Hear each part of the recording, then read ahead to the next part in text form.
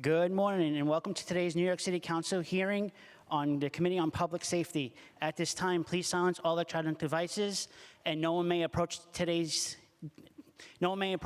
dais. Chair, you may begin.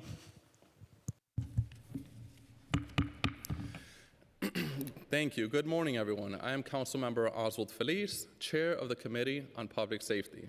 Welcome to the preliminary budget hearing for fiscal year 2027. These hearings, as we know, can go on for 10 hours, if not more, so make sure to have your coffee ready, everybody. It'll be a long hearing that I look very forward to.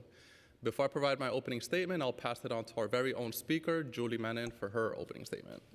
Thank you so much, Chair, and good morning, Commissioner. We're delighted to see you, and we appreciate you and your whole leadership team being here today. And I want to thank Chair Feliz for his leadership and this very important hearing. We're here today to discuss the NYPD's proposed $6.7 billion preliminary budget for fiscal year 2027, which supports 48,874 in personnel. Beyond getting a clear picture of what resources are needed and available for the department's day-to-day operating needs, we'd like to hear about some of the administration's recent budget changes to the department. In this preliminary plan, the administration removed funding that would have added 5,000 uniformed officers to the NYPD's headcount over the next 4 years.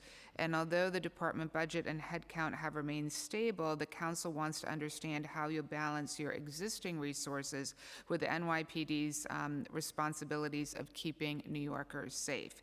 As it stands, the department's headcount of roughly 35,000 officers is far fewer than its headcount was on September 11th, 2001, yet the city has grown considerably over the past 25 years.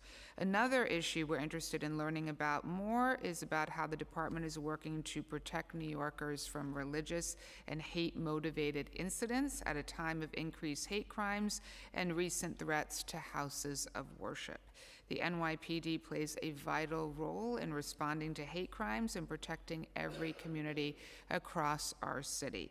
We'd also like to get a better understanding of a recent change in how the department keeps track of incidents of hate. As we know, the department's ability to respond proactively to the city's needs instead of reactively is determined in large part by its budget. That is why myself, Chair Feliz, and our colleagues on the Public Safety Committee have a range of issues and questions that we would like to get clarity on today. Again, thank you for being here and for your commitment to our city and to its safety. I now want to pass it back to Chair Feliz. Thank you, Speaker Menin. Thank you so much for your opening statement. Today we'll discuss the different budgetary priorities for the police department, our district attorneys, the Special Narcotics Prosecutor, the Civilian Complaint Review Board, and the Mayor's Office for Criminal Justice to understand how the administration's proposal for 4 agencies that play a key role on the issue of safety are achieving that mission. We'll also hear from public defenders and, of course, as well as the public. I would like to welcome the leadership of these agencies who play a crucial role in keeping our communities safe. The fiscal 2027 preliminary budget plan includes $8.3 billion supporting 54,644 positions across all agencies. There are many important budget actions in this plan, and through your testimony, we hope to better understand them and the impact they'll have on the issue of public safety. As we consider these things, we'll also be looking at existing initiatives and evaluating their contributions to the progress that we have made. Now, a few points on the agencies that will be testifying today. First, on our very own NYPD. We're thankful for the work and sacrifices that police officers make for the city every single day to keep New Yorkers safe. Public safety is a shared responsibility. We achieve it with good schools, good jobs, and opportunities in our communities. Police officers play an important role on this issue. They help ensure that residents can engage in these activities, school, work, opportunity, without having to worry about their safety. And we're thankful for the sacrifices that they make every single day. Their dedication and commitment to the city does not go unnoticed, including when they risk their lives to remove guns from our streets, including in the communities that I represent in the Bronx. Or as we saw 3 weeks ago when police officers ran towards an ignited device that was thrown to harm others at a peaceful protest. They risked their own lives without hesitation to keep others safe, and we are thankful for that. Now on today, I look forward to hearing and learning about many topics, including NYPD's headcount, recruitment and retention strategies, overtime spending habits, savings initiatives, response time, capital project, and more, including many policy issues that I'll be asking about. Based on the data that I've reviewed, it seems like we made some progress on some of these topics, including overtime, progress that we look forward to hearing about, but progress that we look forward to working to take even further. Additionally, we've made progress on the issue of crime. 2025 was the safest year on many issues, including on the issue of gun violence, with the lowest shootings in recorded history. We've made progress, but that progress is not reaching every community, and we want to learn why. It's especially not reaching our most vulnerable communities. For example, this year, New York City has seen approximately 42 murders, and almost half of those murders have been in the Bronx. Specifically, 42 citywide, and 19 of those have been in the Bronx. The same is true for shootings. New York City has seen approximately 113 shootings, and approximately half of those, or specifically 48, have also been in the Bronx. We look forward to discussing this and learning about steps that we're taking to ensure that the safety-related progress that we're making reaches every community. We also look forward to discussing additional areas that seem to need attention, including the hiring and retaining of school safety agents and 911 operators. Now on CCRB, MOCJ, district attorneys, and the narcotics prosecutor who will testify today, I'm eager to hear how the CCRB has carried out its mission with a restricted budget and the budget requests submitted by the board. Additionally, I'm excited to learn about the priorities of our DAs and the special narcotics prosecutor, while addressing office disparities, alternative to incarceration policies, discovery funding, and the decisions that are vital to lowering the incarcerated population. And finally, I look forward to discussing how MOCJ is supporting alternatives to incarceration and reentry services at every level of the criminal justice system in their efforts to increase public safety and achieve this city's required goal of closing Rikers Island. There are many important budget actions in this plan, and we look forward and hope to better understand them and the impact that they have on public safety. I look forward to productive conversations today and in the days ahead. I also want to thank our Public Safety Committee staff for their hard work, our financial analysts, Owen Katowski and Casey Leisky, our policy analyst, Chad Benjamin, committee counsels Jeremy Whiteman and Josh Kingsley, and I also want to thank my own staff, my chief of staff, Esperanza Diaz, and my legislative director for all the work that they've put in preparing this hearing. I also want to thank members from your team, Commissioner, including your chief, Ryan Marola, and your Community Affairs Deputy Commissioner, Alden Foster, who have been extremely helpful, as well as everybody else, all others, who have been very helpful with ensuring that we're being as productive as possible on all the issues that we work on together. I'd also like to recognize council members who have joined today, council members Hanks, Carr, Schulman, Encarnacion, and Felder. And council member Wong as well.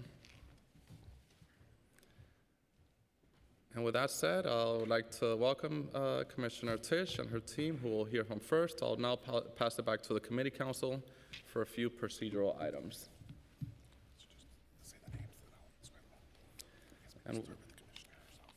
And we'll be hearing from Police Commissioner Jessica Tisch, Christine Ryan, Michael Herber,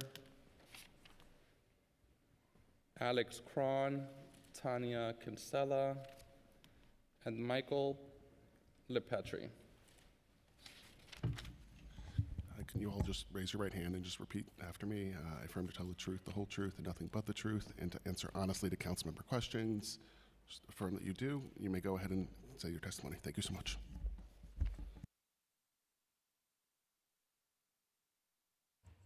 Good morning, Speaker Menon, Chair Felice, and members of the City Council Committee on Public Safety. I am Jessica Tisch, Commissioner of the New York City Police Department. I am joined at the table today by our Chief of Department, Mike Lepetri, our First Deputy Commissioner, Tanya Kinsella, our Deputy Commissioner of Management and Budget, Christine Ryan, our Deputy Commissioner of Legal Matters, Michael Gerber, and Deputy Commissioner of Strategic Initiatives, Alex Crone.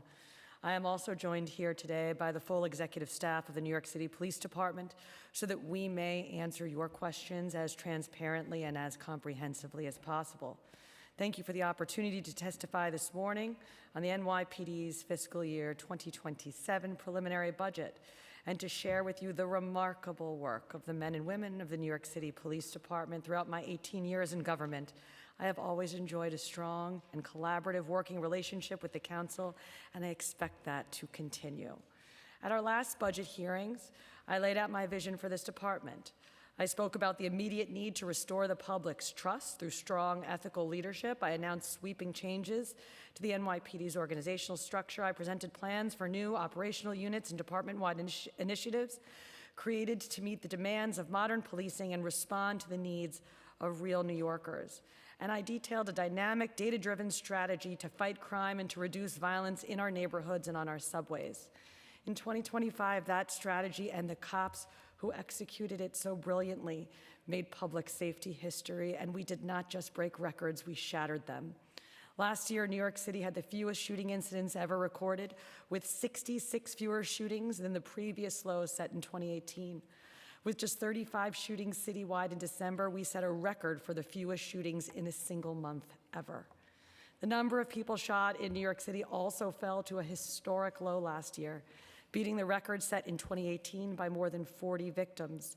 Every city borough, including the Bronx, saw double-digit % reductions in gun violence in 2025. And this success has carried over into 2026. For the first 2 months of this year, the NYPD has delivered the fewest shooting incidents, shooting victims, and murders over that time period in recorded history. These historic reductions drove an overall decline of nearly 6% in major crime across the city for the first 2 months of this year, with decreases in every borough led by the Bronx, which is at an 11% crime decrease this year so far. Included in that overall crime decline was a 20% reduction in citywide burglaries.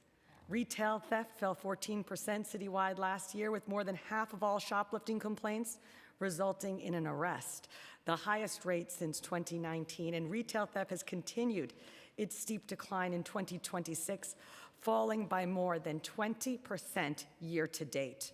This progress extended into our transit system in 2025, which was the safest year on our subways since 2009, excluding the pandemic years. And I am pleased to report that right now, in calendar year 2026, we are on pace with those record 2025 numbers. And 2026 has been the safest start to any year on record in our public housing developments, with shooting incidents, shooting victims, murders, and robberies falling to all-time lows. Much of this is the result of a crime-fighting plan that I detailed at this hearing last year, our violence reduction zones. This idea is simple. Don't just get tough on crime, get smart. Find out where and when our cops are needed most and put them there. It is precision policing in the modern age, using powerful analytics to develop a focused and a data-driven strategy that our cops can execute. The resulting plan encompasses everything from highly visible footposts to undercover gang takedowns, and we are seeing the biggest impacts in our city's most violent neighborhoods, including those in the Bronx. This is what happens when we are guided by the principles of precision policing. And last fall, we brought that same exacting approach to our schools. As of March 1st, compared to the 2024-2025 school year, major crime in our city's schools has fallen by more than 9%, and total crime complaints in our schools are down more than 15%. At the same time, enforcement in our schools is also down, with arrests declining nearly 10% as of March 1st. This is the result of two things. One, we posted officers in school zones, deploying them along our students' commuting corridors, including subway stations and bus routes, with a special focus on dismissal times. Two, We overhauled the executive leadership of the School Safety Division as well as its reporting structure, placing it directly under our great first Deputy Commissioner, and part of that reorganization was taking school safety agents out of administrative roles and putting them directly into the schools where they are interacting and building relationships with students. This is the same playbook we are using against street-level crime, a precise, proactive plan with strong central leadership and more officers on post, and I am pleased to say that it is working. Now, our public safety mission includes our relentless battle against hate in every form, and bias-motivated crime remains a top priority. We understand the fear, and we see the pattern.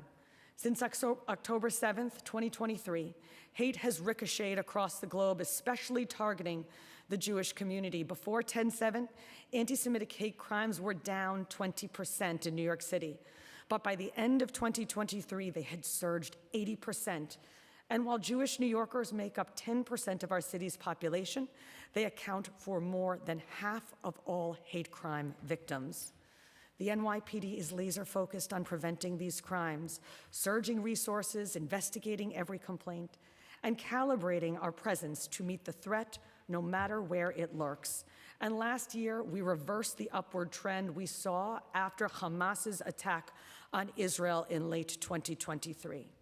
In 2025, hate crime incidents were down nearly 16% overall from the year prior, with anti-Jewish crimes down more than 7%. Other categories that saw significant declines were anti-Muslim hate crimes, down 31%, and anti-LGBT, down more than 40%. So far this year, though, the hate crime statistics are troubling. We are seeing a rise in anti-Semitic crime and in hate crimes overall citywide. We certainly will not hide from this. In fact, it only strengthens our resolve to combat any and all forms of bias, prejudice, and hate. I applaud all of those who have come forward to report these intolerable acts, and our Hate Crime Task Force, which is the premier unit of its kind in the nation, thoroughly investigates every single complaint. This is not a time for fear. It is a time to face these threats head on. Now, reducing crime, which will always be our main mission, was just one of the pledges that we made and delivered on in 2025. We also said we were going to restore credibility and lead with integrity. As you know, we inherited a department plagued by scandal and a public confidence that was deeply shaken. We wasted no time fixing it. A department-wide review led to an overhaul of our executive leadership, matching the right skills and experience with the right roles. We restructured the Internal Affairs Bureau, both in leadership and in personnel. We returned more than 1,000 cops from administrative roles back to patrol. We reduced waste and redundancy in our vehicle fleet, and we worked to rebuild trust not only between the police and the public, but also between the cops and NYPD leadership. On January 1st of last year, we implemented our overtime management plan designed to prevent misuse, to ensure compliance with NYPD regulations, and ensure more effective and efficient use of overtime. As a result, in 2025, the department reduced overtime spending by $144 million compared to 2024, a decrease of 12.4%. I spoke last year about our efforts to work collaboratively and fairly with the CCRB, and in particular, my decision to change our policies so that CCRB substantiations are processed and adjudicated on the merits, rather than being dismissed on technical grounds. These changes have had a dramatic impact on the NYPD CCRB concurrence rate. According to the CCRB's own data, in 2023, the NYPD agreed with the CCRB's disciplinary recommendations in 56% of cases. In 2024, it fell to 30% of cases. But in 2025, after the changes were implemented, the concurrence rate rose to 83%. And if you exclude the short statute of limitations dismissals from the beginning of 2025, a policy that I reversed on March 1st of last year, that concurrence rate in 2025 was approximately 90%. That is, in 90% of cases, I adopted the discipline recommended by the CCRB. As outlined in this chamber last year, we also amended the NYPD's vehicle pursuit policy to give our officers smarter and safer protocols. Now, pursuits are limited to the most serious and dangerous crimes, and the impact was immediate, with vehicle pursuits dropping by nearly 65% last year compared to 2024. Just as important, the risks associated with pursuits declined sharply. Fatalities fell by more than 80%, collisions dropped by 50%, and injuries were cut almost in half. New leadership, new policies, and a renewed focus on what matters most, the work, stabilized this department. It restored the credibility of this organization, the integrity of this profession, and the dignity of policing in New York City. Once that standard was reset, we could turn to reshaping, restructuring, and modernizing the NYPD in ways that will best serve New Yorkers today and for years to come. And again, that work would be driven by the data and based on the needs of the people that we serve. Since 2020, domestic violence incidents in New York City have increased by 38% and accounted for 40% of our overall felony assaults citywide. This is a serious issue, and it demanded a survivor-centered, trauma-informed approach. So in 2025, we created the new Domestic Violence Unit within the Detective Bureau with approximately 450 domestic violence investigators who are fully dedicated to prevention, to investigation, and to follow up on DV cases.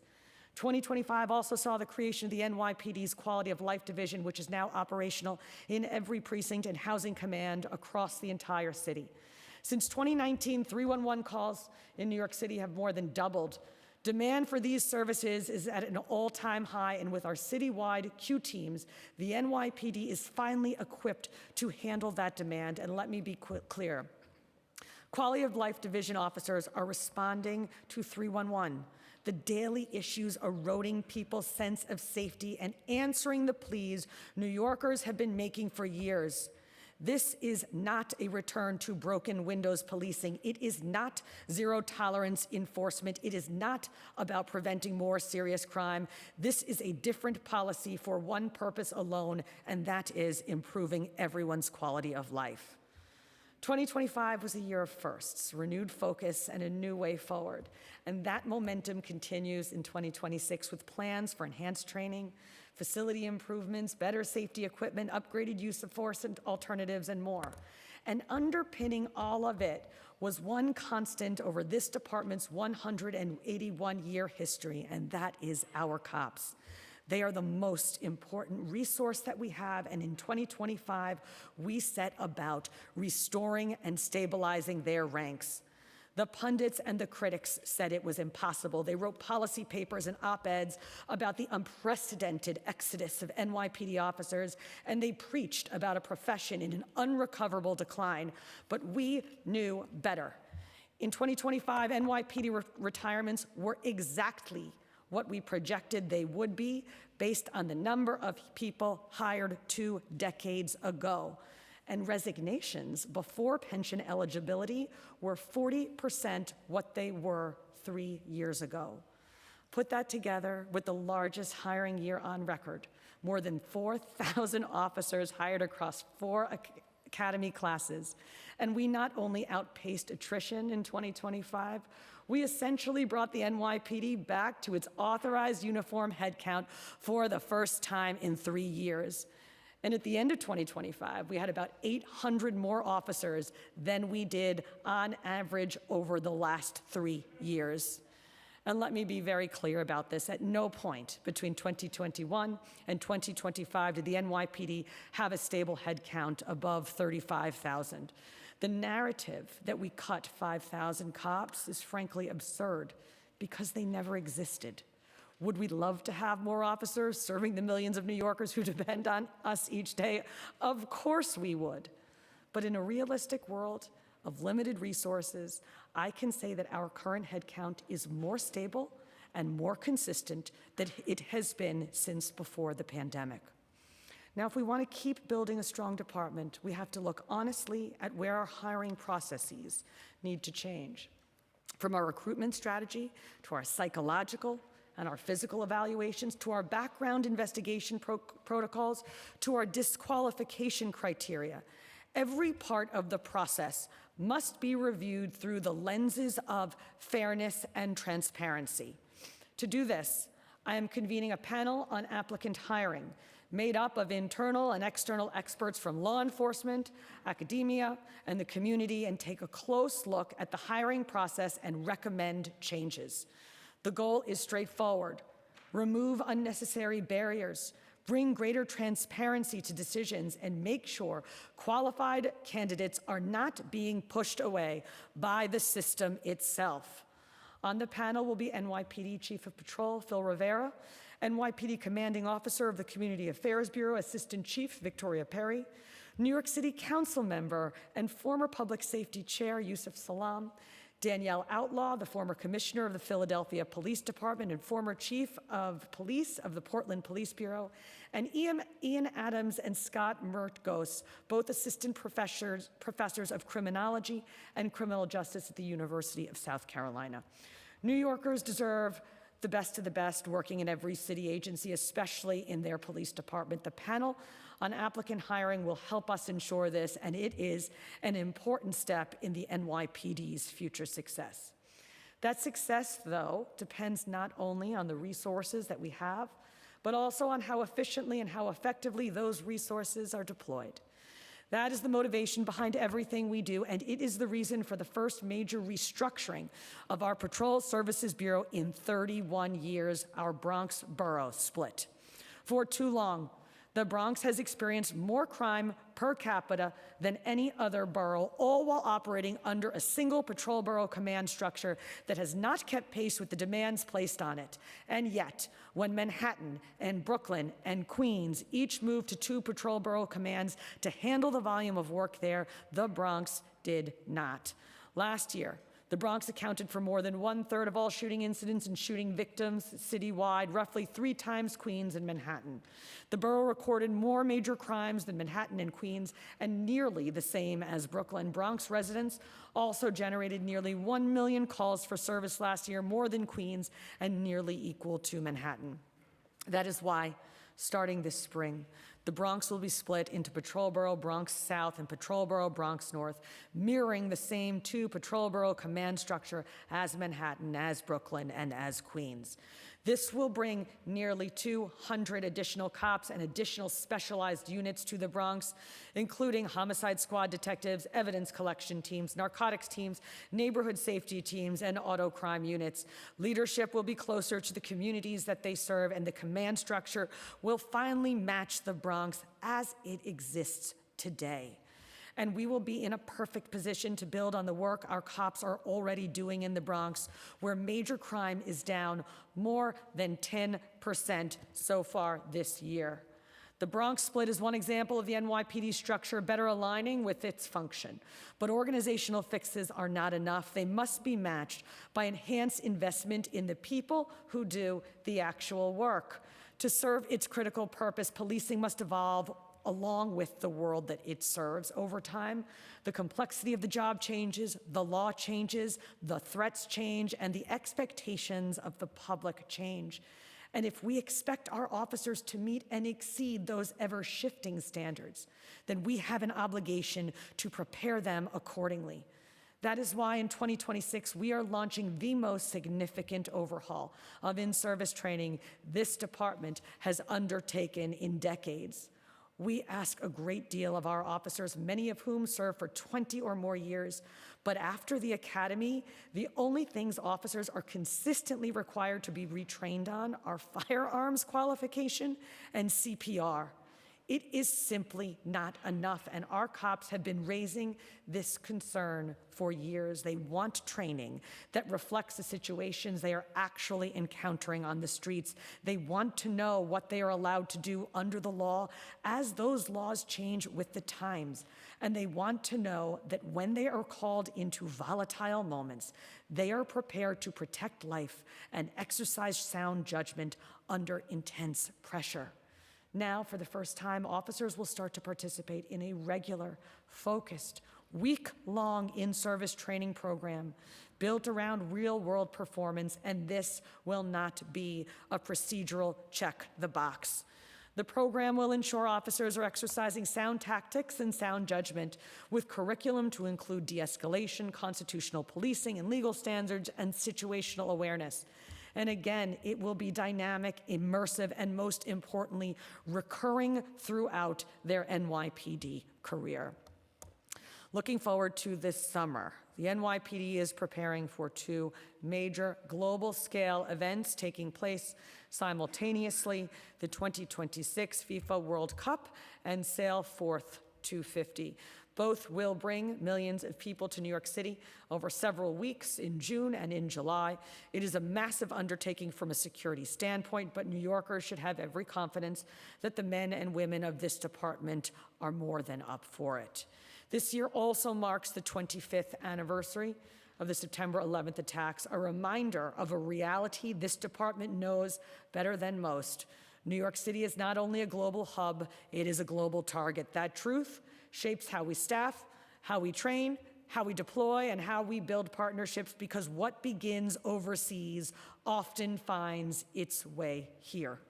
In 2025, NYPD investigations led to more than 100 arrests connected to foreign terrorist organizations, domestic extremists, lone actors, and other serious threats. Those arrests spanned 8 foreign countries and 9 U.S. states.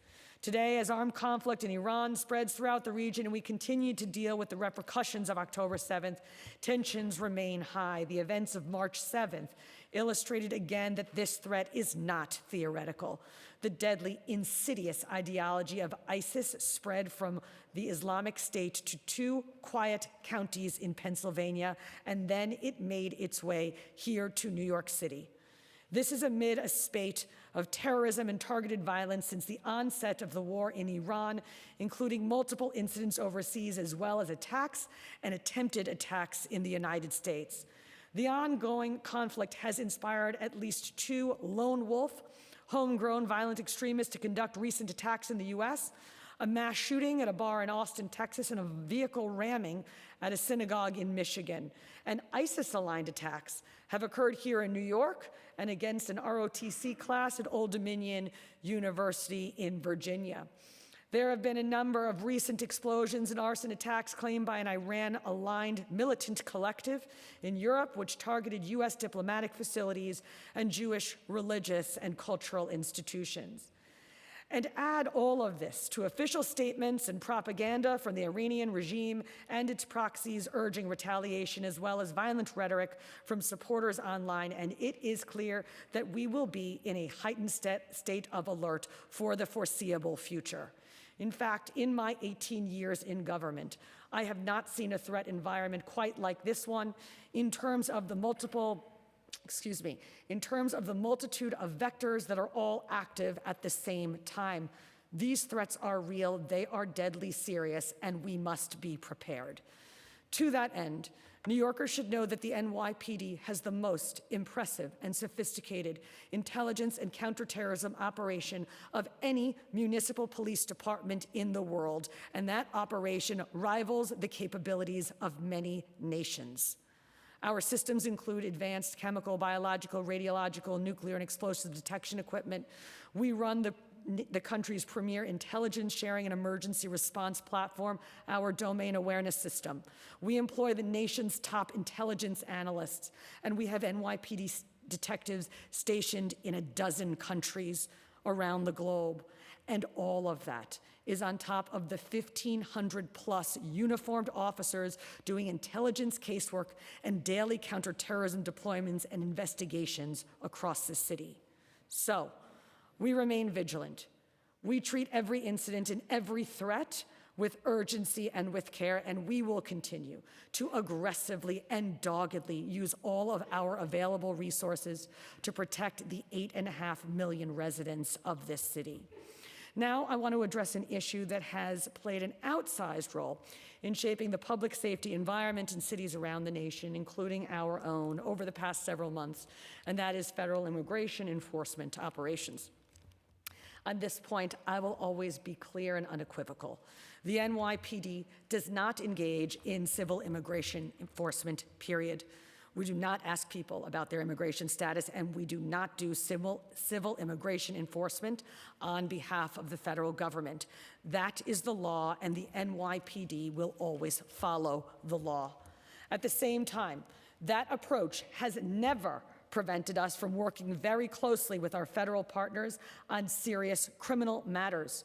We have deeply important partnerships with federal agencies, and we work side by side with them on a variety of cases that are vital to public safety, including terrorism, violence, guns, gangs, regardless of the subject's immigration status.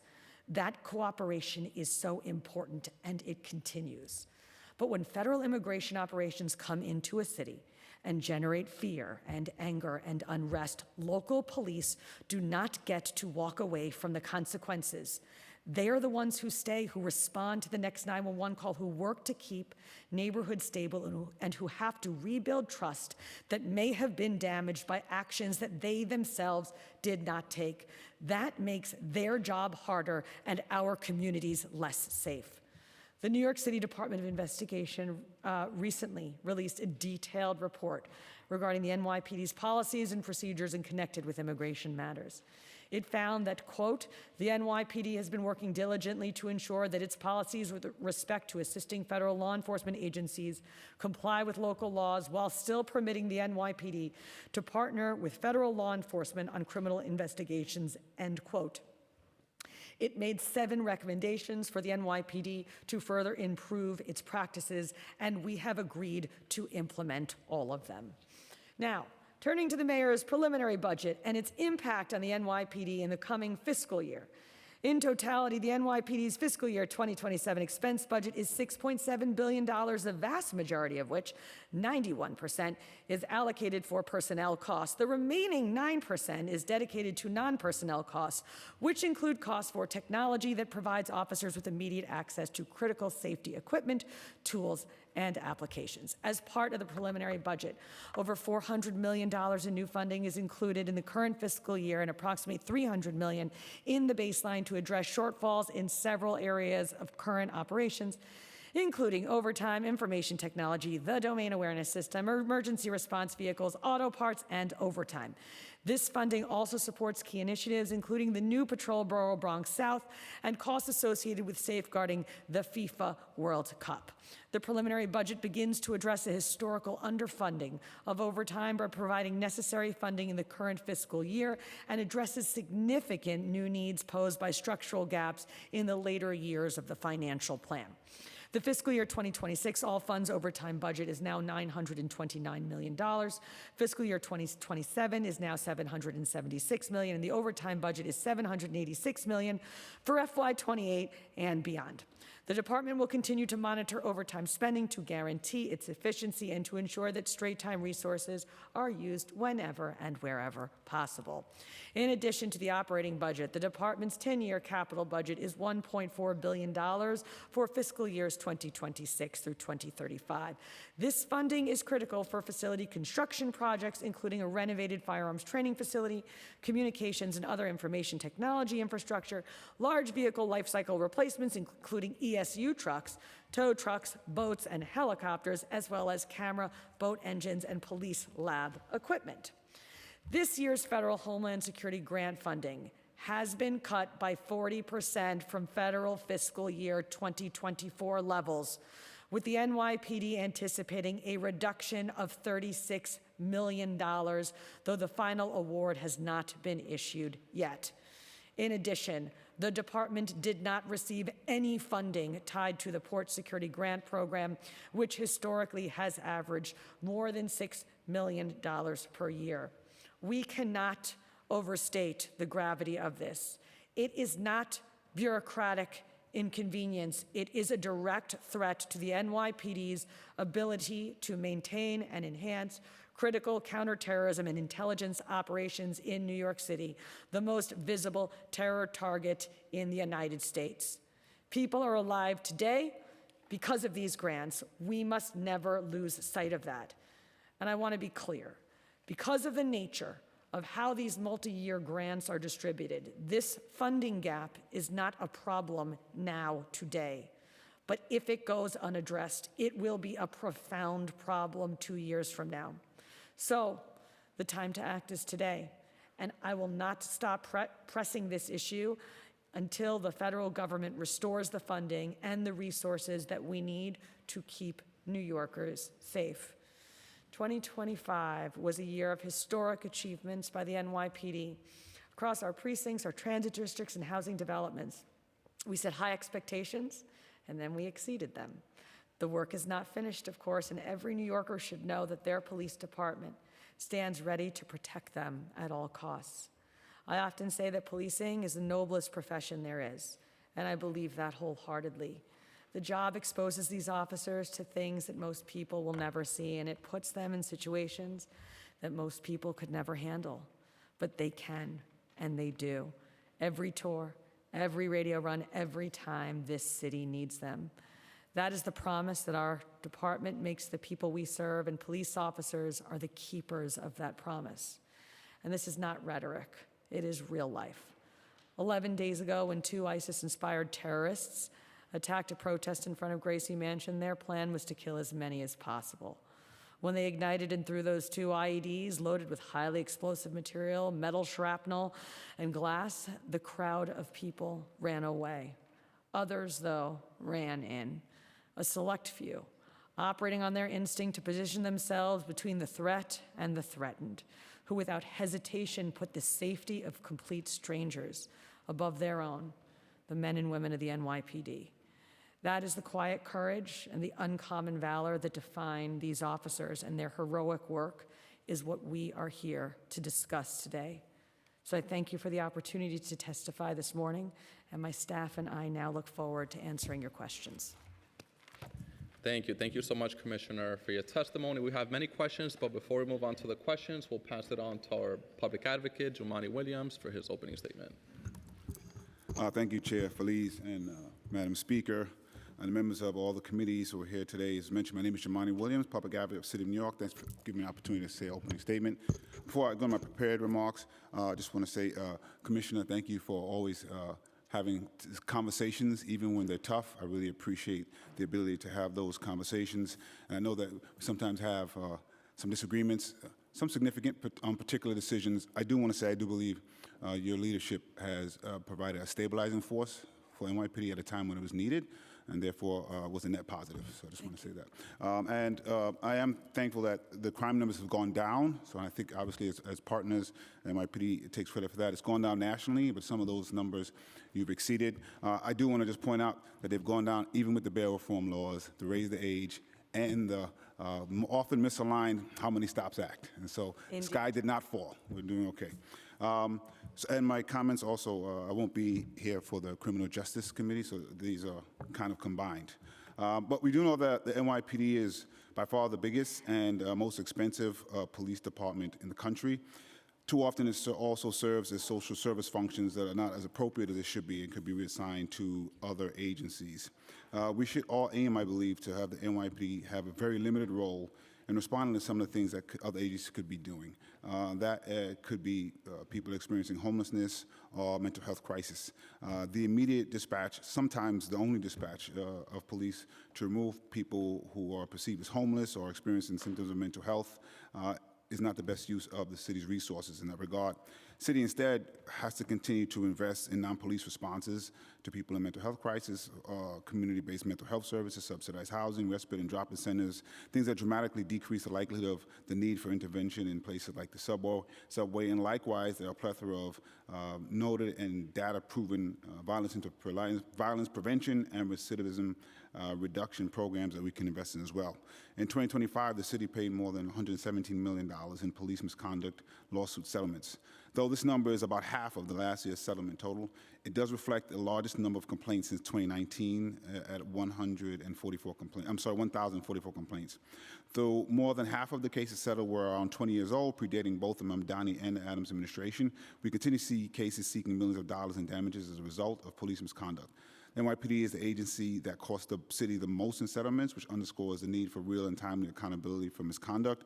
I also note the difficulty sometimes of doing the job. Not everybody wants to be arrested, even if everybody else agree that they should be.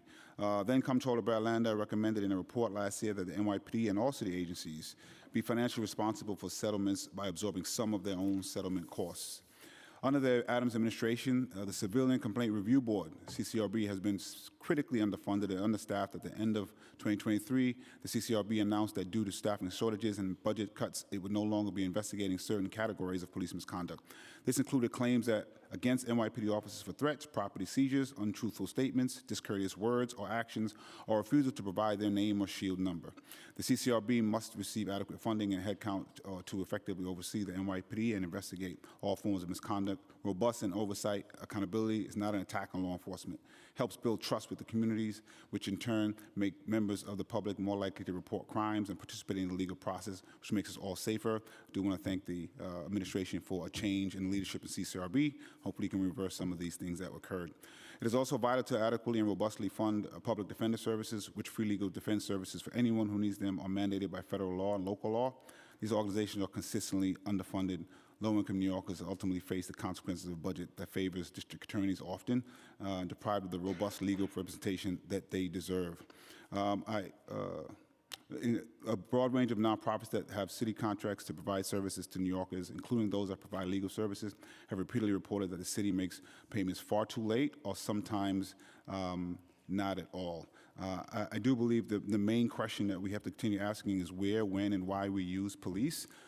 Just continuing trainings, which I think they're good, or sometimes what I call the whack-a-mole laws, may not get to what we want. So hopefully we can start moving from being tough on crime to being serious about safety and funding all the things that I've been speaking about.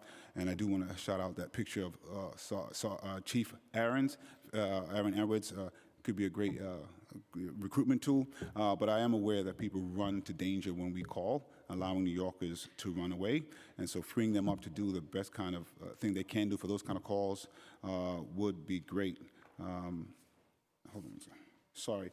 I refuse to wear reading glasses, so sometimes I get stuck. I appreciate it. All right, I think that's it for me. Thank you, and I am excited about that review of applicant hiring. I'd love to hear more about that. We had a lot of complaints, particularly in the Black community. They get edged out at times that they shouldn't. So thank you very much. Appreciate it.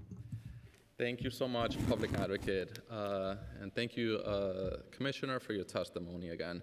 My colleagues and I have many questions about many topics, including headcount, retention, recruitment, overtime, quality of life issues, also many policy issues that we look forward to hearing about.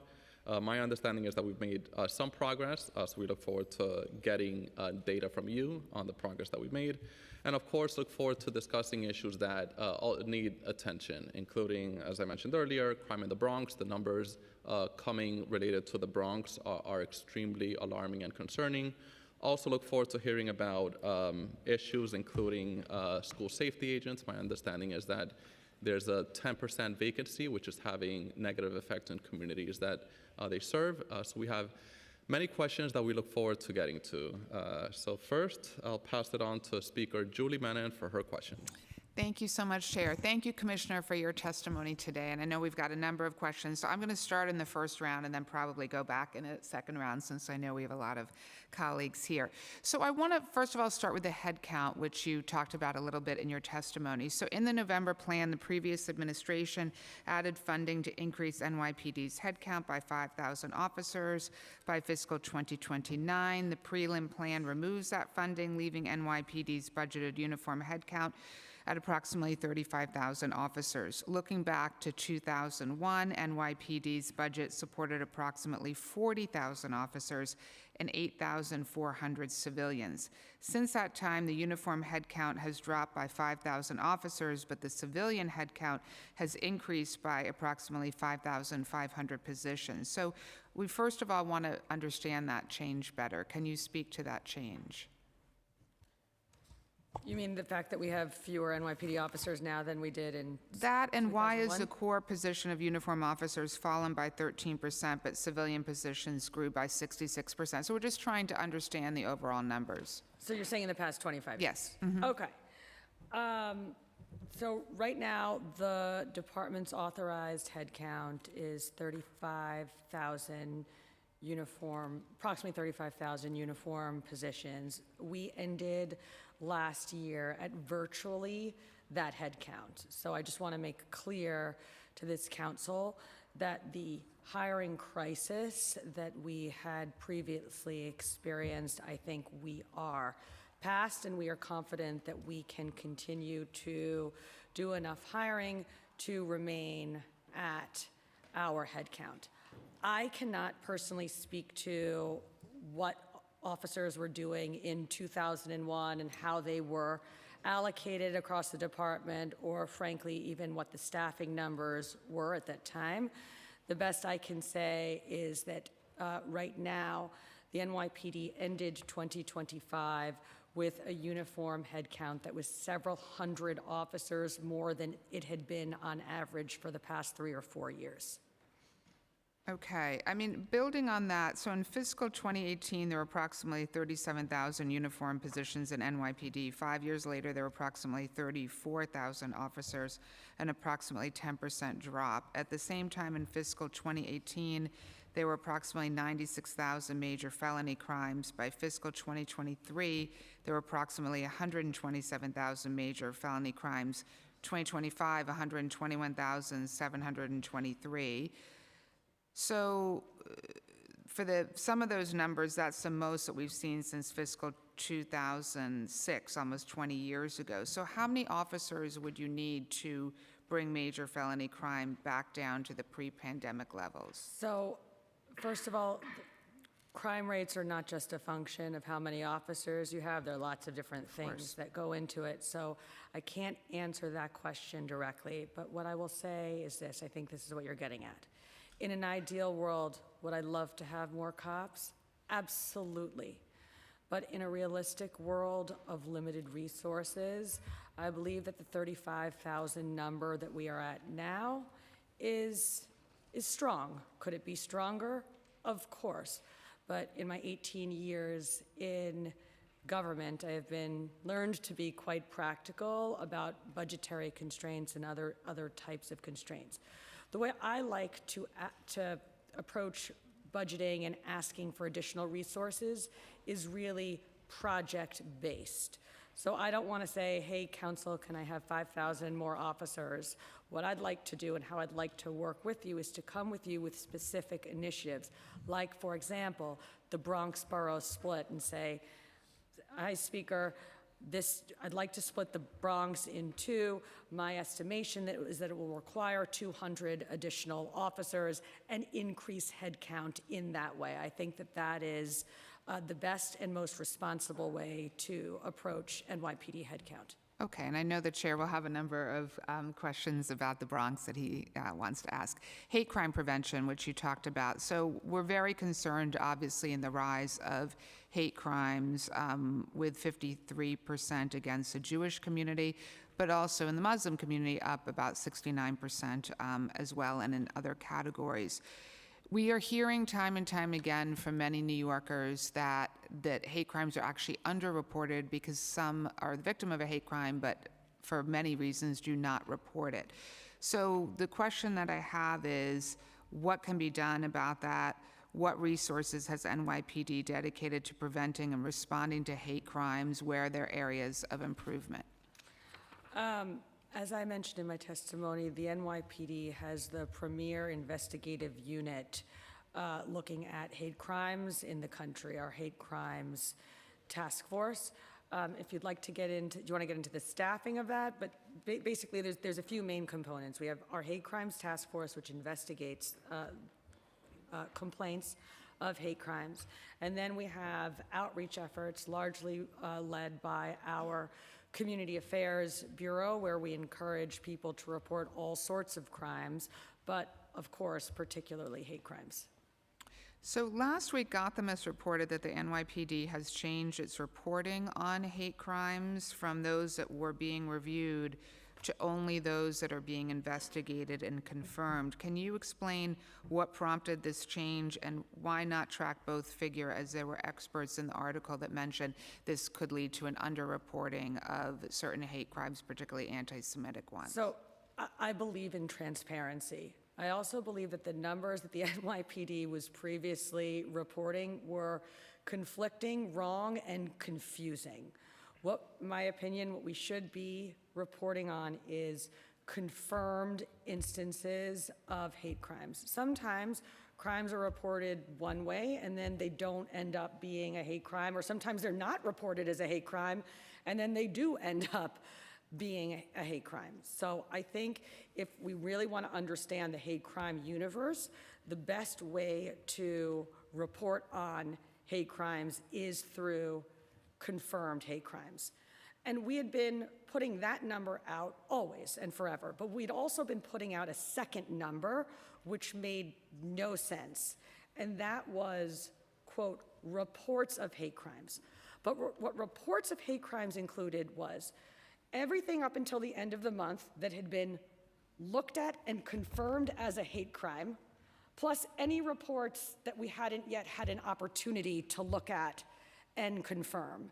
And so that number was not a reflection of any reality. And in my opinion, I'd like to provide meaningful data to the public, so we started reporting the confirmed cases of hate crimes. And so in terms of the ones that are under review, will there be any reporting of those that are under review but not confirmed? Well, sure, we update the numbers every month. I mean, we're very transparent with the hate crime numbers. So in March, you'll get everything updated through February and January. And so this was done in an effort to more accurately reflect the reality of hate crimes in New York City. Okay, to give you an example, when Gothamist wrote that story, the difference between confirmed hate crimes at the end of February and that other number that we had been reporting was 1. So it does not make a huge difference in terms of understanding the overall picture of hate crimes in New York City. Okay, understood. Department overtime has obviously been a major concern. I know you talked about it extensively in your testimony because in prior years, the projections were not being met. I know you've taken a number of very positive steps toward reining in overtime, but this morning Politico reported that the department is on track to surpass its overtime budget in fiscal 2026 by roughly $400 million. So what is the current projection for overtime spending in fiscal 26? What was the overtime budget for the fiscal year? And can you explain the difference to the committee? Sure, I can. Our fiscal overtime budget, Christine, do you want to give these exact numbers? Sure. So the current fiscal year 26 overtime budget is $929.4 million. And our projection for this year is $1,028 million. And most of that difference will be additional grant funding that we anticipate will be reflected in the budget between now and adoption.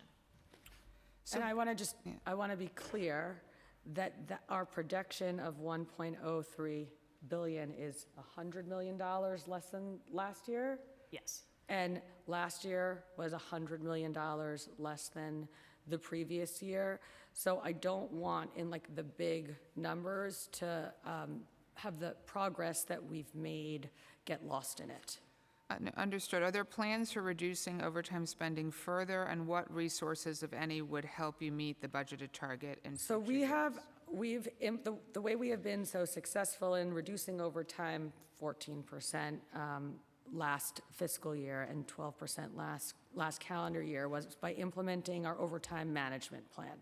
Basically, as far as I can tell, before last January, overtime was not being managed at the New York City Police Department.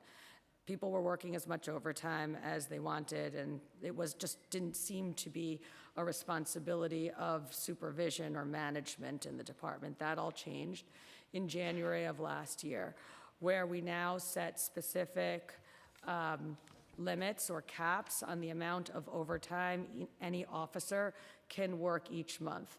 Those limits change month to month, and it's based on what's going on in the city at that time. So for example, February is the shortest month of the year. It also has the smallest number of large events and gatherings because the weather is so cold. So the cap for February will be, for example, less than the cap for July when we're going to have FIFA and Sail 250. And at every level of supervision and management, there is responsibility for ensuring that officers don't exceed the caps, or in very specific limited circumstances where it's necessary, that there is proper explanation that is approved. Continuing on the overtime topic, what's the status of the department's investigation into overtime abuse in the administrative offices of former Chief of Department Jeff Madry and other high-ranking officials at One Police Plaza? And can you indicate if any officers have been disciplined or referred to law enforcement in addition as part of that investigation? And if so, how many? Well, as we previously disclosed, this was back a while, but there's an ongoing federal investigation. Really can't speak to that. And then in terms of internal discipline, yes, there were a number of cases pursued by IAB. There was internal discipline imposed in connection with that. I don't think we have the data here on that, but we certainly can provide data to the council in terms of those, the outcomes of those IAB matters. But I want to be clear that when the feds start investigating something, it ties our hands administratively in terms of what we can do. And we made the judgment to refer some of this to the feds for them to investigate. If I could just add to that, part of what's going on is when you have a federal investigation, we want to make sure that we're not doing anything in terms of our investigation that would somehow interfere or compromise or make it more difficult for the federal investigators. Right. So there are times when, in the normal course, we might take certain actions, and we stay our hand to make sure that the federal investigation is not hindered in any way. Can you, in that vein, are you able to comment? We know that of one NYPD member that the department tried to claw back money from. Are you able to comment on any others that you've recouped funds from? Because this is city money, clearly. I understood, though I really would prefer not to speak to really what really are an ongoing federal matter. And obviously, there will come a time when we'll be able to say more about that. But at least right now, okay. I would prefer to defer to the federal investigation. Okay, two more areas of questions, and then I'm going to come back on the second round and turn it over to the chair. On the issue of accountability, last January, Commissioner, you ordered a review of the NYPD's confidential rental and leasing office program, which provides undercover vehicles for NYPD members engaged in investigations utilizing federal dollars amid rumors that it was being abused by high-ranking officials. You gave until June 30th, 2025 for the program to come into compliance. What were the results of the NYPD review? The results of it were galling. We had executives that had multiple, 3, 4, 5 Craylo, meaning rented, kitted out vehicles assigned to them personally. It was out of all control. We also had these confidential vehicles being used in parts of the department that don't do confidential investigations. And so what we've done quite immediately, I think by last June, we fixed all of this. We took the Craylo vehicles away from the executives. We ensured that executives were assigned a single car and not multiple cars. And we also made sure that the Craylo vehicles were only being used in the investigative commands where they were supposed to be used. And were any NYPD members, either current or former, disciplined or criminally charged? No, because it was sanctioned by it was sanctioned by the department at the time. They were sanctioned by the department? Yes, they weren't. It didn't appear that they were doing it under the radar. Their bosses had allowed them to do it. It was approved. And how has the program been reformed as a result of this review? Well, I just went through it. Executives don't have Craylo cars. All executives now have one car. And Cralo vehicles are assigned only to the commands where they should be assigned, like, for example, our Intelligence Bureau, Okay. Detective Bureau. Now, you talked in your testimony about sanctuary city law compliance. So the council recently heard from DOI on NYPD and DOC's compliance with sanctuary city laws. At that hearing, we heard that NYPD made robust attempts to ensure that there aren't additional instances of officers violating sanctuary city laws. One of the recommendations which NYPD accepted was to scrutinize federal law requests more heavily to ensure they aren't related to civil immigration enforcement. So a couple questions in that regard. How many officers are assigned to federal task forces, and what additional training is given to the officers assigned to the task forces to understand and comply with sanctuary city laws in regard to information sharing? Hold on, I have the number right here. I just need to pull it up in my binder. All right. So assigned to federal task forces, where's the total here? 416 officers are assigned to varying federal task forces, the largest of which is the Joint Terrorism Task Force. And last question before I pass it back to the chair, and then I'll come back on the second round. I do want to say on the record, I'm deeply concerned about the federal cuts that you referred to in terms of counterterrorism funding. This is something that we care very deeply about, and that we want to partner with you in terms of pushing back for more funding and for the restoration of funding. Thank you very much, Speaker. So let me turn it back to the chair. Thank you. Thank you so much, Speaker, for the questions. So I'll start with questions related to headcount and recruitment. You addressed some of these issues during your opening statement, but I'll still ask them again just to set the context for future questions. So last year during the budget hearing, you mentioned that we are in a hiring crisis. And to quote what you mentioned, we are in a hiring crisis, not due to budget issues, but because the applicants are not there. We're practically begging applicants to take the exam. And by the way, I watched and rewatched many of those 10-hour hearings, which I enjoyed watching. Very informative. So just want to ask a few follow-up questions on that. So just to be crystal clear, so the budgeted headcount and the actual headcount is approximately 35,000. Yeah, the budgeted headcount is 35,025, and at the end of the calendar year, the actual headcount was 34,769, 250 shy of authorized. Okay. Due to recruitment and headcount issues, you made some changes, including changing the college credit requirement, lowering it from 60 to 24, and also allowing credits to be earned through the police academy. So talk to us about some of those recruitment initiatives. How effective were they? Yeah, those were some of the things we did. You mentioned reducing the college credit requirements, which we saw a big uptick in applicants from there. We also did monthly and free police officer exams, working with DCAS, so to give the test every month rather than periodically, and no fee associated with the test. That was very helpful. And the big piece that I didn't hear you talk about was we worked very closely with our fraternal organizations. You know, the NYPD has dozens of fraternal organizations to ensure that in our recruitment effort that we are reaching every neighborhood in the city, and I have to thank our fraternal organizations who have stepped up and worked so closely with our personnel team in recruitment to really turn the tide here.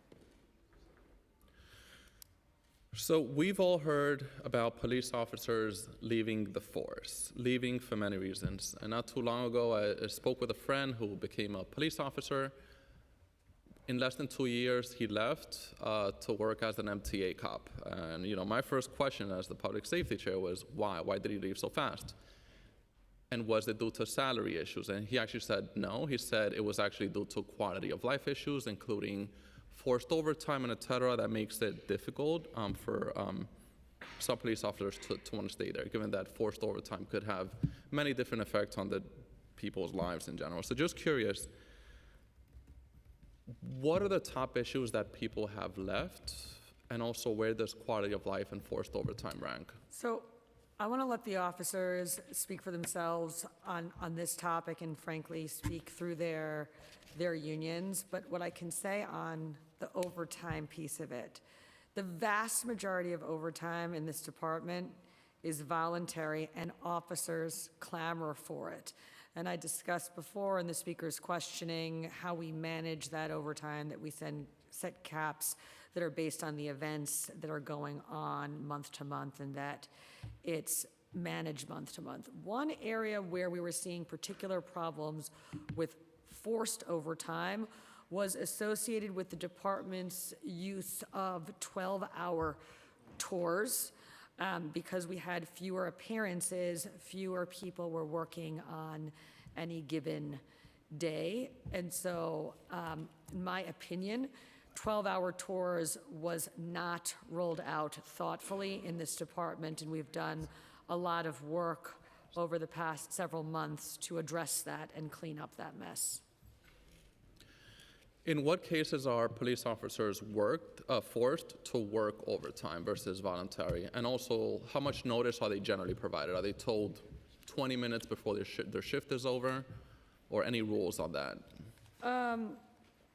So there are a number of different cases in which they could have to work overtime. If they are working, for example, a detail like a parade, and the event is not done at the time of their tour, then they'll have to work overtime. If they make an arrest towards the end of their tour and the arrest needs to be processed, then they will have to work overtime. If those are, I think, the biggest categories of the forced overtime. As part of our violence reduction, if we want officers to remain on foot post 2 hours later into the evening, then we'll ask them to stay on 2 hours longer. When we do force overtime, we try to give as much notice as possible. For example, when the chief decides for a weekend that we need officers to work 2 hours later on their violence reduction foot posts, he'll try to make that decision early in the week so that they know several days in advance that that's what is going to be asked of them. Okay, you mentioned this during your testimony, but I'll ask again just so the numbers could be very clear. Can you summarize the overtime budget for the past 4 years, uniform and also civilian? What's that? Hold on, let me pull up those numbers for you. Yep. All right, for the past, do you want the past 10 years? Past 3 years. Past 3 years. FY24 and on.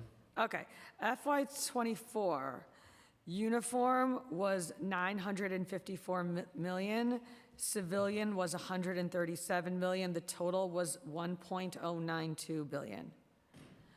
FY25, uniform is $959 million, civilian was $145 million, the total was $1.105 billion. And you want our projections for? For FY26, and also how much has been spent so far? So for FY26, the projection is $880 million uniform and $148 million civilian, for a total of $1.028 billion. Keep in mind that that includes FIFA, and it includes an unprecedented number of officers working overtime foot posts funded by the governor in the transit system. As for your question about how much has been spent so far this year, so far between the two, we are at $612 million for July through January. For uniform and civilian, for both? Yep. What are steps being taken to continue reducing overtime? I know you mentioned not too long ago there were no systems. People basically did whatever they wanted. I've never seen anything like it in my almost 20 years in government. The steps are, this is not rocket science. Overtime, it is a responsibility of management to manage overtime and budget. It's a pretty basic one. It doesn't change agency to agency. It's a constant in city government. And so we implemented a very thoughtful and normal overtime reduction plan, which basically said to every executive, every bureau, and frankly, every supervisor and manager that overtime is is one of the things that you have to manage. And the committee is chaired by our first deputy commissioner and our deputy commissioner of management and budget. They'll work with the chief of department to understand what's going on in the city over the next month, and they'll set the cap in the middle of the previous month for the next month so we can communicate it to everyone. And then the first deputy commissioner and the deputy commissioner of management and budget keep track of it week to week and call in executives if they're seeing that a bureau or a command or an office is spiking and seems to be off course. How many hours let's say per month, does the average police officer do in overtime? I have that here. Let me find it for you. Let's see. Do you know what page it's on? What? Okay. And also, do you think that we could decrease overtime without increasing headcount? So sorry, your question was how many hours of overtime does an average police Right. officer work? For calendar year 2025, on average, officers earn 308 hours of overtime per year. If you go back to like the time when we had this scandal, I recall seeing some officers, wasn't it working like over 100 hours of overtime in a month? So this is much more in line with reality than what the situation used to be. Okay, so approximately 30 hours per month, a little less, 25 to 30 hours per month, if my math is correct. Do you think we can decrease overtime spending without increasing headcount? That is a very difficult question to answer.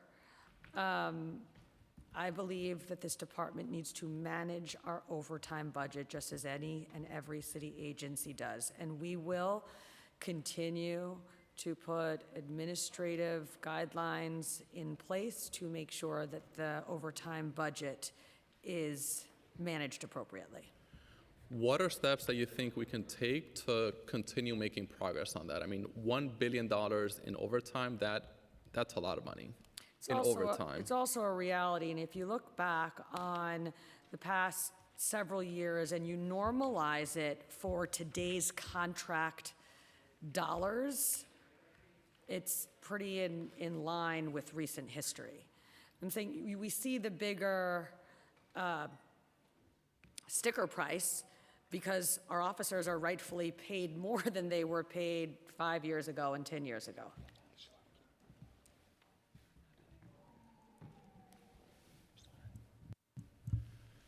What categories of overtime spending have seen the largest change and why? Transit for sure, because working with the governor, she has funded since last January a significant number of additional officers to work overtime, voluntary overtime posts in our transit system. And so that is something that is new, net new. Okay, so I'll move on to questions related to policy, and then I'll pass it on to colleagues who have questions, and then I'll come back for a second round of questions. I'd also like to recognize that we've been joined by council members Brewer, Nurse, and Dariola. So a few questions related to policy, and these are questions that I'm asking because these are conversations that we're all having. I'm asking these questions without taking a position on any of the topics. My position could be discussed at another time.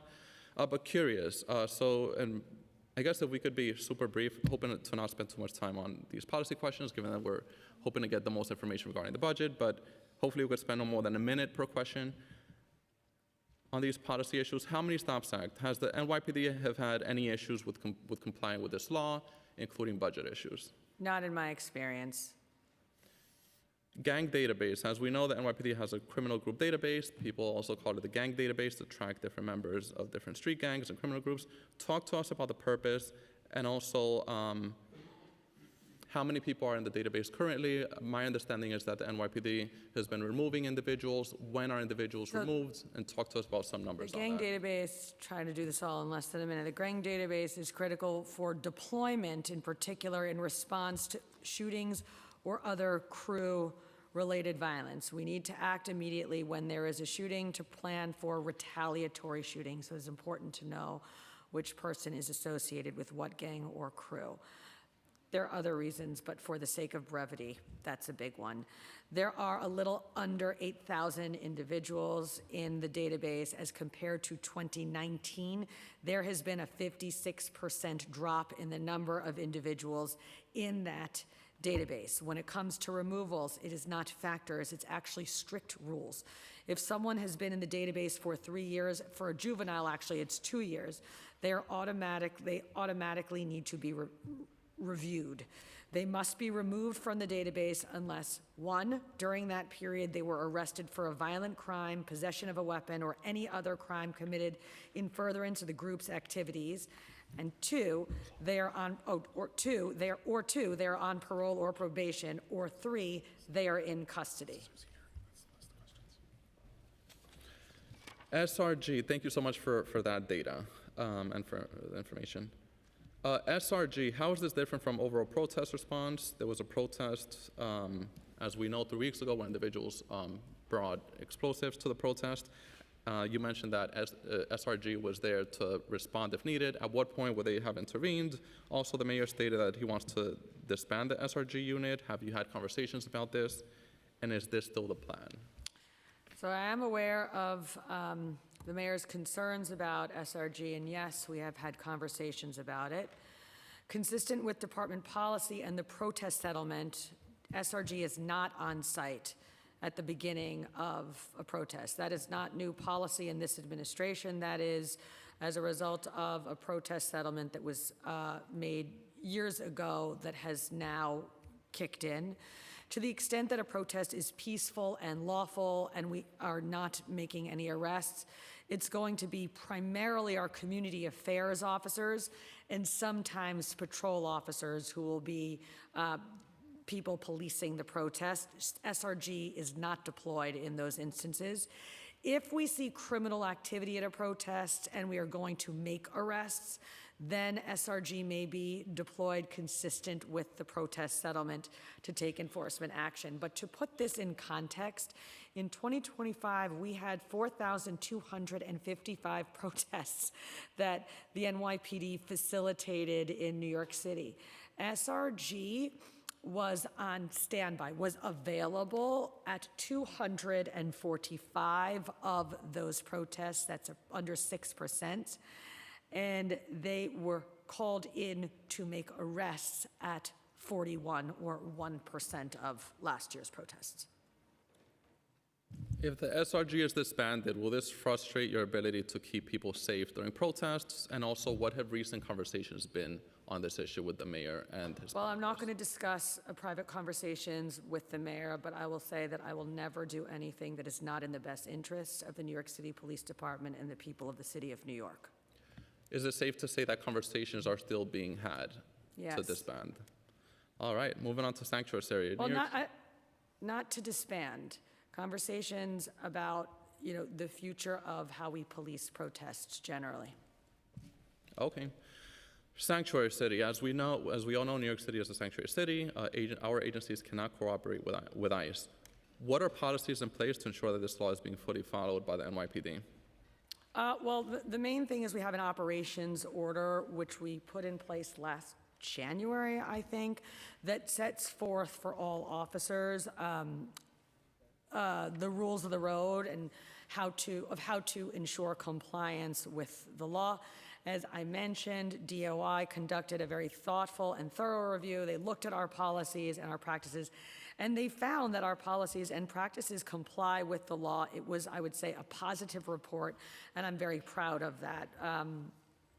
We've learned from experience and DOI's work when issues arose regarding how to process requests for information from federal law enforcement.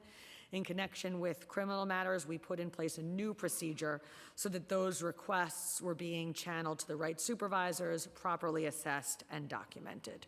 And as I mentioned before, also DOI made several suggestions for how we could further improve, and we have accepted each of them. Final policy question, and then we'll move on to colleagues who have joined and have many questions about many topics. The Department of Community Safety. The mayor recently stated that funding would be included for the Department of Community Safety in the executive plan. Have you spoken to the mayor about types of calls that should be moved from the NYPD's purview to the newly created department? Yeah, and can you talk to us about those conversations regarding that specific department? We've heard a lot about it, but we haven't heard specifics, so wonder if you could provide us with some updates. So again, I'm not going to speak to the specifics of conversations, but I can confirm that my team in the mayor's office have been discussing what the calls will look like. Do you think there'll be a reduction in the NYPD's budget to No. fund this new department? Do you know when and where the NYPD will overlap with the new department when responding to a call? So I want to just take this opportunity to set some records straight. In calendar year 2024, the NYPD received over 4.3 million calls for service through 911. The total number of calls for emotionally disturbed persons of that 4.3 million was approximately 123,000. Of the 123,000, 37,000, slightly over 37,000, were calls for violent EDPs, violent people. I believe that you need to send the police when there's a call for a violent person. That means that the total number of calls about nonviolent emotionally disturbed persons in that year was 85,793. That means that 2% of our 4.3 million calls would be divertible away from the NYPD if we are seeking to divert all calls that for emotionally disturbed people that are nonviolent, no weapons. All right, thank you for the information. I have many more questions on many different topics, including 911 operators, quality of life issues, Bronx crime, and also overtime as well. But I'll pause here. I'll pass it on to Councilmember Carr for some questions.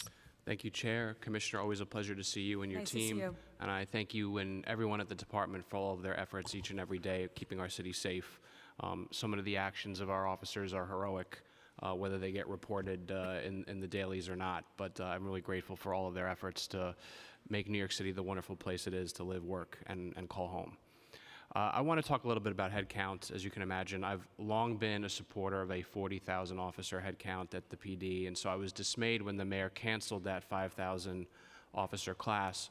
You know, to some degree, the current headcount that you have is thanks to the accelerated hiring that took place over the prior year. And especially given the attrition rate that's often been reported, I think 250 to 300 per month at the department, I'm concerned about you even maintaining that level without this hiring that was supposed to take place. Could you comment or elaborate on that for me, please? Sure. I am not concerned about maintaining our head count and staying right around our authorized head count of 35,000 officers. Last year, we had record attrition, not because we had a record number of early retirements. This was all expected because 20 years prior, we'd hired a huge number of new officers. So the number of officers that were newly eligible for retirement was much higher than it had been in years past. We knew that, we expected it. Our attrition reflected exactly what we had projected. Despite the higher than usual attrition numbers in the department, we ended last year with 800 more people than we have had on average over the last 3 years. Hiring is something you can do if you care about it, if it is a priority, and if you manage to it. We made a number of changes last year that were thoughtful and that really opened up the pipeline for us.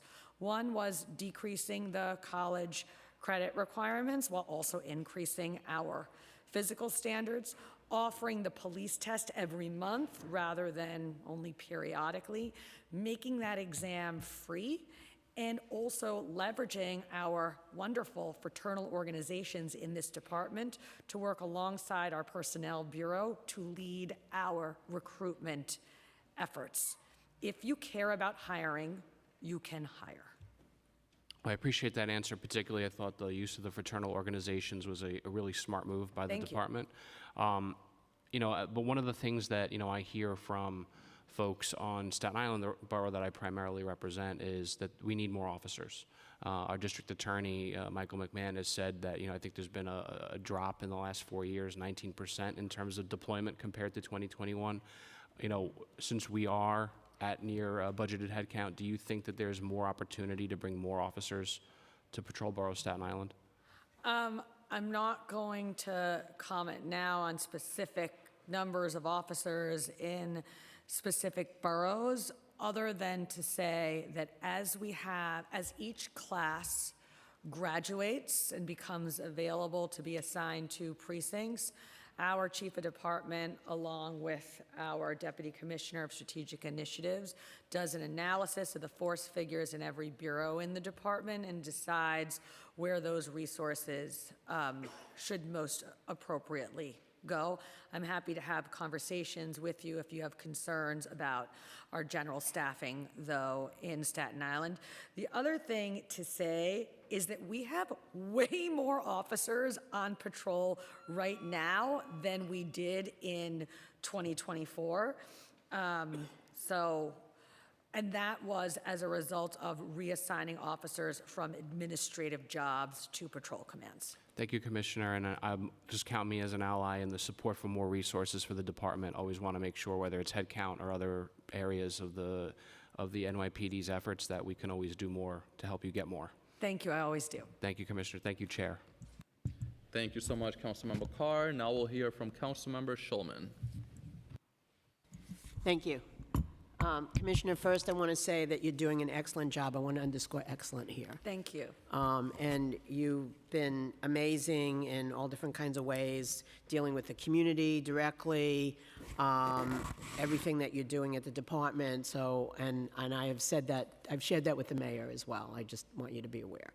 I have two questions. One is, in terms of hate crimes, and I know you're transparent and the stats and everything else, but what I'm asking for is, everything goes down to like the lower level. So the commanding officers, are they given a specific list of things to look for and how to categorize something as a hate crime and report it to the Hate Crimes Bureau?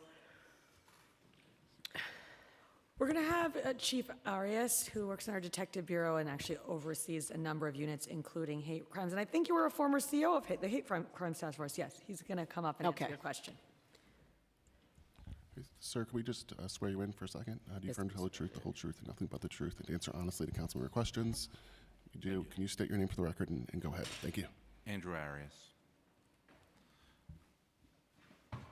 We provide training at every promotional class to sergeant, lieutenant, and captain in order to explain the scope of a possible bias crime, Okay. the policy and procedures as outlined in Patrol Guide 207-10, the reporting of hate crimes.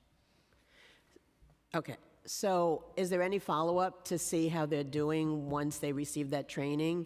Because the stats are only as good as what you receive, or the transparency is only as good as what you receive.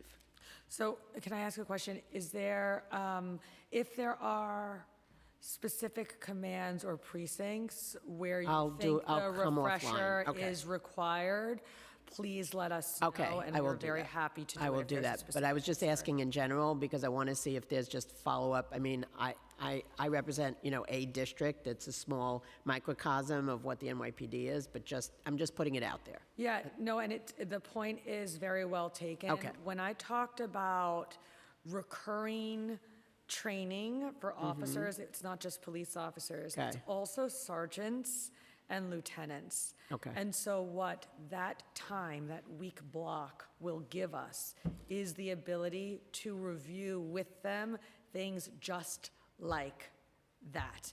And I believe that with things like that, you can't do it haphazardly. It has to be done thoughtfully and systematically. And that week-long new training initiative, I think, is the way to make sure that that is done thoughtfully and Okay. systematically. My second question is about headcount in the sense that, obviously, you're going to deploy officers based on where the stats and everything else, but particularly in my district, there's always, and this is not just this year, this has been going on for years in the previous administration as well, where I'm told there's not enough officers to do certain things and all of that. So I don't know where to take that to or how that works on a. So if you have questions about your specific district and headcount there, I'm happy to work with Okay. you on it offline. Okay, thank you very much, Commissioner. That's it, Chair, thank you. Thank you so much, Councilmember Schulman. Also, before we move on to the next council member, just want to recognize students from PS 21 in the Bronx who have joined us. Thank you for joining us, and welcome to the People's House. Next, we'll hear from Councilmember Linda Lee. Thank you, Chair. Sorry I was late. I'm trying to bounce around different hearings for the prelim budget. So I was actually just reading this because I wanted to see if the answers were in there for my questions, but I'll just go ahead. So thank you so much, Commissioner, for all the work you do. I have 4 precincts in my district, and they're all amazing, and we work very closely with them. So thank you so much for all the work that you are doing at the NYPD. And I don't know if this was asked about the chief savings officers. I know that every agency has a plan to find out where exactly some of the savings can be found. And just wanted to know who will complete the comprehensive assessment for the agency's spending and has been designated as the chief savings officer, and what areas of spending are being looked at for savings, and what are the target reductions for FY26 and 27? So I'm very happy to introduce you personally to our brand new, newly minted Chief Savings Officer at the New York City Police Department, our Deputy Commissioner of Management and Budget, Christine Ryan, who spent actually the vast majority of her career at the Office of Management and Budget, and she can very ably answer any question you have on this topic. Go Okay, ahead, great. Christine. Good morning. So yes, I am the designated chief savings officer. So the targets that we've been given, just like the other agencies, Right. it's 1.5% in fiscal year 26 and 2.5% going forward. That 1.5% is about a $90 million reduction expectation in the current fiscal year and 154 in the baseline. On top of that, the expectation is that 50% of our civilian vacancies will be reduced, and the value of that is $46 million each year. So combined, the target is $137 million in the current year and $200 million next year, and a little higher beyond that. So we're looking at the entire agency's budget, and we really have to balance, obviously, what our operational needs are with where we can find savings. And I think one of the critical things to emphasize here are what are the things we've already done. As the commissioner mentioned earlier, we have seen reductions in overtime, which is a significant part of our budget, reducing calendar year over calendar year 143 million, which was 12.4% of our overtime budget. And for the first half of this fiscal year, we've seen a reduction of 88 million over that same period last year, which is 14.1% reduction. So we do this all the time. It's not specific to this specific target that was given for this executive budget or a specific time period. It's something that I work on with my team even before I became Chief Savings Officer to try to make sure we're utilizing our resources responsibly. It is something that within the scope of our agency, because more than 90% of our budget is personnel, it does become something where we really need to look at what we can do safely and effectively and balancing the fiscal needs of the city with the operational needs of our department. And are there areas that you've identified as, aside from the overtime, regular underspending? Of course, the goal is not to, make sure that the service levels stay the same. But looking at areas, have you identified any areas that are regularly underspent? So we're still doing that review, and we're still having those conversations with City Hall and with OMB, so we'll have more information on that as we get closer to the executive budget. Okay. In the past, I know that NYPD utilized asset forfeiture to bolster the budget, and what specific expenses can NYPD use asset forfeiture funding for? So asset forfeiture has to be utilized for costs and expenditures tied to law enforcement, and that can be anything from investigations, it could be tied to training, it could be tied to education, travel for that training and education, and equipment for law enforcement officers and law enforcement operations. And we follow follow strictly the federal guidelines on the usage of asset forfeiture. Okay. And have you looked at decreasing or eliminating any units within NYPD as a way to cost save? Again, all those conversations are still ongoing right now. Okay. And this is a question that I have been personally more and more interested in terms of the use of AI technology. I actually have a colleague and friend that worked in Chicago PD and created an entire AI news system and platform for the police department in Chicago to help reduce overtime, which actually also helped in terms of scheduling and planning of all the different precincts as well, so that they were able to better plan out who was going to work in what shift. And so just wondering if that use of technology has been utilized here for the overtime as well. We haven't adopted anything like that yet. Obviously, any use of AI we want to do responsibly and thoughtfully. Yep. So I think we're looking to see what other police departments are doing, but proceeding cautiously as a result. Okay, I would love to have a separate conversation offline about this, because not just with PD, but I think in general there are ways to utilize it safely.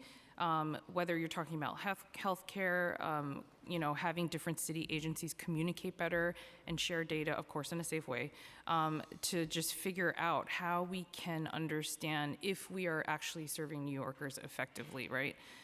So even in cases like Be Heard and other, mental health related non-police response services, that cuts across multiple agencies. So how do we know if people are actually not falling through the cracks and that we're better serving them? So I'd be curious to have that conversation offline afterwards. Happy to.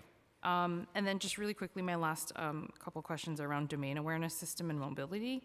About a decade ago, in conjunction with Microsoft, the NYPD developed the domain awareness system. So do sales of the system to other municipalities generate revenue for the city? Once upon a time, they did, but my understanding is that in the past several years, those sales have dried up. Okay. And were there any funding that the city received last year at all? Or I don't since believe when? so, but Christine can Okay. expand. In terms of revenue? Yes. No. Okay. And does Microsoft retain information collected by the system? No, we own all information. Okay, perfect. All right, that's it. Thank you, Chair. Thank you so much, Councilmember Lee. It is in Microsoft Cloud, but is our instance of the cloud, and we own the data, they do not. Got it. Thank you. Thank you, Councilmember. Next, we'll hear from Councilmember Encarnacion, and then Wong, and then Brewer. And then Nurse, and then Arriola. Hello, Commissioner. Good morning, still morning. Hello. I wanted to thank you for specifically addressing immigration in your statement, and also, obviously you saw our speaker, our chair, both brought up questions in regards to immigration. It is extremely important. As the chair of immigration, it's important to me. And I'm happy to hear that the 7 recommendations out of the DOI report will be implemented. But can you tell me maybe a timeline for the rollout, specifically around like the policy, the standalone policy, and the trainings that were recommended? Sure. Our Deputy Commissioner for Legal Matters, Michael Gerber, will answer that question. Right, so we're implementing all the recommendations, and that's going to be done at some point in the second quarter of this year. And because we want to do it holistically, right? We're not going to do a piecemeal, but by the end of the second quarter of this year, we're going to have sort of revamped the policy, incorporated all of DOI's recommendations, and then, like I said, it'll be rolled out before then the second quarter. And can you talk a little bit, I know that the report was favorable to what you were in line with, but there was one specific local law that was mentioned, 246, in regards to you all being, trying to get in compliance with that law. Can you speak a little bit about that and the specifics? Right, so there were actually 2 local laws that were flagged, both really, So one is a reporting issue. And a totally fair point from DOI. It didn't go to the substance of what we were doing, but how we were reporting out data, so we're fixing that. The other issue, and again, it's a fair point, but it's a little bit technical. So under city law, we have to have a separate, distinct policy about the use of department facilities by law enforcement agencies other than the NYPD. We had not developed that freestanding policy, which we're in the process of doing. But what I want to be clear about, and the DOI report makes this clear as well, we already had in our policy, and quite clearly so, that department facilities, like all department resources, cannot be used in connection with civil immigration enforcement, period, full stop. So it wasn't a substantive issue, but as DOI pointed out, we are required to have a freestanding policy about the use of facilities in this regard, and we're developing that. And I will add, obviously, we were always interested in continual improvement, and we will continue to improve in this agency. But I am incredibly proud of the way that the New York City Police Department has handled itself on this issue, certainly in the face of unreasonable pressure not to comply. Thank you for that. And I know that you spoke also in your testimony about in-service training taking place with all of the officers. Are the sanctuary cities policies a part of those trainings? Will they be incorporated in the trainings that Of course, and the good thing about these trainings is the issue of the day may change year to year, or every 2 years, or every few years, and so those trainings can be updated to reflect like the current reality. And in the last 35 seconds, I'm going to try to sneak this in. But you also mentioned 200 additional cops for specialized units. I wanted to ask specifically about the narcotics unit and what the headcount is for that. About the what unit? The narcotics unit. Okay, so I spoke about 200 additional cops in the context of the borough split in the Bronx. Manhattan, Queens, Brooklyn, they are each one geographic borough, but for the police department, they are organized into 2 different patrol boroughs. The Bronx is on par or exceeds one or all of those boroughs in a number of different categories we would look like: 911 calls, crime complaints, et cetera, violence. And so I believe that it was long overdue to move the Bronx from a single patrol borough structure to a dual patrol borough structure. So later this year, we'll be separating the Bronx into Patrol Borough Bronx North and Patrol Borough Bronx South. As part of that, the Borough of the Bronx will get 200 additional officers. Many of them will be for specialty units that a patrol borough would get. So evidence collection teams, homicide squads, narcotics, But we don't have the crime breakdown of numbers analysis, there? all of that. I'm sorry? But we don't have the breakdown of numbers of exactly how many. If you patrols. want the breakdown of how the 200 will be assigned, we can get that to you after. Okay, Do you perfect. have that here? We can get it, we'll get it to We you can after. get it to you after. Perfect, thank you. Thank you, Councilmember Encarnacion. Next, we'll hear from Councilmember Wong. Thank you, Chair, and thank you, Commissioner, for coming today. Public safety is the first thing my constituents expect from the city. In the Middle Village, Maspeth, Glendale, Elmhurst, Rico Park, and Ridgewood, residents tell me they value the NYPD. They know the officers in the 104th, 110th, and 112th precincts by name, and they appreciate the work that is being done under difficult conditions. My questions today will focus on whether the 104th, 110, and 112 precincts are properly staffed from patrol to the detective squads, and how NYPD and the Transportation Bureau plan to sustain proactively quality of life and Vision Zero enforcements. My first question, for each of the 104th, 110, and 112 precincts, can you provide the current authorized and actual uniform headcounts? We'll get that to you after this hearing. Okay, thank you. Next issue is that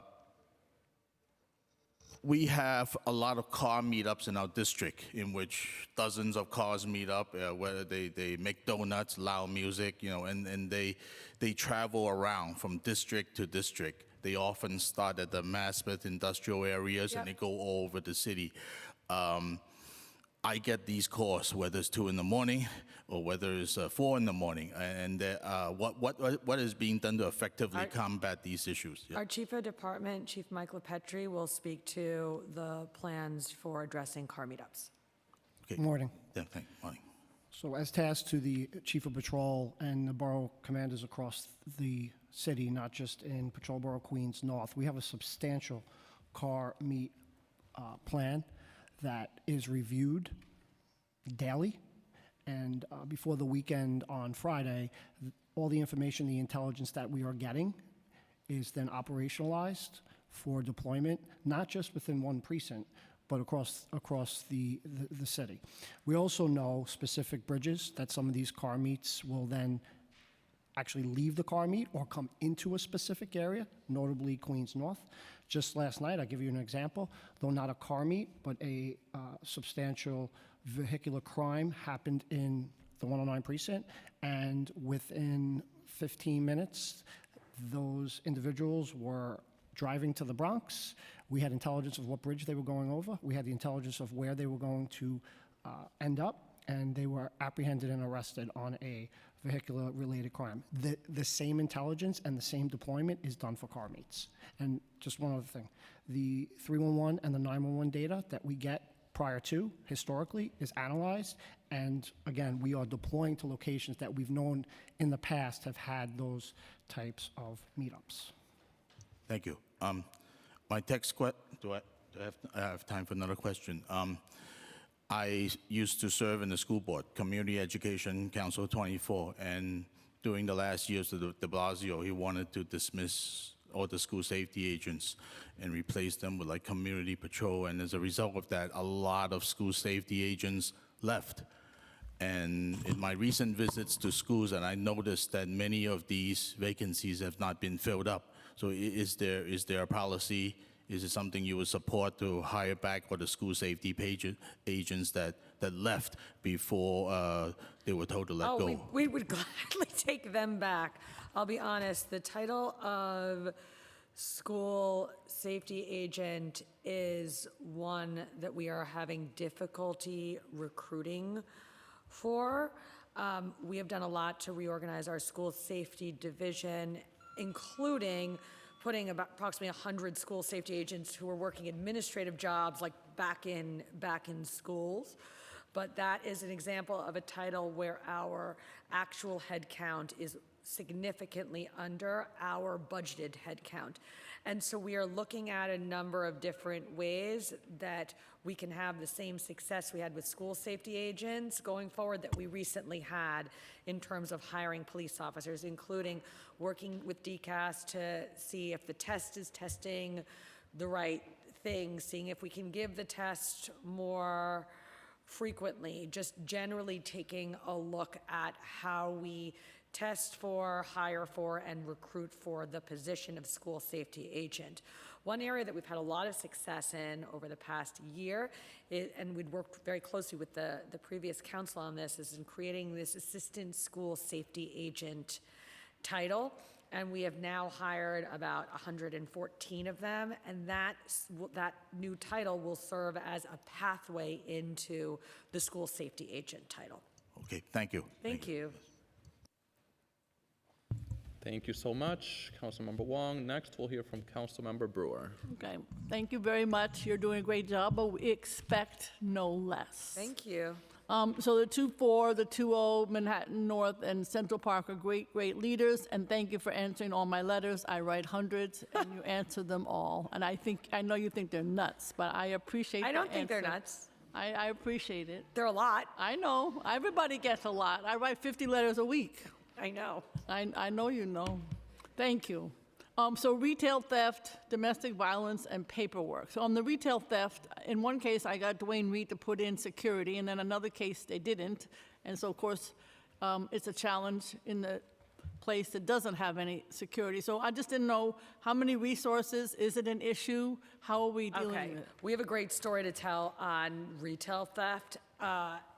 Last year, we had significant declines in retail theft. This year, we're seeing even greater declines. And what we've done is we've completely overhauled our approach to addressing retail theft, including, but not limited to, actually investigating cases of retail theft. We know retail theft tends to be a recidivist crime, and we are now treating it as such. And our Chief of Department, Chief LaPetri, who has really led the effort to come up with this new strategy that has had such great results, can tell you more about how we're doing it. And the numbers, if you can. Thank you. Good morning. Good morning. So this year, the city of New York has seen a 20% decrease in retail theft on top of the decrease in retail theft last year.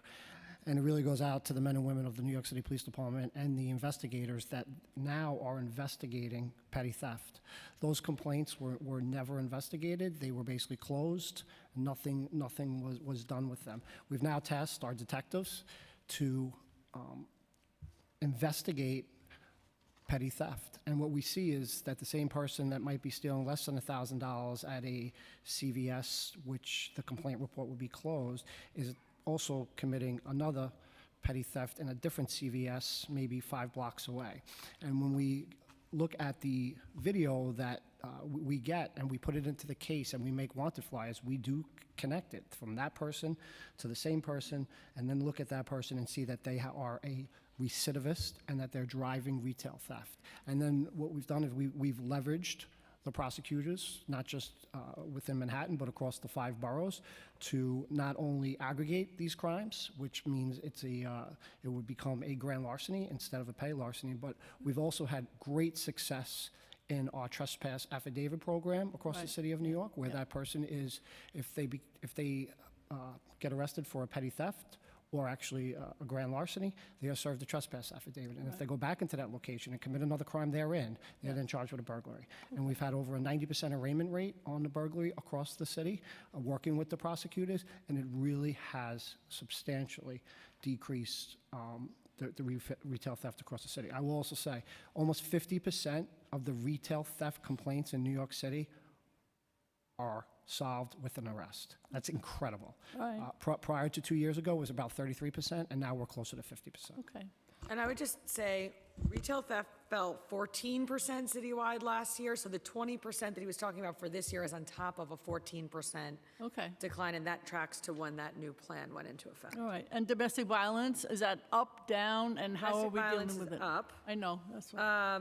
And we have just completed a massive reorganization of the department to address it. Domestic violence isn't just up this year. This has been really since. But it's good in the sense people are reporting, which is the other thing. But it's up meaningfully since I would say the pandemic, and we have just completed a massive reorganization of the department so that we can better address not only the crime but improve how we deal with victims. And so a lot of that reorganization has been about, one, improving the quality and the focus on DV investigations, 2, doing a better job of hunting down DV perps, and 3 is making sure that if you are a victim of domestic violence, you are not getting outreach from multiple different officers all asking you the same information, that we streamline who talks to victims and about what. And it's making a difference, you think, in terms of numbers, or how is it going to impact, or it's think too soon to know? I think that it will make a difference. I think it already has made a difference in terms of the way we treat victims. We are now taking a victim-centered approach to domestic violence. Whether and to the extent that it will bring DV numbers down, I don't know. What I can tell you is those cases will be investigated in a more streamlined and effective and victim-centered way. Thank you. And then finally, just paperwork. I know, can you help? We know that there's still a lot. Is it changing? I know we've talked about this in the past. There's a lot of paperwork. There is. There is too much paperwork. Yes. I actually find like the paperwork issue in the past has gotten politicized. Like, this is not a political statement. There's too much paperwork that the NYPD has to do, and I would love to work with this council on streamlining it if the council is open to it. Yes, Both the paperwork and the general reporting requirements on this department just requires a lot of resources to meet. So there's reporting, and then there's if I have a broken window in my car, which I don't have a car, but if I have one, then I go to the precinct. Is that still a paper mandated report, or is that online? Well, any crime when I say paperwork, I don't mean crime. There's two kinds. Yeah, there's the reporting, and then there's the paperwork that we citizens have to fill out when we have a crime situation, and that the officers have to fill out. So we have digitized a number of the forms that our officers have to fill out. Over the past, 7 years, there are some that are still done on paper. Okay. And can you get us a list of those? Or Sure. I'm not asking for more reporting. I do think that when you finish your tour, because we did go out with some tourists, there's still a lot of paperwork to be done. And that perhaps could also be streamlined. And maybe we can help you do that if there's too much reporting there. I agree. I'm going to look forward to it. Thank you very much, Council Member. Thank you very much, Commissioner. And thank you, Councilmember Brewer.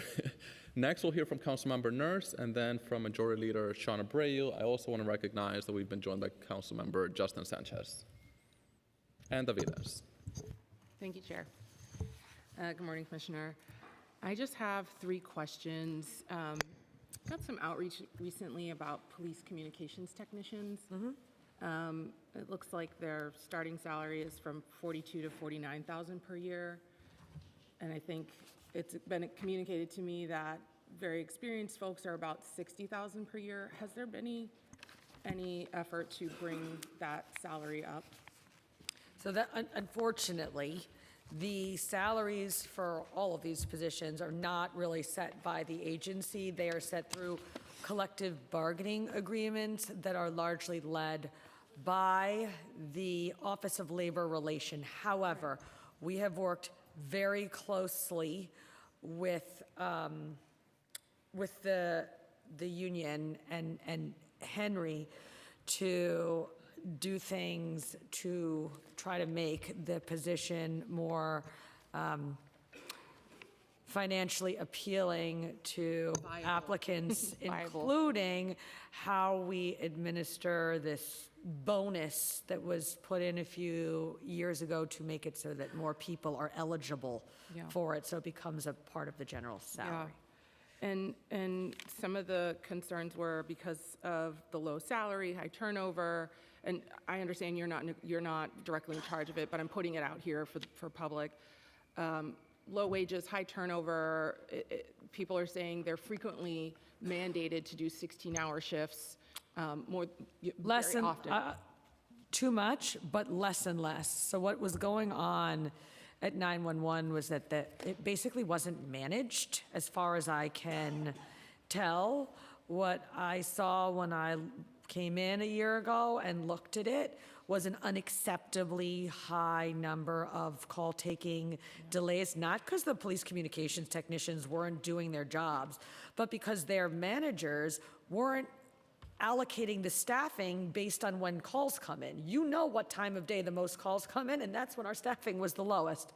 And so there were a number of things that we were able to do, working with the union on 12-hour tours, 10-hour tours, 8-hour tours, making sure we had the right number of squads working at the right time to not only improve our service to the public, but to, I would say, meaningfully bring down some of the forced overtime. But there still is quite a fair amount of it. Fair enough. And then you had a lot in your testimony about international incidents. How many NYPD personnel are deployed outside the United States, and do you have a cost of that international? So it's 12 countries, and the New York City Police Foundation picks up the costs associated with it, everything except, of course, the officer's salary.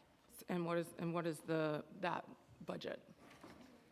The The budget of the cost of personnel overseas that is Oh, carried for by the public 12 tax officers? dollars. Yeah, so the portion that the foundation pays for is $1.26 million a year. And sorry, you're saying 12 countries. but salaries- Is that 12 officers? Is that? Yes, Okay, yeah. thank you. And so it would be the 12 Personnel, there's 12 yeah. salaries. Okay. And then for the Q team, just two more questions. How has the NYPD's role changed in relationship to the new encampment policy that was announced? And how does the Q team fit within that, given that at least what it's reported is they do some work related to encampments? So under the Adams administration, the New York City Police Department, I would say, it's fair to say that the mayor's office with the NYPD is the lead agency, was like the lead among the three different agencies involved. That would be NYPD, DHS, and sanitation. And what that would mean is when the complaint would come in, we would be the first to respond, and then only later go jointly with the other three agencies. This new administration has made a policy decision that the NYPD should not be the first agency to respond, that instead that should be the Department of Homeless Services. And so that's the main change in how this administration responds to homeless encampment issues. Okay. And what are the top complaints from the Q team? What are your top 3 complaints that you're constantly responding to? We have it here, but I can probably do it off the top of my head. Yep. Illegal parking, residential noise, street sidewalk noise, and blocked driveway, then abandoned vehicle, then encampments. But like, to give you a sense, illegal parking last year was 577,000. Residential noise was 463,000. Blocked driveway was 172,000. Abandoned vehicle, which we've made a lot of progress on since our sanitation days working on it, is almost 68,000. And last question, what is a normal tenure of a precinct commander? Oh, Chief LaPetri can answer that. He has a lot of thoughts about it. So, since I became chief of department in October, I have asked the chief of patrol to really try and limit have less than 2 years as a precinct commander. There are cases that the commander might be there less than 2 years, but we really want that 2 years, obviously, for the community, for the officers, and also, the experience. So at least 2 years? At least 2. Yeah, I feel like, and I'll just, I don't have problems with my commanders, but at the 83rd, I feel like we've just had a string of turnover. I think I've had 4 in my 4 years and 3 months I've been here, and I think that's a little bit of a problem. How do you all look into, when you're seeing these high rates of turnover, what is your institutional response to looking and examining a precinct or the policies that, of promotion and things like that might be pulling people out of these roles? The chief can speak to the specifics of it, but I think that you both are going to be quite aligned on this, because when the chief was named chief of department, he really took a leadership role. He decides who the precinct commanders are, and one of the things that he called out immediately was this issue of turnover. People are not staying in their commands long enough. It's not good for the community, it's not good for the cops, and frankly, it's not good for the individual. So that is something that the chief also identified, and that I think has been addressed since he now approves any precinct commander that enters or exits. Do you have anything to add to that, Chief? No, ma'am. It would be good to maybe, if you can I'm done, Chair, but if you could outline it here or send us some, how has it been addressed, other than you might not approve it, but what are some of the outcomes or analysis that you had when reviewing that? Well, I don't really, I'd like to get you any information that you want, but I would say that most of it, all of it, how it was managed, right? People moving into different roles, especially leadership roles in the department, like overtime, is a very basic management function of an organization. And so how long someone was serving as a precinct commander wasn't something that was managed to or against. And so, like other things in the department, it got out of control. And now we've set very clear standards, like, for example, like we want people to be precinct commanders for at least 2 years. There are certain commands that are only a second command or a third command, and we're actually sticking to those things and managing against them. Thank you, Chair. Thank you. Thank you so much. Next, we'll hear from Councilmember Alexa Vilas. Pleasant surprise. I thought I was much further in the queue.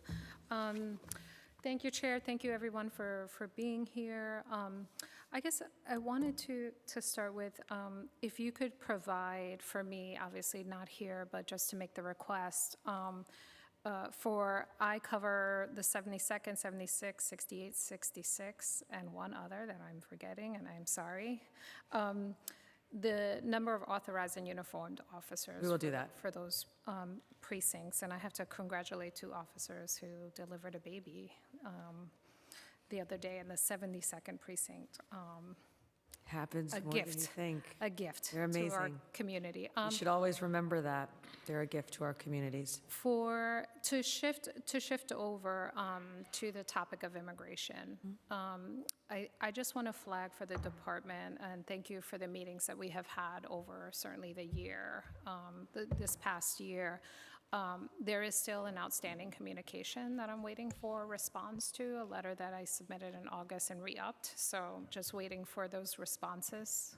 Sure, though I will point out that I believe that subsequent to that meeting, we actually met, myself, the police commissioner, you, other members of the council, the then Yes. speaker. We actually sat with you and answered every question you had on the subject of immigration. So I think there's a little confusion around the timing of that. We did see, we sat together, we had a productive meetings. This was questions that suffered, weird Freudian slip, questions that emerged from that meeting that we sent after We we will actually make sure sat to get together. So I back to just you wanna- on any, I want to I flag. apologize that if we have outstanding correspondence, and my office will circle back with yours to make sure we are responding to the correct questions and get you those answers. Yeah, I'm not Gail Brewer, a council member gets response immediately from every agency in New York City. No, I'm teasing.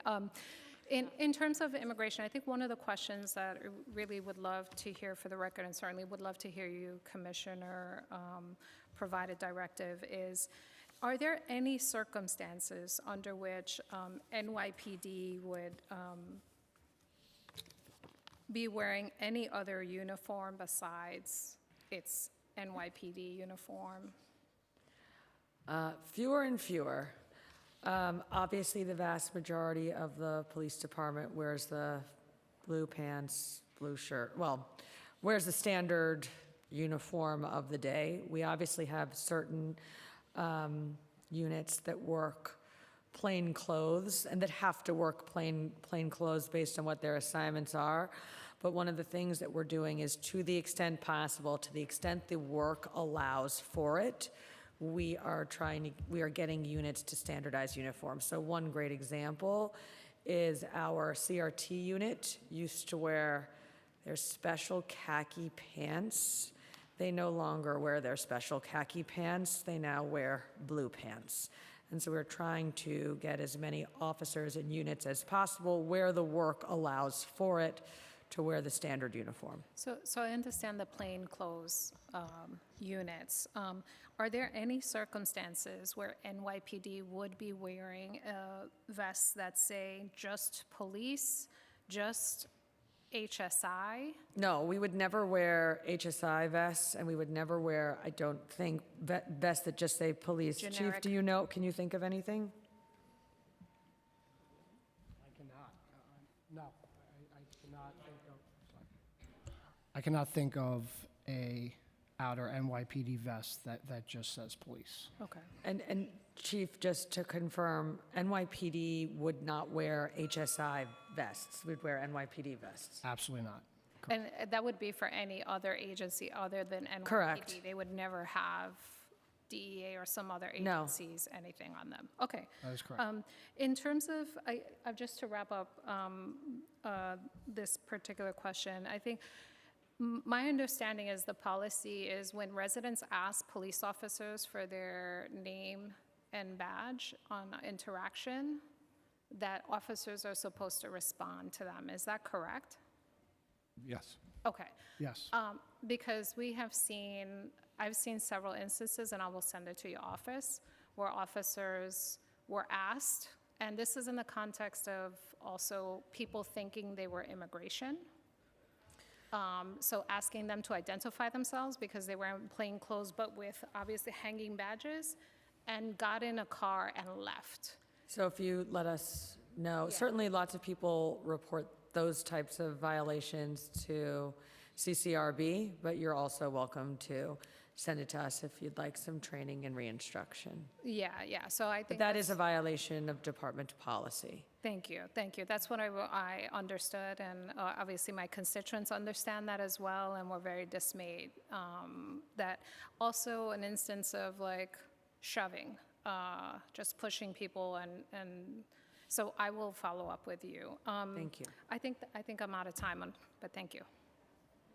Thank you, Councilmember Velez, and we'll have a second round of questions as well. And just to follow up on that issue, is that a department policy or is that city law? About, The rule requiring that they identify themselves, provide a law. badge number. and law. Yeah. Go ahead, Michael. It is an NYPD policy as far as providing city your law. shield number and your name. I do not know if it's a city. And it's certainly a city law. You're not allowed to, for example, obstruct your name and badge number. There's actually a city law that speaks to that. Separate apart from the business card issue, there's a city law that speaks to the fact that NYPD officers are not permitted to obstruct their badge number. Okay, thanks for the information.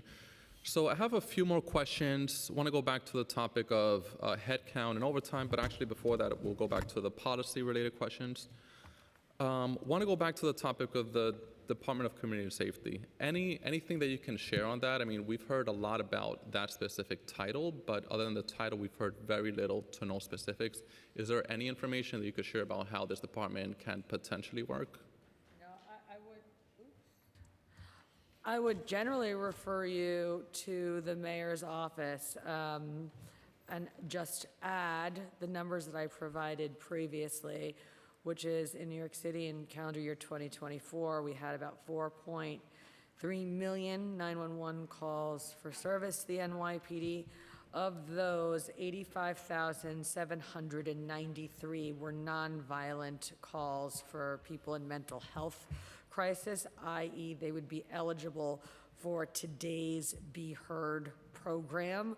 That means that roughly 2% of the 911 calls for service today would be eligible for a non-police response under the Be Heard program as it exists. And final question on the issue of policy. This one is about sound decibels. Many of us have started having conversations about how loud emergency vehicles can be, not only police cars, but also, fire trucks. I mean, they should be loud, but the big question is how loud should they be so that they could accomplish their goal of notifying people around them. As we know, excessive siren noise decreases quality of life, increases stress, anxiety, but also it could be ineffective. If people from our communities hear the same exact noise every 3 seconds, it's going to be That's where all my stress and anxiety comes from. I wasn't able to place it. Thank you. We are very happy to look at that issue with you. I obviously have been tracking the issue for the past several years as it relates to the fire department, and I know that Councilmember Brewer led efforts there, but happy to talk to you about it. Right, and based on the research that you've done and all the conversations you've had, NYPD has, is it 120 decibels? We're happy to have follow-up meetings and provide you all the information you need, but I don't have our decibel level here.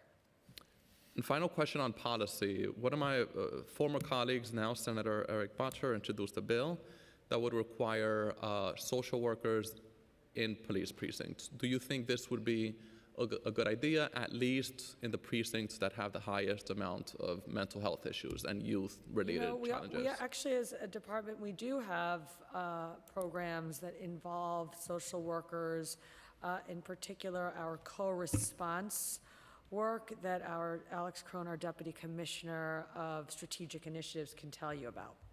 Yeah, so we pair NYPD police officers with clinicians from DOHMH.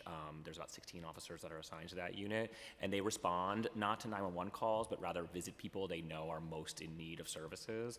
So they do identify the people with most severe mental illness who might need services. So that exists already. And then, of course, in the precincts, we do have the crime victim advocates who are able to provide crime victims with services. So we do a lot of this work already. All right, sounds good. And on the siren issue, decibel issue, look forward to continuing that conversation. I actually moved to another side of my building. It's next to a road, and yeah, during the day we cannot open the windows because every 3 seconds it's a fire truck, an ambulance, and et cetera. And of course, we need to make sure that people are notified, but the big question is how much noise is needed. Or the next question is whether if members of our community hear the same exact noise every 3 seconds, whether they even process the noise once they hear it again. Understood. And therefore making it I ineffective. just note that fire truck and ambulance is not the NYPD, but no. Right, yeah, of course, And I'm yeah. going to look forward to it. All right, sounds good. Going back to the headcount topic and forced overtime, and also recruitment and retention. Based on the conversations you've had, I know you mentioned the union and the officers are in the best position to answer this, but based on the conversations that you've had and the information that you've gained, what are the top reasons that police officers usually leave the force? Leave the force. Do we have that data here? I'm not sure we have here right now the exit interview reasons for leaving. I can tell you that less than 1% of our uniformed members leave for other police departments annually. Less than 1% for other police departments. How many police officers have left the department and how many have we gained? Can you provide data at least for the last 3 years? I think we did this one already, but I'm happy to redo it. Hold on.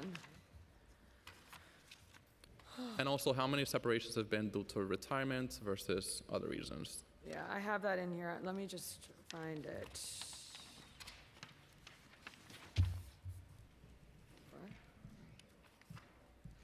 Okay.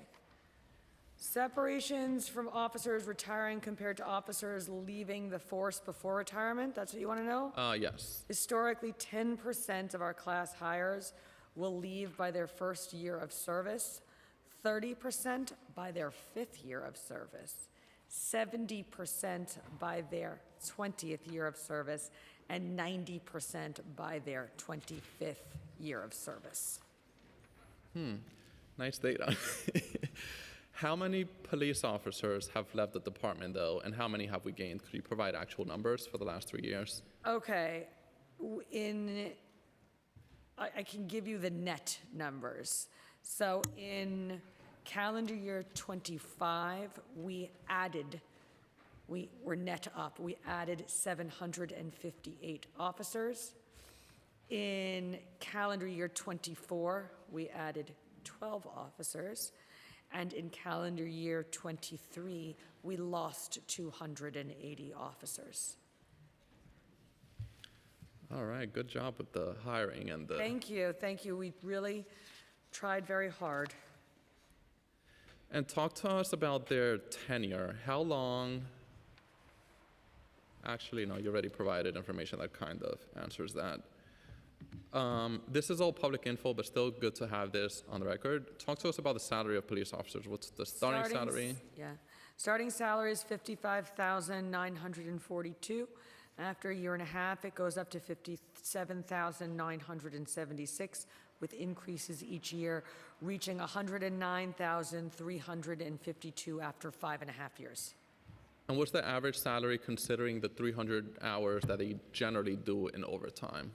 Would you say we add an additional like 30,000 to that starting salary? For calendar year 2025, on average, officers earned approximately $26,000 overtime per year.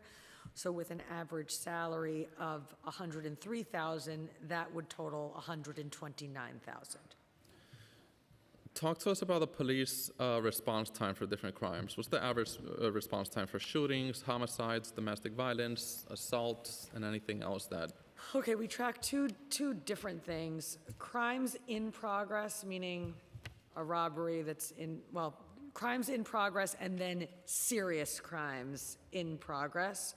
So for the first 4 months of fiscal year 2026, response times for serious crimes in progress, which is many of the ones you're talking about, are down 48 seconds. And response times for all crimes in progress are down 6 seconds. But the crimes that you said were mostly the serious crimes in progress. So that's down 48. Okay, going back to the overtime issue. How much of a role does headcount play on the issue of overtime? I know you mentioned generally it's a few hours of overtime. They have to do paperwork or finalize their day. How much does headcount, though, play a role on that issue? Less of a role than you think. So let's talk about one area where we often need overtime, and that is for like a detail or a big event or a parade. That parade and that doesn't happen every single day, so you don't need to hire an extra officer to work every day for a parade that's going to happen like once a month or a few times a month, et cetera. So it is related but not directly correlated. Okay, I'll pause now. I'll call Councilmember Hanks, who was with us earlier today, had to leave for a hearing that she had across the street. Councilmember Hanks, the floor is yours. Good afternoon. Good afternoon. Thank you. First, I want to thank Commissioner Tisch and the team here for your thorough and informative testimony this morning. I want to thank you and the members of NYPD for their service and for truly the important job that they do in helping keeping New Yorkers safe. So I wanted to, I have questions in a few spaces. Apologies, because I didn't think I was going to get called on that fast. That's the theme today. So, really quickly on the uniform headcount reduction, I know that this has been talked about for most of the hearing, but specifically to Staten Island, how many uniform officers are assigned to Staten Island today versus prior years? And will Staten Island lose officers under the 300 position reduction plan? No, there are no plans for Staten Island to lose any officers, and we will provide the staffing numbers for Staten Island to you right after this hearing. Thank you very much. So, circling over to the neighborhood safety teams.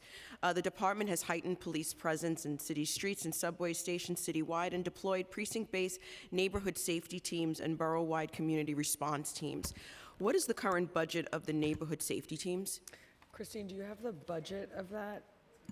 So the neighborhood safety teams are part of our patrol services bureau. And so unfortunately, we don't have here the budgeted or the dollar value of what that costs. Do you have anything? We do have the number of officers, however, and the neighborhood safety team is 356. And do you have it for CRT? For CRT, 173. Thank you so much. What are the matrix of success in the neighborhood safety teams? This is going to go into the training that you were talking about for your officers as well. The neighborhood safety teams go after gun violence. Chief LaPetri, do you want to speak a little bit more to the noble and heroic work that NST does? Sure. So we have neighborhood safety teams deployed in approximately 35 of the most violent precincts across New York City, including all 8 patrol boroughs that have a neighborhood safety team. The police commissioner described it outstanding in that violent crime and gun violence are their number one focus, and with the substantial and historic reduction in shootings last year, obviously the success has been absolutely outstanding. They are vetted extremely detailed. We asked for a 3-year, at least 3 years of service to the city of New York. We also ask them and really look at what they've done as the whole body of work. And I cannot be more proud of the neighborhood safety team on number one, the success, but number two, on the integrity and the way they are going about their business every single day. Thank you. That is what we are seeing on Staten Island. Chair, may I ask one more question, please? Oh, thank you, thank you. So, in relationship to that, Commissioner, you testified for the first time officers will participate in regular focus week-long service training built around real-world performance. I can't tell you how excited I am to hear that. And so my questions are two-part. One, has the department given any thought to how this training can be mirrored in our crisis management groups throughout the city? And as part of our neighborhood safety team, what is the community engagement efforts? So that's kind of like the same question, but I was very much impressed with the training component, but I also believe that the crisis management teams that are in throughout New York City also need to understand, and maybe perhaps do you have any intentions on mirroring or at least educating our community safety teams on the new training aspects, or have they informed them? Sure, we're always happy to work with the crisis management system, and if there is ever training that we can provide them that will help facilitate their work, we stand ready to do it. Our Community Affairs Bureau really takes the lead on those interactions.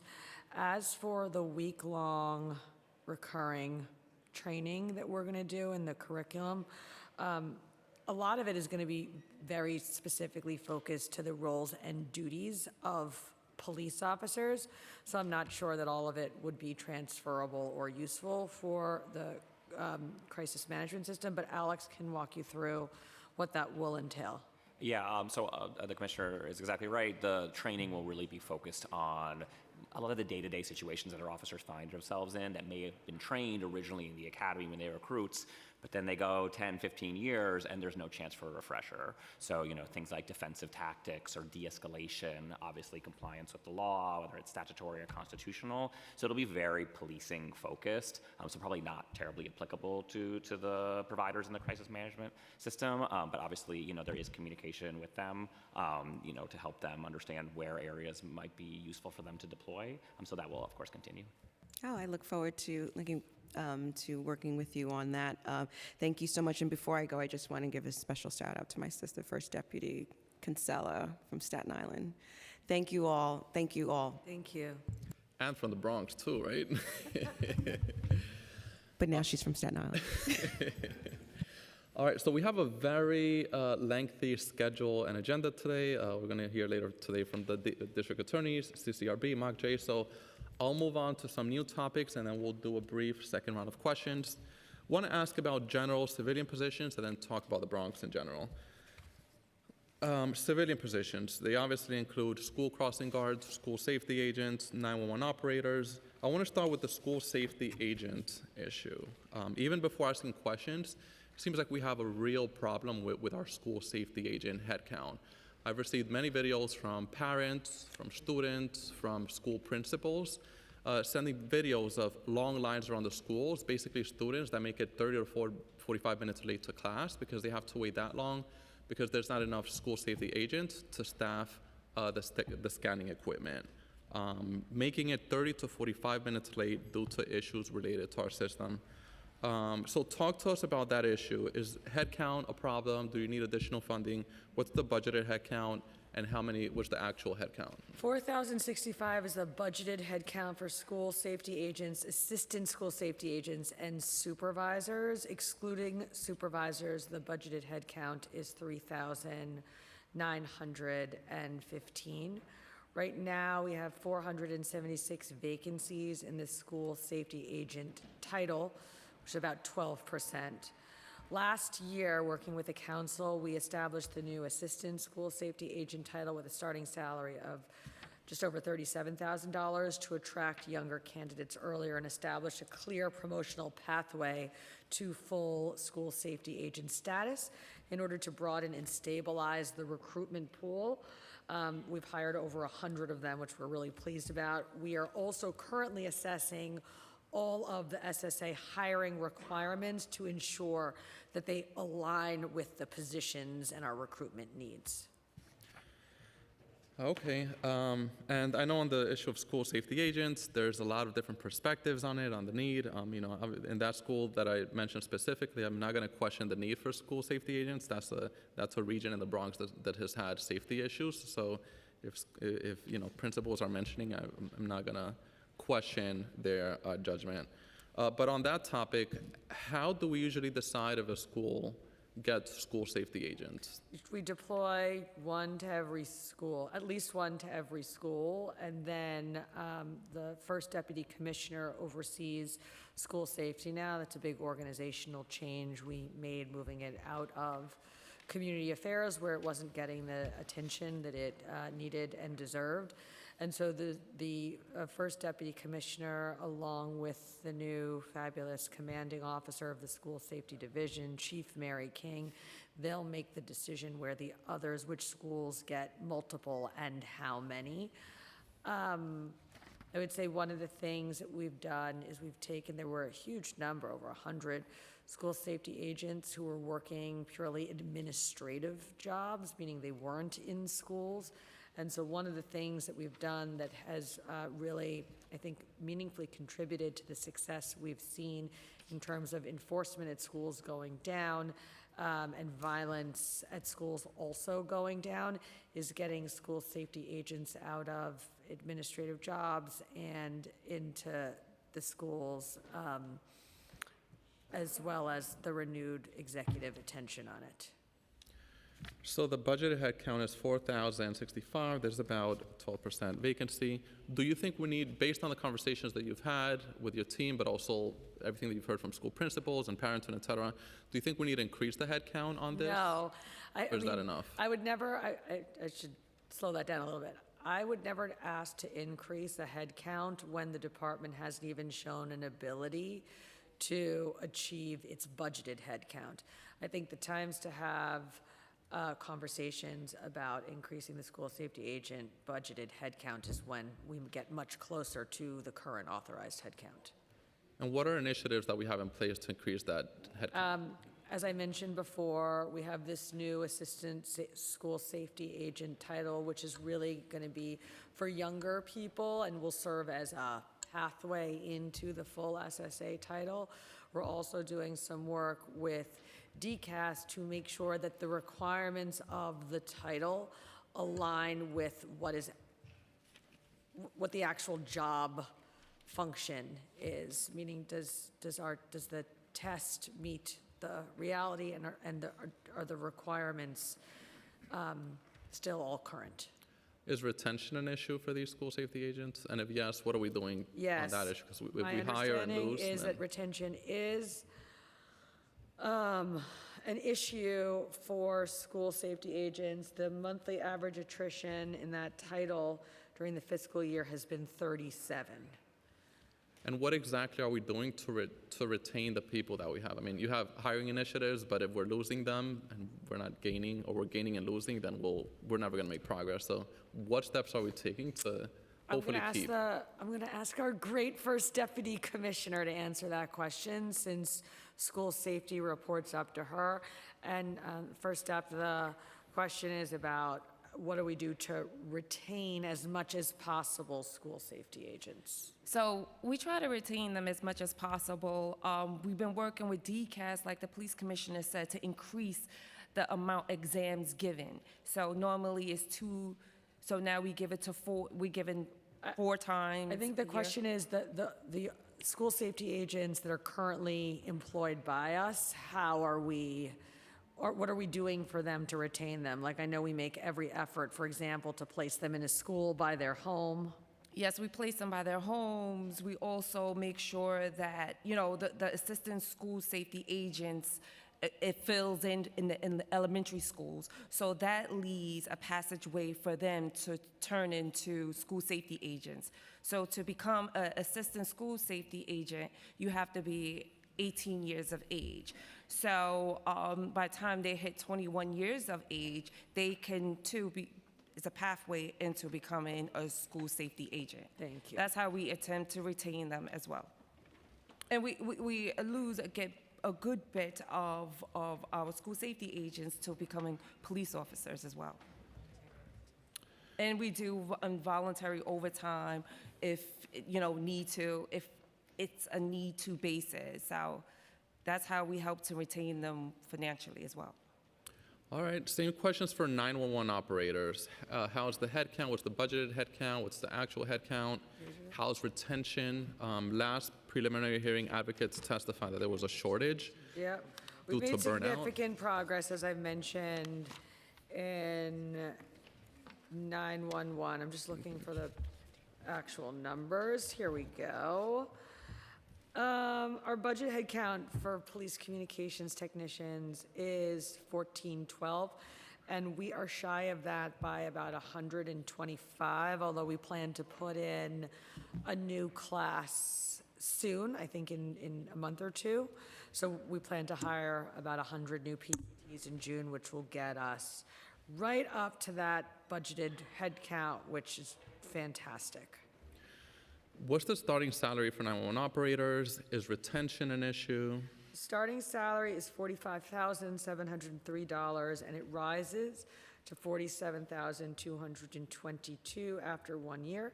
Top pay is $61,883, which you can achieve after 3 years. We have been in conversations with the Office of Labor Relations to try to increase the salary during the next contract negotiation. All right, same questions for school crossing guards. That's one issue that I'm consistently hearing about anytime I visit a community board, members of the community saying that they've been requesting for years a school crossing guard due to traffic safety issues around their elementary school. So just wondering about staffing, what's the actual head count, how's retention, and what are issues that we're having with hiring. And before you answer, just want to recognize the Riverdale Country Day School who has joined us. Thank you and welcome to City Hall. All right. We're doing well with school crossing guards. As of March 1st, we employ 2,123 school crossing guard level 1s, which is less than 100 below our budgeted headcount of 2,219. And for the level 2s, we are at 78, which is 12 below the budgeted head count of 90. We're doing very nicely with school crossing guards. Okay, moving on to the questions related to the Bronx and also the new Bronx Patrol Borough South. So you mentioned there's going to be approximately 200 new police officers in the Bronx due to the division of the Patrol Borough. These are going to be new hires, correct? And if yes, why new hires? Why not experienced police officers? No, we will do transfers into the boroughs. So no, the 200 officers will be transferred in. They won't be straight out of the academy. Okay, and talk to us about crime in the Bronx. So you've mentioned that, you know, not that crime is down in the Bronx, but mentioned some numbers which would signal progress. But, you know, the CompStat report shows that murder's up by 26% this year compared to last year. Rape is up by 12.4%. Shooting victims, 35.7%. Shooting incidents, 29.7%. And of course, as I mentioned in my opening statement, public safety is a shared responsibility. Police officers cannot do it alone. But just curious, what is the plan to help resolve this crisis, this emergency that the Bronx is clearly in? So as of today, major crime in the borough of the Bronx this year is down 10.3%. That borough is leading the city in terms of the overall crime reductions. I just want to make sure that we do not lose sight of that. The other point that I want to make is beyond what is on paper, let me just go through. The 10% reduction in the 7 major crimes in the Bronx is felony assaults down 3.2%, robberies down 10.6%, burglary down 19.2%, grand larceny down to 12.4%, and auto theft down 16.8%. Last year in the borough of the Bronx and citywide, we saw double-digit declines both in murders and in shootings. We saw an 18% drop in murder and a 25% decline in shootings in that borough. That was last year? That was last year. We are 3 months from last year. Right. The way we achieved those record numbers was using our violence reduction plan, where one of the things we did, which is taking hundreds of new officers out of the academy, putting them on foot posts, on the streets, and in the locations and at the times where they are needed most specifically to address gun violence. That plan worked incredibly well this year. I also want to be clear that the Bronx as a borough got the vast majority of the new recruits, the foot posts, the people that we assigned to work foot posts. It got way more than any other borough in the city of New York. So the resources are there. The staffing in Bronx Patrol Commands is up. We are doing this additional split that is going to add more focus, attention, specialty units, and officers to the borough. And Chief LaPetri can add now more about what his crime-fighting strategies have been to address the slight uptick that you are seeing over the past 2 months. So just, the commissioner spoke about the reduction in shootings, and the Bronx led the city in reduction of shooting incidents last year, led the city of New York with over 100 less shooting victims. We have seen a slight uptick in violence in the Bronx. We attribute it to 3 factors: some narcotics-related shootings, some crew-related shootings, and we do have a small uptick in some of our licensed and unlicensed premises. We've identified 17 violence reduction zones in the Bronx, the most in any patrol borough. We've been deploying to those zones since the beginning of the year, and while we're deployed to those zones, we've had 1 shooting in those 17 violence reduction zones. We talk about precision policing, not just with field deployment, though field deployment is the #1 crime strategy for the New York City Police Department. It's also about precision investigations into crews that plague the Bronx community. And I want to give an example. There is a specific crew that lives and really lives within 2 housing developments in Melrose, Jackson. They were an organized younger crew, and our Gun Violence Suppression Division looked at that. We analyzed that with our criminal group database, and we saw that they were the most, if not the most violent crew, one of the top 3 most violent crews in New York City. And once we arrested them and prosecuted them, we have a 40% reduction in shootings in the 4-0 precinct, directly attributed to a phenomenal gang crew takedown using precision policing data and some great investigative work. But again, it starts with field deployment. By far, the Bronx gets the most field deployment, and also precision. You want to look at 3 commands in the Bronx right now: the 4-1 precinct down 25% in crime, the 4-3 down 22% in crime, the 4-4 down 18% in crime. The 4-6 Morris Heights section of the Bronx last year saw a 54% reduction in shooting incidents. We are laser focused to continue to drive down crime, And so I would not just- just in the Bronx. I would just end by saying, I find it to be an unfair characterization of the current state to say that major crime in the Bronx is up. In fact, it is down, and it is down big, and it is down bigger than any borough. It is also the case that on last year's record-breaking shooting numbers that included over 100 fewer shootings in the borough of the Bronx under 100 shooting victims in the borough of the Bronx last year. Are we up slightly on it? Yes. But we are working the same playbook, doing the same things, and on top of that, creating a new patrol borough, and I have every confidence that we are acting responsibly. Right, and you know, the numbers support some of your points, right? Robbery is down 10%, and et cetera. And if you take all the crime categories, maybe those numbers show a specific point, but I'm specifically referring to the progress that the city has made on the issue of gun violence. Shootings are down citywide. In the Bronx, they're up 35.7%. Yes, we understand that, and I spoke to last it. year. So it's safe to say that the progress related to shootings hasn't reached the Bronx. Last At year, least there on were that over specific 100 fewer people shot in the borough of the Bronx than the previous year. Talking Last about year, the this year. single largest shooting declines were in the borough of the Bronx. So I'm talking about the this year year, just though. ended.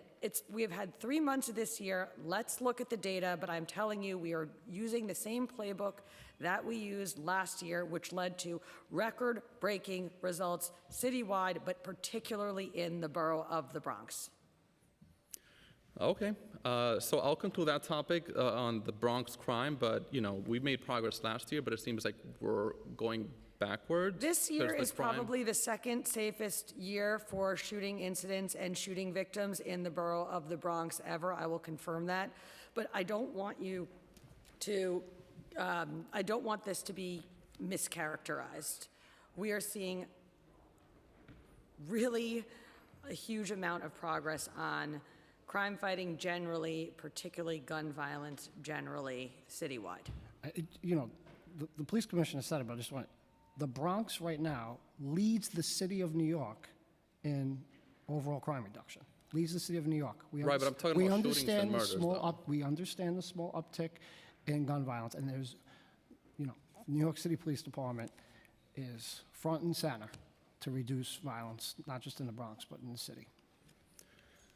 Okay, cool. So I'll move on to the next point, but again, I get it. We've made progress in general when you consider all the crime categories, but the numbers related to shooting victims and shooting incidents and murder going up this year compared to last year, Yes, compared to last year, those are it is up numbers that we slightly, and cannot last year ignore was a under record-breaking any year for gun circumstances. violence, and I will not have the work of the members of the New York City Police Department mischaracterized. Okay. Moving on to vehicle theft. So throughout the city, we've seen a drastic increase in not even vehicles, specifically their wheels. There's a few pages that I follow on social media run by members of my community. I know the precinct that I'm in, that's been a big target. Every single day, there's new pictures of cars basically on the floor, no wheels. And based on the pictures and the videos that I've seen, it seems like it's the same crew, basically literally working 24/7.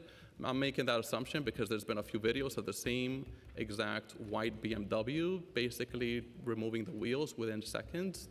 And it seems like this has been going on for years. And I speak to members of my community, they feel basically helpless given that every single day it's 5 or 10 new cars. So just wondering, I'm sure all of you know about this issue, what's being done about this? Has there been any investigations, any arrests? Of course, there have been investigations. This year, thefts of tires and rims are down 30% citywide. Auto crime works on a number of long-term cases. I will be very honest. There are not meaningful consequences for this type of crime in the city of New York unless we are able to put together long-term cases, which is what we are doing. But onesie-twosie, there are no consequences in our criminal justice system for stealing tires and rims in practice. And so the police department can, no pun intended, keep spinning our wheels, but that is one thing that you should look at if you have concerns about thefts of tires and rims. I just want to add, the Bronx this year in tire and rim theft is down 45%. 45%. So it leads, again, the city as far as percentage reduction. And I know the police commissioner alluded to it, that tire and rim thefts are down 31% citywide, led by the Bronx. Yes, we do have internal investigations into these crews, obviously very sensitive, and we are deployed specifically, mainly on the midnight tours, to focus on these types of thefts, along with other vehicular accessory thefts like airbags and sensors. And I talked about it just before phenomenal arrest last night in the Bronx. Though the crew went over to the Queens, we're very focused on the intelligence aspect of that. We operationalized that intelligence, and we ended up arresting 2 individuals. Arrested how many, you said? 2. So, got it. A few questions. These are from, I was speaking with our wonderful Bronx Borough President last night. By the way, former chair of the Public Safety Committee. She had a few questions that she wanted me to ask. Any updates on the Rodman's Neck Firing Range renovation project in the Bronx? And also, number 2, has the NYPD thought about creating a harbor unit for the Bronx? Have we thought about what? Creating a harbor unit for the Bronx? No, we have not thought about creating a harbor unit from the Bronx. And Christine, could you please answer the question on Rodman's Neck?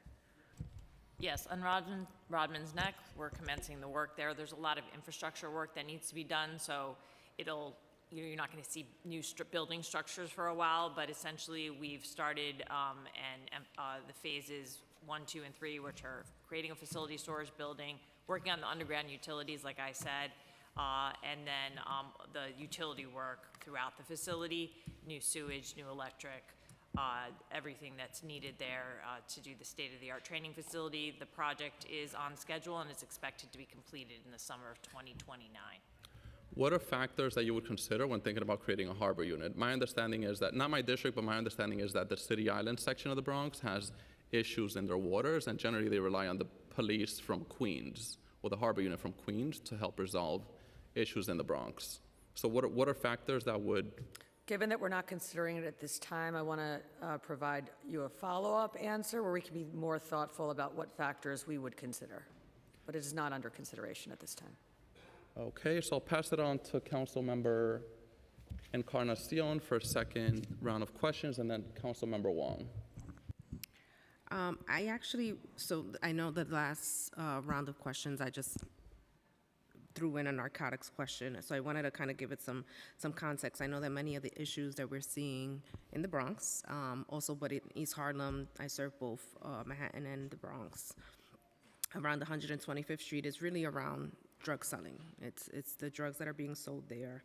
The carjackings, the thefts, the retail thefts, a lot of it is about buying drugs. And so I wanted to kind of get an idea of what the stats are in terms of, I haven't heard of like big drug bust, things like that are happening in those communities specifically, but also just around communities that have high levels of shootings or theft. I mean, the retail theft. You want to know our narcotics enforcement numbers? Correct, yes. We can get you, if we probably don't have it here for your specific precincts, but we can get you follow up with our narcotics enforcement numbers across your commands. Yeah, it was also plugged because I know that as we look at how do we. Oh, the chief has it. Oh, perfect. I don't have like specifics, but I could just tell you this. Last year in the city of New York, there was over a 20% increase in narcotics arrests, with the Bronx leading the number one borough with over 7,500 narcotics arrests. I've had personal conversations with DA Clark and her top leadership, and specifically have given them 13 blocks or areas within the Bronx that really are plagued by narcotics deals and use. And we have really seen, a nice partnership with some of the consequences that we need to see when it comes to arresting these individuals. Thank you for that. And then in the 17 violence reduction zones, how do you see those being broken up once we break up North and South Bronx? Like where will most of them? So I would say the South would probably get more than the North, just because of, again, the data mining and the data analytics that goes through it, also with a little bit of a historical knowledge on it. But I would say the South would have more than the North. I also have to say that the characterization that underserved communities are not experiencing the same crime reductions that the rest of the city are experiencing in the opening statement, that's entirely wrong. The communities that have been historically plagued by gun violence are leading the crime reductions in the city of New York, because that is where we are putting our field training officers and our resources on foot posts to prevent the gun violence. And I understand that leading in crime reduction doesn't mean that there isn't crime anymore there, right? They were Of very, course not. They were very and high the work numbers certainly to begin continues, with. but what They were- I am they- reacting to Yeah. was the chair's characterization of the fact that the parts of the city with with historically high levels of gun violence are not experiencing the same reductions over the past year and a half or year and 3 months. They certainly are leading the way. Commissioner, respectfully, I was just reciting the information on the CompStat, which shows that shooting victims, 35.7% increase, shooting incidents, Yes, over a 29.7. record, So over I a would- I record wasn't- low year, and I agree with you. I was just that reciting I agree with you. information that's I like public to set information. records every year, and I intend to do that this year, including in the borough of the Bronx. But I do not appreciate the mischaracterization of the general work of the department when you said in your opening statement that the underserved communities in this city are not experiencing the same reductions that other parts of the city are. In fact, they are leading them, and they are leading them because that is where I have put this department's resources.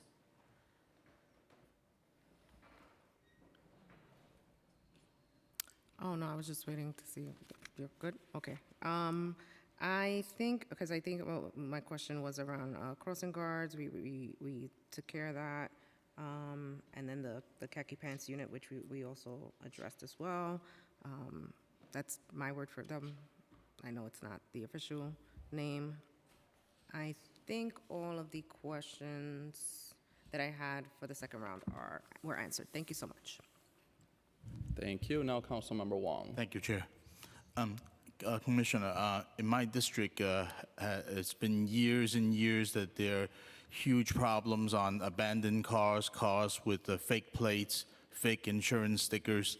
People move here from out of state and decide to leave their cars there because it's an industrial area, and then they leave in there weeks or even months. And I want to thank the Transportation Bureau and the traffic agents who work in and around my district. They have been extremely responsive, and they do everything they can with the resources they have. My question is, are there any plans in this fiscal plan to increase the headcount for traffic enforcement agents citywide and especially in Queens North? So on traffic enforcement agents, we are not yet to our budgeted headcount, and so no, we are not now requesting additional traffic enforcement agents. But I agree with you, I am very proud of the work that has been done on rotos. If you look at, which is really addressing abandoned and derelict vehicles. 2024, we had 25,760. 2025 was over 34,000 removals. Okay, please see if there's a possibility, if you can increase the headcount. The other limitations is that we hear is pound space. There's only so much room to store vehicles, especially chronic illegal parkers and abandoned cars.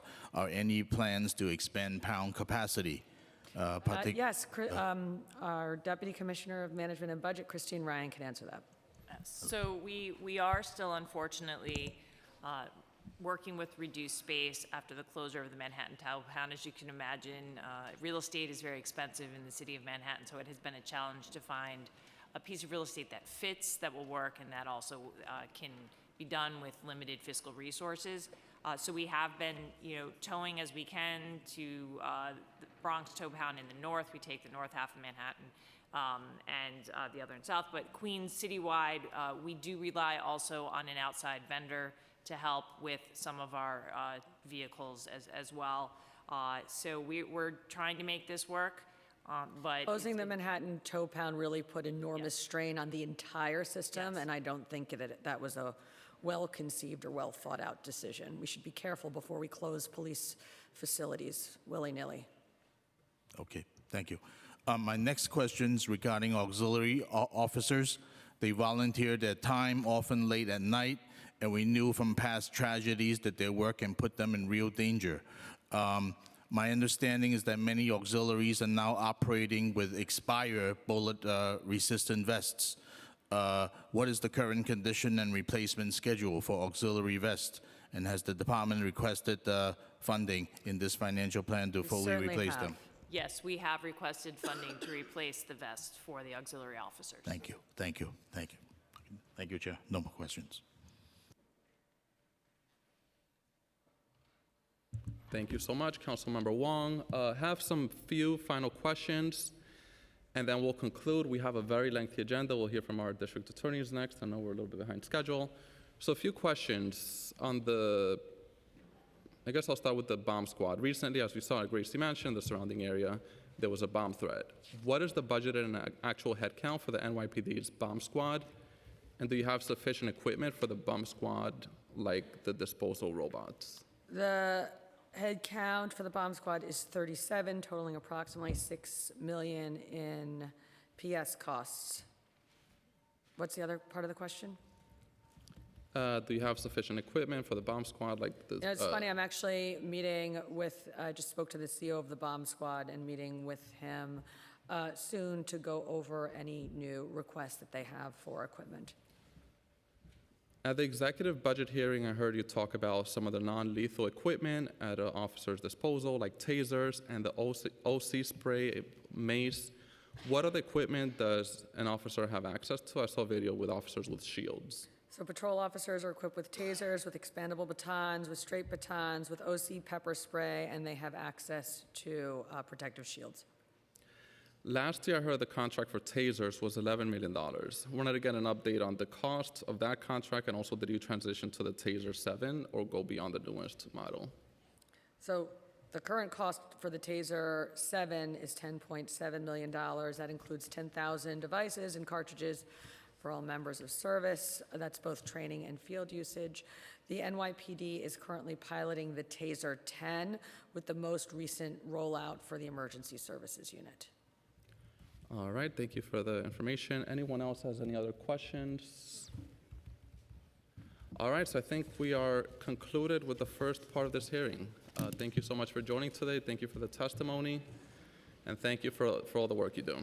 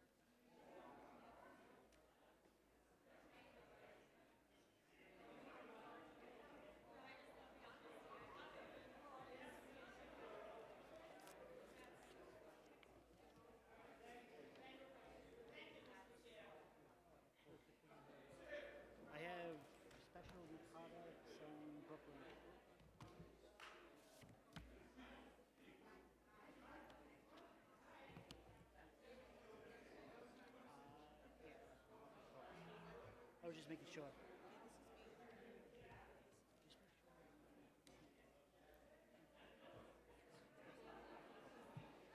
Madam Chair, doing good.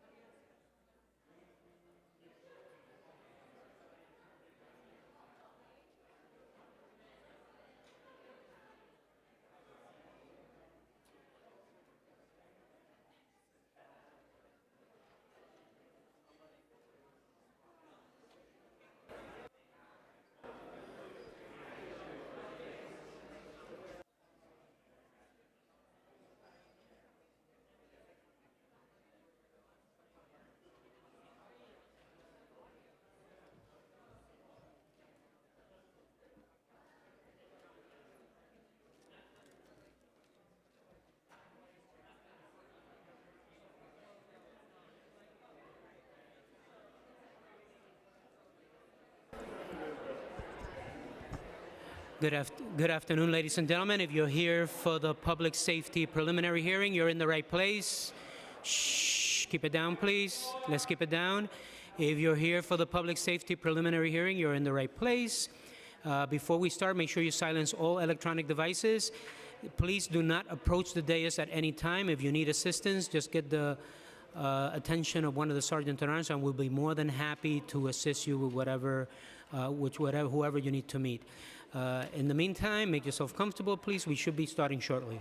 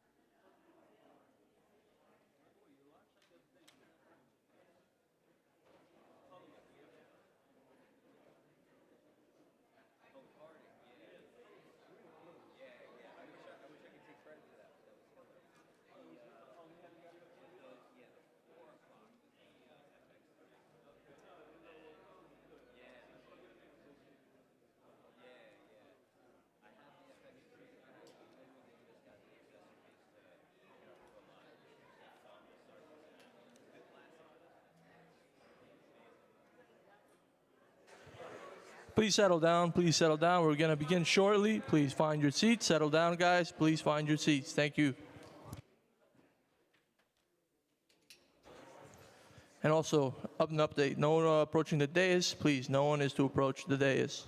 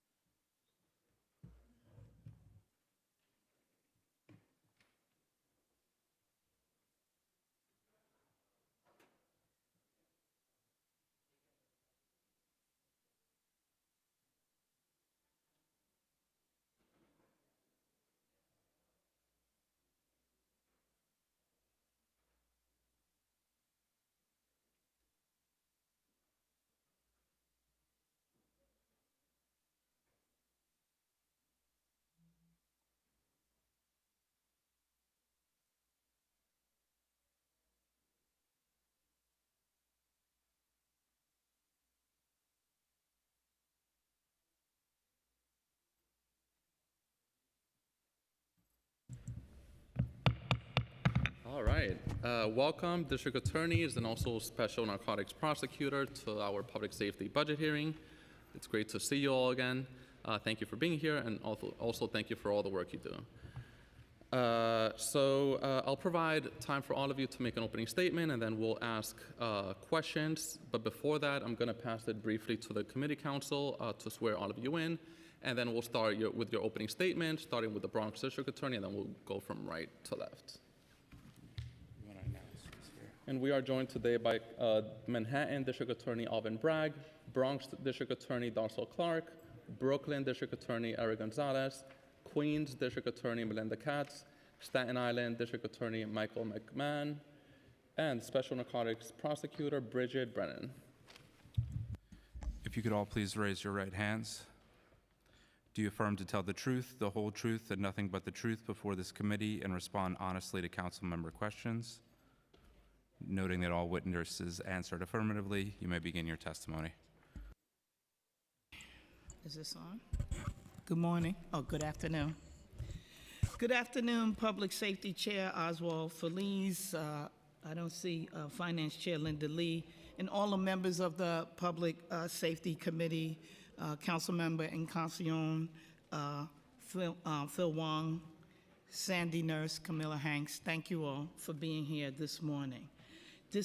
Thank you for giving me this opportunity to speak with you today. I am Darcel Clark, Bronx District Attorney.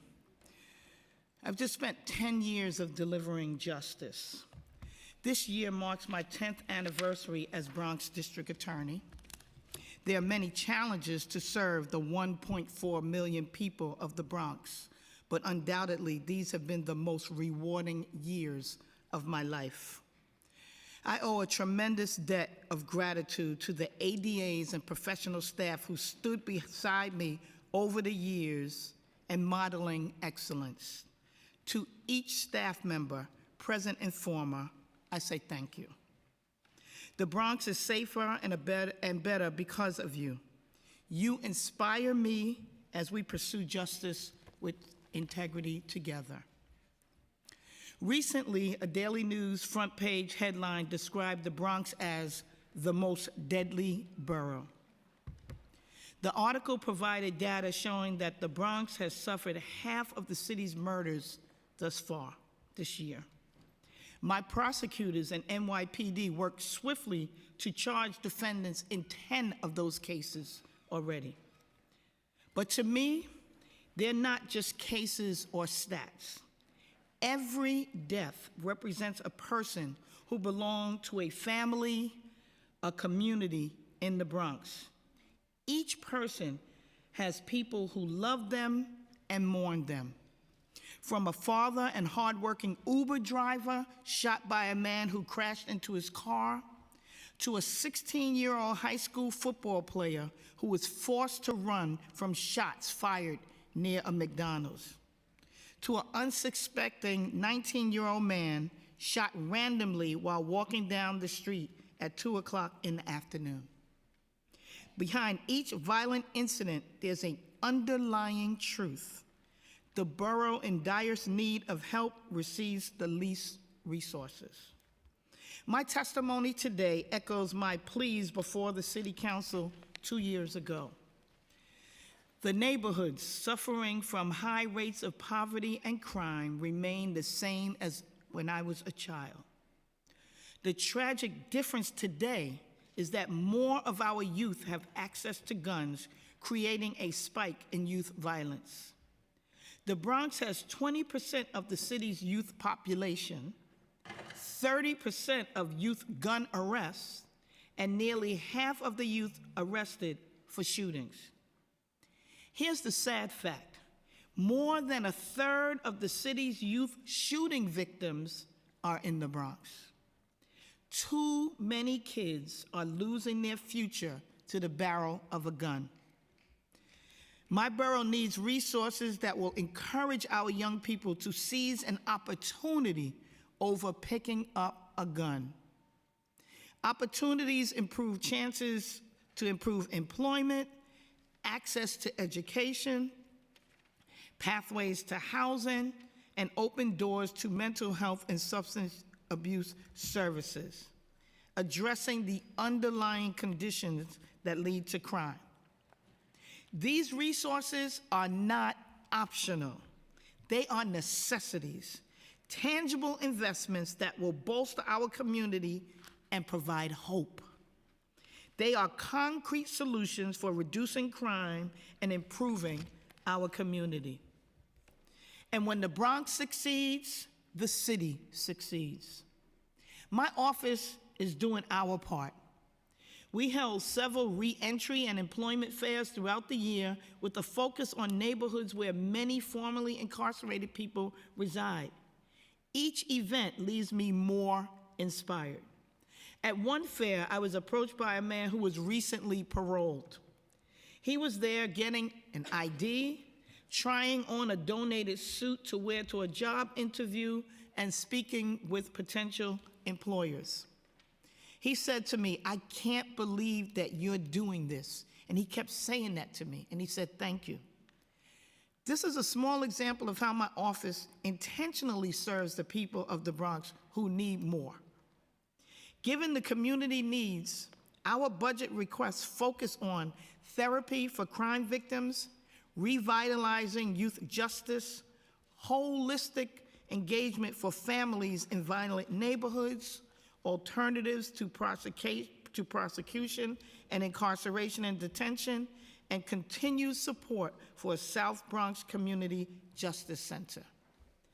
The NYPD submitted 52,211 arrests in the Bronx to the Bronx District Attorney's Office in 2025, a 9% increase from 2024, and a 22% increase since 2019. In 2025, our Crime Victims Assistance Bureau delivered free support services to 8,774 new and existing clients. 493 of them were children. CVAB provided nearly 55,000 direct assistance services and referrals to victims of sexual assault, domestic violence, human trafficking, and elder abuse. Our trauma therapists provided 22,000 sessions to 230 new clients and 74 pre-existing clients. They provided trauma therapy to 60 children. We provide all of these services without cost, regardless of whether there is an active criminal case. I stand with victims of crimes and their families. I stood with the parents of Nicholas Dominici, the toddler killed by exposure to fentanyl in a home daycare center that was a front for a narcotics operation. Fulfilling my promise that the operators of the daycare would face justice in the Bronx for their beautiful son's murder. And on March 4th, I stood with them as the defendants were sentenced to 25 years to life. CVAB advocates and therapists were there too, and will be with them for as long as they need them. Unfortunately, CVAB has a shortage of therapists. To bridge this gap in service, we're asking for $2.2 million in fiscal year 2027 and $2.1 million in baseline funding to hire more therapists. When considering our youth, I note that we raised the age, but now we must lift a generation by revitalizing the youth justice system to stem the loss of our young people to gun violence, death, and prison. I established a Youth Justice Bureau with ADAs and professional staff, all of whom have been trained on adolescent development, programming, alternative dispositions that are available to hold youth accountable when appropriate. During its first year, the Youth Justice Bureau screened all juvenile and adolescent matters through a youth justice lens and strengthened relationships with the courts, law enforcement, community partners, and service providers. When staffing is complete, the Bureau's prosecutors will handle all cases involving youth defendants. This Bureau is piloting an initiative called the Justice Innovation for Bronx Youth, or JIBY as we call it. The goal of this program is to serve high-risk youth with partners providing clinical screenings, case management services, and an assessment tool and training, mental health and substance use services, credible messengers, and spiritual guidance. The JIBY pilot is funded in part by a federal grant of $650,000 over 3 years. To receive these funds, our office must match the funding received over 3 years. I'm asking the city to provide $600,000 to cover the total cost of this pilot. Upon its success, it will serve as a template for expansion. In January, I held a youth justice stakeholders convening to increase cross-agency and cross-sector partnerships and identify practical strategies for prevention, intervention, diversion, and re-entry support. Our shared goal is to build a more equitable, effective youth justice system in New York City. There was a consensus among the 40-plus participants that the city should seek further resources. I informed the stakeholders that since Raise the Age law was passed and funded as part of the state budget in 2017, the city has been excluded from receiving state funds. I'm pleased to report that the Assembly will include a new proposal to make New York City eligible to receive state funding to support expenses for Raise the Age, and the Senate has a bill to carve out $50 million to establish the Youth Justice Innovation Fund. Another resource my office developed is called Bronx Restore, a prevention and engagement program for 30 high-risk individuals in the St. Mary's Park area and Fordham area, which have high rates of gun violence and other violent offenses. The state invested $3 million in this public health approach to the root causes of violence. Community-based partners provide a stipend for participants who partake in trauma therapy, job readiness, financial literacy, conflict resolution, restorative justice, internship opportunities, mentorship, and case management. For years, I have been advocating for a South Bronx Community Justice Center. The mayor's office and the city council each allocated $1 million in operating costs for the city-owned site at 630 Jackson Avenue at the nexus of Mott Haven, Melrose, and Morrisania. And I have to tell you, I'm deeply appreciative of that. However, there are significant additional costs and capital expenses. I ask that the city make the South Bronx Community Justice Center a priority now by committing to baseline operational costs and funding capital expenses for renovations, upgrades, and repairs of the site. Every other borough has at least one justice center. The Bronx is long overdue to have its own. In closing, I'm here today proud of my exceptional staff and advocating for the 1.4 million people of the Bronx. Their admirable persistence, resilience, fortitude, and optimism, in a word, their grit represents the best of this great city. When the Bronx succeeds, again, the city succeeds. The Bronx is not only where I serve, it's the place that I've always called home. For me, this is personal. I speak from my heart, and I hope that you will take it to heart. Thank you very much for your time.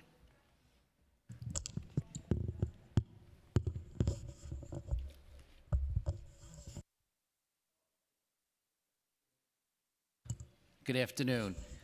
Certainly a hard act to follow. It's been my privilege and honor to serve those 10 years alongside D.A. Clark as District Attorney of Staten Island. Good afternoon. My name is Michael McMahon, and I'm also honored to sit here with my other colleagues who represent the best in prosecution, not only in our city, but in our country. Some of us are also alumni of this august body, and it's always a pleasure to come home, if you will. And I thank you, Chairman Feliz, and Majority Whip Camilla Hanks from the great borough of Staten Island, Councilmember Encarnacion, Councilmember Nurse, and Councilmember Wong. Thank you for your attention to our testimony today and giving us the opportunity to discuss with you these very important issues. As Staten Island's Chief Law Enforcement Officer, I am incredibly proud of all the work we have done in my office together with our partners in the NYPD, neighboring law enforcement agencies, and all of our partners who call our beloved Staten Island home to make our borough a safer place. While there remains much work to be done, everybody here today should be encouraged by the record low crime numbers reported on Staten Island last year. Violent crime, particularly homicides and shootings, reached historic lows in our borough in 2025. For the third straight year, Staten Island recorded double-digit decreases in stolen vehicles. Catalytic converter thefts were down over 90% in 2025. And as I stand here or sit here before you today, incidents of retail theft are down almost 50% on Staten Island. Additionally, we also saw encouraging progress in our fight against the opioid and overdose epidemic, with Staten Island recording a 49% decrease in opioid overdose deaths, the largest decrease in all of New York City. And while Staten Island proudly remains the safest community of 500,000 residents in the country, now is not the time for us or anyone else to take a victory lap. We know that domestic violence, youth crime, and the omnipresence of scams remain massive public safety issues for Staten Islanders and their families, and we are committed, with your help, to doing everything in our power to turn the tide and help restore both public safety and peace of mind back to our beloved borough.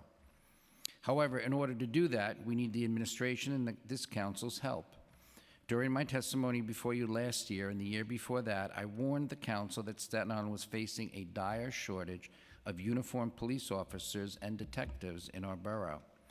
Despite our persistent pleas, Staten Island has 20% fewer cops patrolling our shores now than we did 5 years ago, and fewer cops deployed on Staten Island than there were in 1968, when our population was half the size it is today.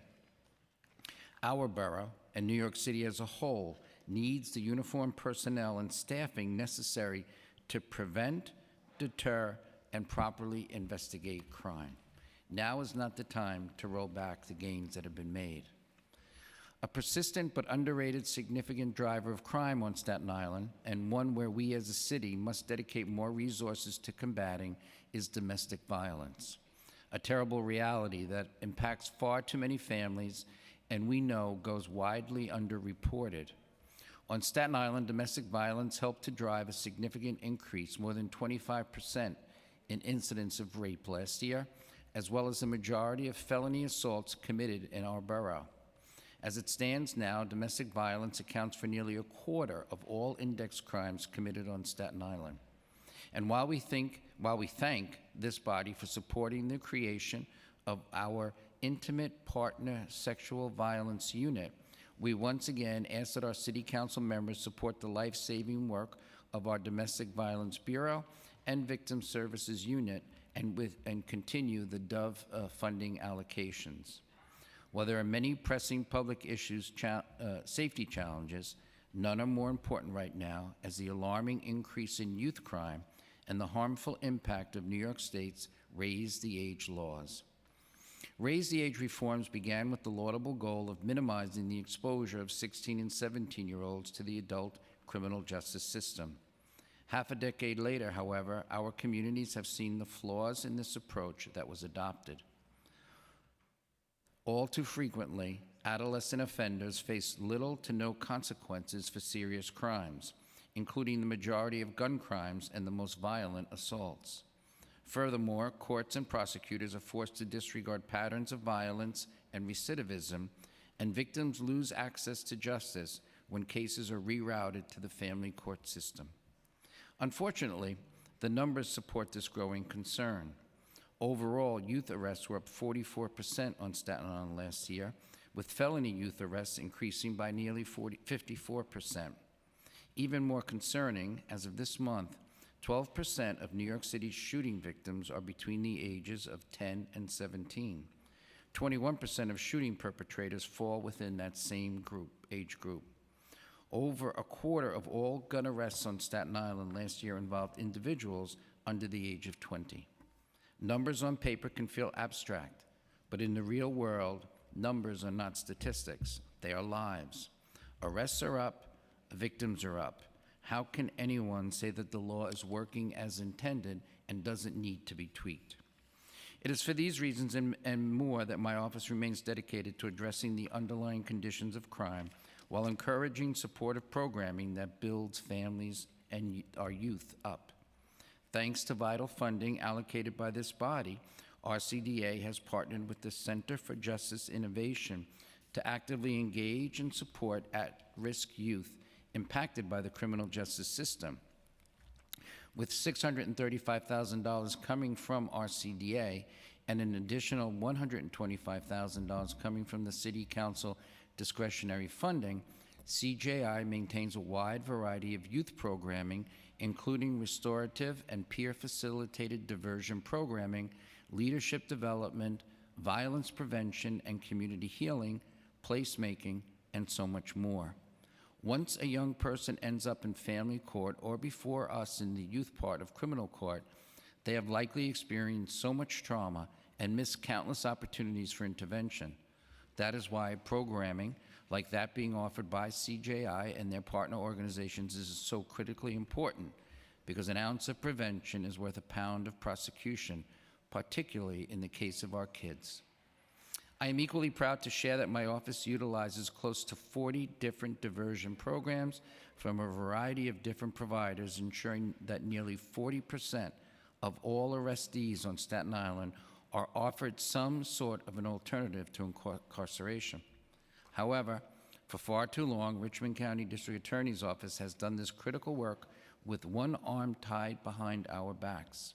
Staten Island remains without a community justice center, and while we graciously received $5 million in capital funding 2 years ago at the request of Councilmember Hanks, capital funding is desperately needed to correct this inequity and bring this dream to fruition. As my office continues to work tirelessly to combat these challenges, our success depends entirely on us working together to make our city as safe as possible.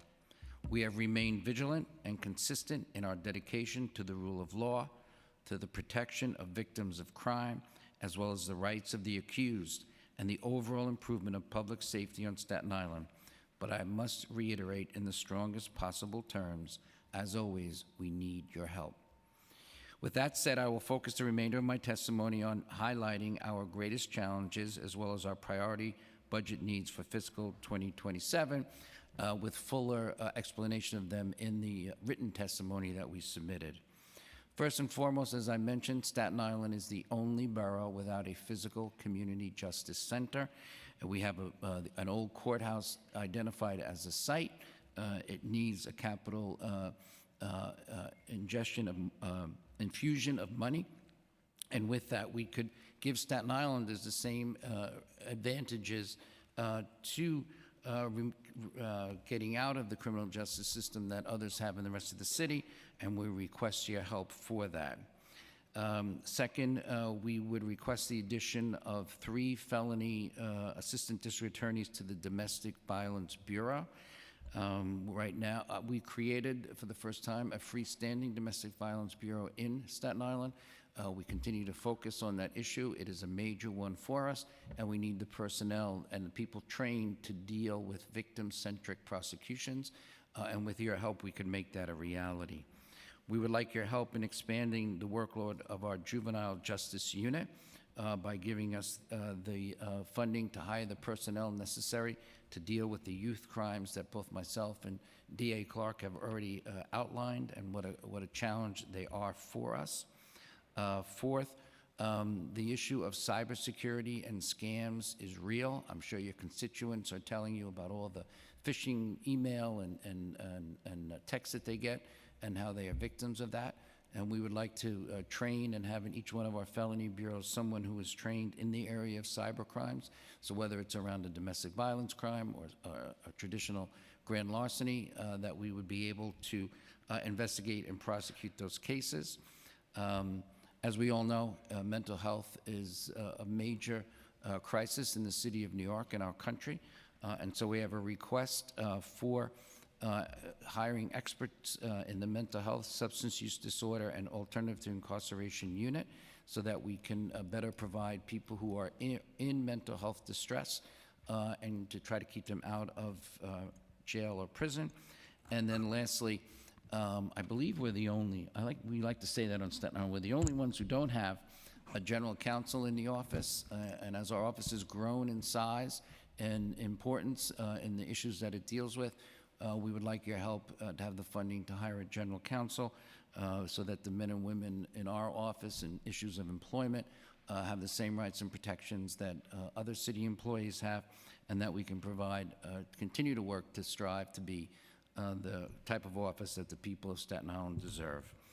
I want to thank you for your time, attention, and consideration of my testimony. It would be my pleasure at the end to answer any questions, and we look forward to our continued partnership with the New York City Council, in particular Councilmember Hanks and Carr and Morano, our representatives, striving to make Staten Island the best place that it can be and the safest and strongest community that it possibly can be. Thank you.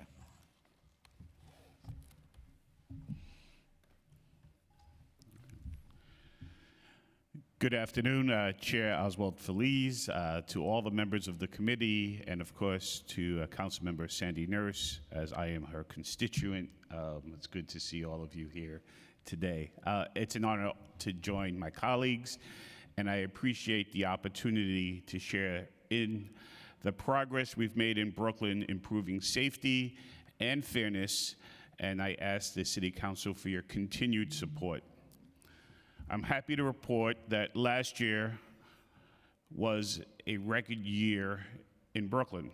In 2025, Brooklyn set a new standard in safety with the lowest number of homicides and the lowest number of shootings since the NYPD began keeping these statistics. That momentum has continued so far this year.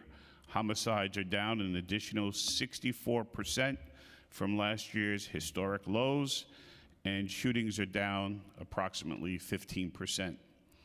As someone who grew up in one of the toughest neighborhoods in New York City, in East New York, in the 80s and 90s. This transformation is truly incredible. I'm grateful for the hard work of my staff and our partners in the NYPD, and of course the many community leaders and partners who show up every day in the county to do the hard work. But while we're setting new standards for safety, the Brooklyn DA's office remains hampered by structural funding inequity rooted in the cost of our rented commercial office space. We remain the only district attorney's office without space in any municipal buildings. Brooklyn prosecutes the highest case volume in the city by far. Last year, it was approximately 80,000 cases, 79,000 and change. We're up 5% this year, looking like we'll be over 80,000 this year. We also serve the largest population, one of the most diverse populations, and we handle thousands more felonies than any other borough, including thousands of more violent felony offenses. But because Brooklyn has such a large part of our budget consumed by rent, what's left over to actually do our work is severely compressed. When you adjust for the cost of our office space, our peer offices, some, have up to 51% more funding per arrest than Brooklyn. I'll say that again, 51% more per arrest than Brooklyn. The disparities are also, if you look at by resident, and they're even more stark. Two of the offices have 80% more funding than Brooklyn per resident served after accounting for rent. Now, my point is not that any of my colleagues here deserve any less money to continue to do their important work. My point is that Brooklyn is in unique need to catch up. When our prosecutors are stretched too thin, they have less time to evaluate each case, they have less time to engage victims and witnesses, and they have less time for diversion and restorative justice approaches. I'm asking the council to address this structural inequity, and it is within that context that I ask for your support for these requests this year. First, we're seeking dedicated funding to combat hate crimes, something I was grateful to discuss with Speaker Menon earlier this month. Brooklyn typically sees among the most hate crimes in the city, and our numbers remain up year after year. In fact, we're up 137% in hate crimes in the past 5 years. When I established a hate crimes bureau in 2018, the first in the city, we didn't receive any funding for it. We simply diverted resources from other parts of our office. But because hate crimes have more than doubled since 2018, we need dedicated funding to properly meet this challenge. Of course, much of this hate crimes in Brooklyn, more than 50% of those hate crimes are anti-Semitic hate crimes, and it's an increasing number of cases each year. We're also asking for support for our diversion and restorative justice program. These approaches, I think, most of my colleagues here agree, help to produce lower recidivism and higher victim satisfaction. But handling cases with individualized attention requires labor-intensive work. I know many members of the council at large have expressed interest in restorative justice work in particular, and I hope you'll support the investments needed to embed restorative justice into the culture of our office. Our budget request this year also includes funding to create a housing justice bureau to protect seniors and others from deed fraud and predatory scams. These crimes can force victims from their homes and rob families of generational wealth. Much of Brooklyn is ground zero for these cases, especially central Brooklyn. Members of our Brooklyn delegation have raised this issue directly with me because of the impact on vulnerable constituents, and we need your support for a comprehensive approach. That would include prevention through education, harm mitigation using appropriate civil tools, and prosecution as appropriate. But this bureau would also do more than simply prosecute people in that thing. It would do some of the work that we really need to see in this city. holding unscrupulous landlords accountable during illegal shutoffs, lockouts, and other harassing practices that rise to the level of criminality.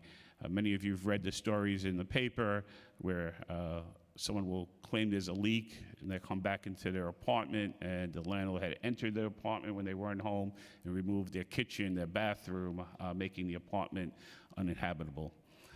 And I know many of you also care about animals, as I do.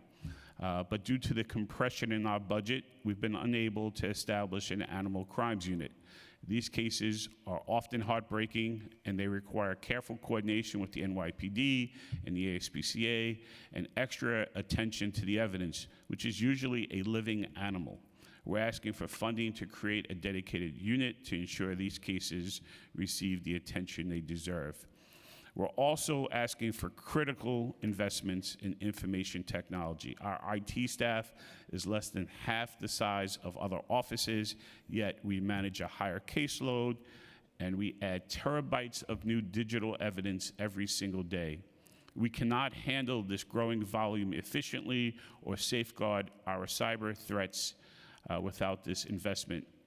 It's critical. And just to put some additional emphasis on it, because we have thousands more cases, we take our digital needs are even higher, and they're growing. Just on body cams alone, a terabyte is literally well over 100 iPhones a day. That's how much volume we're being asked to store a day, and we have to store that often for 25 years or more. And finally, we're asking for funding to continue and expand Project Restore. This is the program that the City Council has funded for the last few years, and I want to say thank you. This program gives young people caught in cycles of gang violence a real off-ramp. It's counseling and job skills, life skills, and restorative justice that saves and transforms lives. I think it's a big part of the reason why Brooklyn has seen a tremendous reduction in shootings and homicides, especially in the area where these programs work. We've seen that those areas have seen tremendous declines in shootings. It was launched in Bed-Stuy. Gun violence has gone down there, and we're bringing this model finally to Brownsville. I'd like the City Council to understand that when Columbia University reviewed our program and the great success that it had in transforming lives, it also noted that for every dollar invested into the program, the city saved $6.70 in incarceration and emergency costs. So it's not just a proven public safety approach that's in Brooklyn and now coming to the Bronx, it's also sound fiscal policy. Our work in Brooklyn has also proven that we can lead with safety and fairness, even with the limited resources that we have, but the structural compression of our budget is imperiling that continued progress.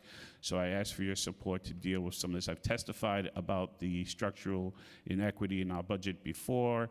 I am grateful to the City Council for the funding that you did give me last year, especially for Project Restore and some other programs dealing with domestic violence and youth violence. I grew up in a different Brooklyn than the one that we have today, but I'm looking forward to make sure that we can continue that success. Thank you. Good afternoon. My name is Melinda Katz. I am the Queens District Attorney. I want to thank you for welcoming us back. I was a council member for a lot of years with Michael McMahon.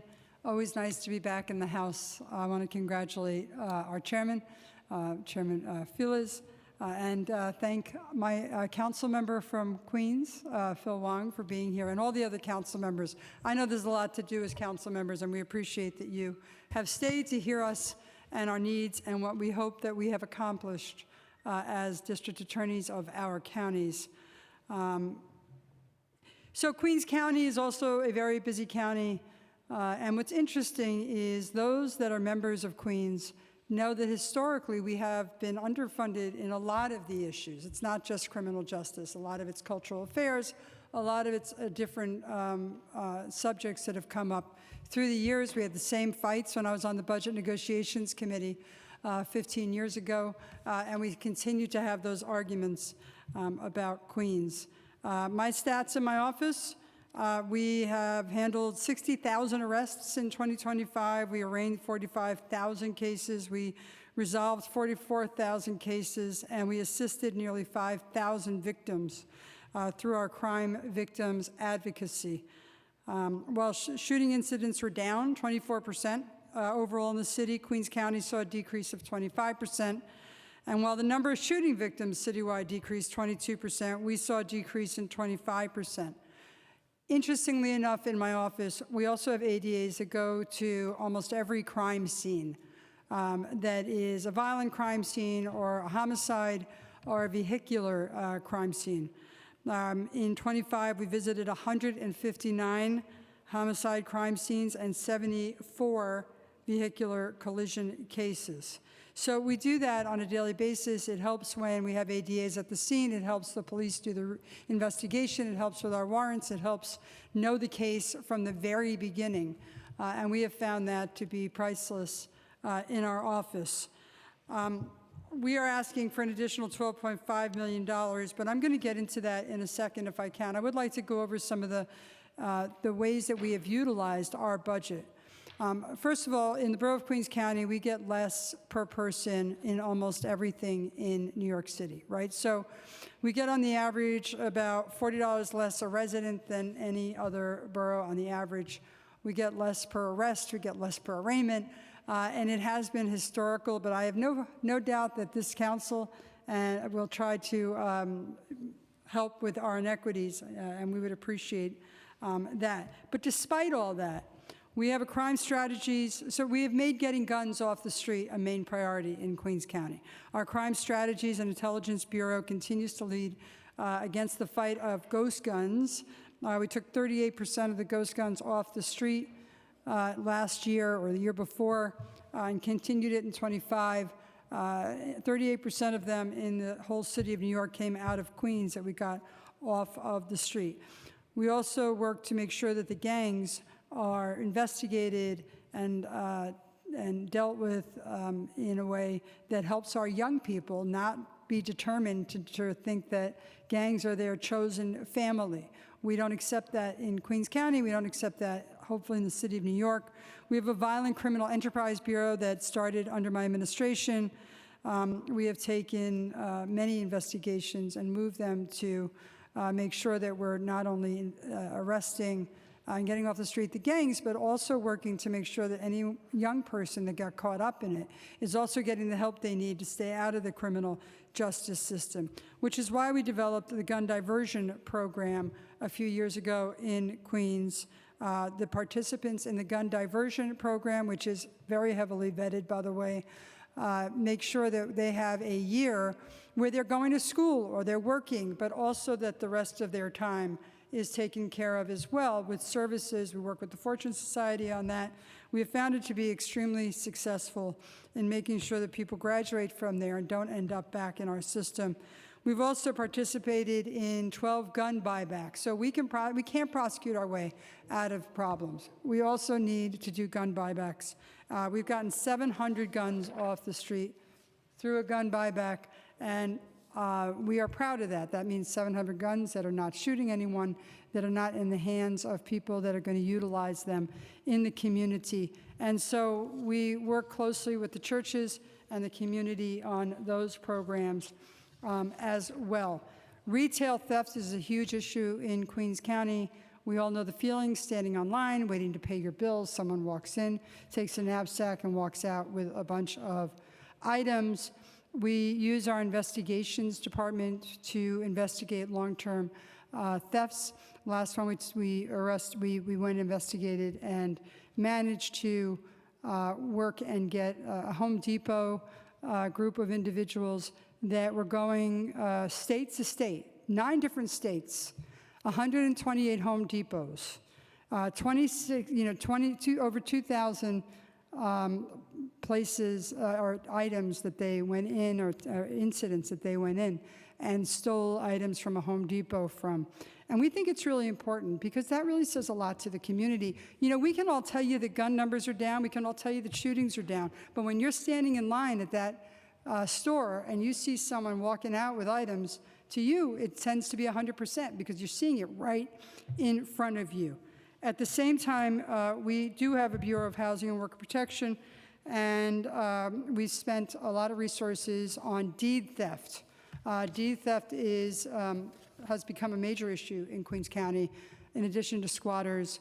And, you know, we managed to get people's homes back. The legislature passed a law about 2 years ago that allows us to get homes back to third parties who have bought homes that they were not able to buy, and people that sold them had them illegally. So we work quite often in making sure that we get people's homes back, you know, homes that they've worked for generations sometimes, and we make sure that we get them back. At the same time, we spend a lot of our resources on the community. We go into the community, we go to the community boards, we go to precinct councils, so that people feel comfortable referring their cases to us, so that there is a knowledge of law enforcement, that we put a face to law enforcement, that we gain, hopefully, trust and cooperation from our witnesses and from our victims. And I believe that's a very important part of what our office does. But that, and we also send people into our schools, and we don't just send them into junior high schools and high schools, we also send them into elementary schools so that they also put a face on someone that is not an attorney who cares deeply that our youth does not end up in the criminal justice system. And I do have a youth empowerment group that does that every single day, and that's all they do, is work to make sure that our young people don't end up in the criminal justice system. And it has been quite successful. The schools seem to like it. The community groups have them speak at their organizations, and the youth then feel comfortable going to the people we have in the community and asking for help, and their parents or guardians feel comfortable as well approaching us. But all of this is done with less money per individual, per resident, per arrest in the city. So I am requesting money not only for helping out, because we also have that issue where we pay rent. We are actually 950 people in 5 locations, some of which we pay rent to, some of which we don't. And so we spend a lot of money on that as well. But the money that we do need extra is going to fund the Rehabilitation and Restoration Services Bureau, our crime victims advocacy, interpreter staff. We need more interpreter staff. We need more people that speak different languages. We are 190 countries and almost 300 languages in the borough of Queens County. I need to be able to service my witnesses and my victims when they come in for help, and the defendants when they come in for help, to make sure that people understand and that there's someone that is accessible on those services.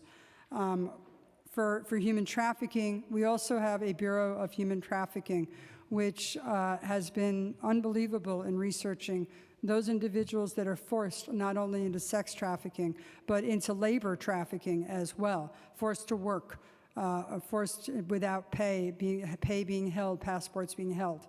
So we want to expand those services as well. The details of our funding application is in my testimony that we have handed to you. I can only say that we try to do justice at every level with any amount of money we have. It would certainly be a better thing for our office if we were able to spend the money not only on prosecution, but also on making sure we keep people out of the criminal justice system. I do believe that we owe our constituents that as a balance. I thank the council for our funding for last year. We got money for a crime lab, which will be unbelievably helpful in making sure that we're able to download phones and computers, and we can do it right on site. And so thank you for being so responsive to that request, and I look forward to working with you this year as well. Thank you. Good afternoon, Chair and members of the committee. I'm Alvin Bragg, the District Attorney for New York County. Unlike DAs Katz and McMahon, I was not a member, but I was a staffer, so I also want to thank not just the members, but the incredible staff here at the council.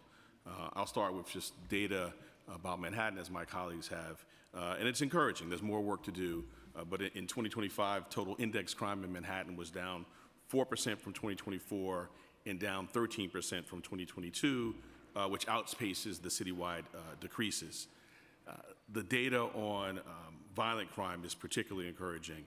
Homicides are down almost 50% compared to 4 years ago.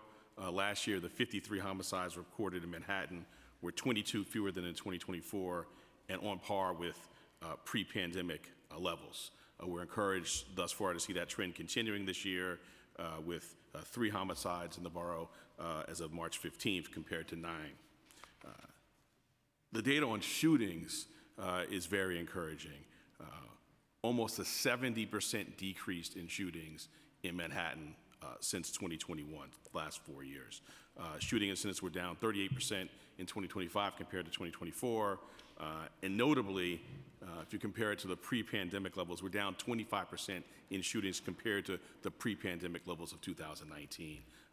District Attorney Gonzalez mentioned East New York, and I often compare notes. I grew up in Central Harlem, which historically is the part of the borough with the most violence. I still live there. We see the benefits of this progress, but we have a lot more work to do. I wanted to highlight 3 areas of our work and then specifically highlight some of the asks in the written testimony. The first is hate crimes, and it comes with a very big thank you, which is a recurring theme from Manhattan to this council. A few years ago, we requested and were given $1.7 million by the council to expand our hate crimes unit. We went from 2 to 15 specially trained prosecutors. We hired new investigators and new analysts. We expanded our community outreach. The funding that you provided to us has helped our Survivor Services Bureau hire and retain victim service advocates with cultural competency to assist the Jewish, AAPI, Muslim, and LGBTQ communities. We're profoundly grateful for that money and that funding to do the work. We're encouraged that Manhattan reported hate crimes were down 30% in 2025 compared to 2024. We know it's an underreported crime. We will continue to do the outreach and continue to support. But I wanted to thank the council and report back on what we've been doing with the funding you provided. Second, retail theft. Again, the numbers are heading in the right direction in Manhattan, but there's more work to do. Retail theft complaints were down 11% in 2025 compared to 2024. This is in part due to the work of our Manhattan Small Business Alliance. We've brought together small business owners, bids, law enforcement, and service providers to target our efforts. We've zeroed in on those who are doing this conduct over and over with a focused deterrent strategy. And in 2025, we prosecuted 6,700 misdemeanor retail cases and another 1,800 felony retail cases. We're getting people into meaningful treatment for drug and mental health issues through our Pathways to Public Safety Division when appropriate, and where appropriate, we're seeking incarceration. In addition to sort of this day in, day out work, we're also following the money. DA Katz talked about work she's doing in Queens. Similarly, in Manhattan, we're actually scheduled to go to trial shortly this year on a case against a brother and sister tandem that were, we allege, operating a fencing operation with approximately $1 million in stolen goods. So that complements our approach to retail theft. Third, kind of worker and tenant protection. And again, this comes with a very, very big thank you. Funding from the council helped us start our worker protection unit and helps us to continue to stand up for hardworking New Yorkers and hold accountable companies that are lining their pockets at the expense of employees. So just to report back, in 2025, indictments resulted in nearly $600,000 being returned to 22 workers from unscrupulous employers. We were also able to return over $1.4 million to the New York State Insurance Fund through 8 cases prosecuting companies that defrauded the fund by failing to pay proper workers' compensation insurance premiums. We all know about the affordable housing crisis in the city and in Manhattan, and our tenant protection unit has been focusing on criminal misconduct by landlords. The cases we've brought include charges for abusing governmental affordable housing programs like 421A, tenant harassment, deed fraud, and rental scams. Just by way of one example, we indicted and are prosecuting Daniel Oheb Shalom and his companies for multiple counts of harassment of rent-regulated tenant in the first degree, and we'll continue this important work with your support. Now, I want to sort of just raise up from the written testimony 3 specific asks. One relates to our domestic violence work and our Special Victims Division. As I think we all know, domestic violence is one of the most common crimes in New York City and the nation, yet it is still underreported. When I took office, I created the Special Victims Division, which houses our intimate partner and Special Violence Bureau. And again, I want to thank the council for providing funding for our Survivor Services Bureau. That work is so essential to all that we do, but in particular our domestic violence and intimate partner violence work. Just to put some numbers on this, in New York City, domestic violence comprises about 40% of all felony crimes. As of March 12th of this year in Manhattan, we have more than 1,600 intimate partner violence cases pending, including about 500 felony intimate partner violence cases. And again, we know there's underreporting in this area. We know that there's a lot more to do in terms of outreach.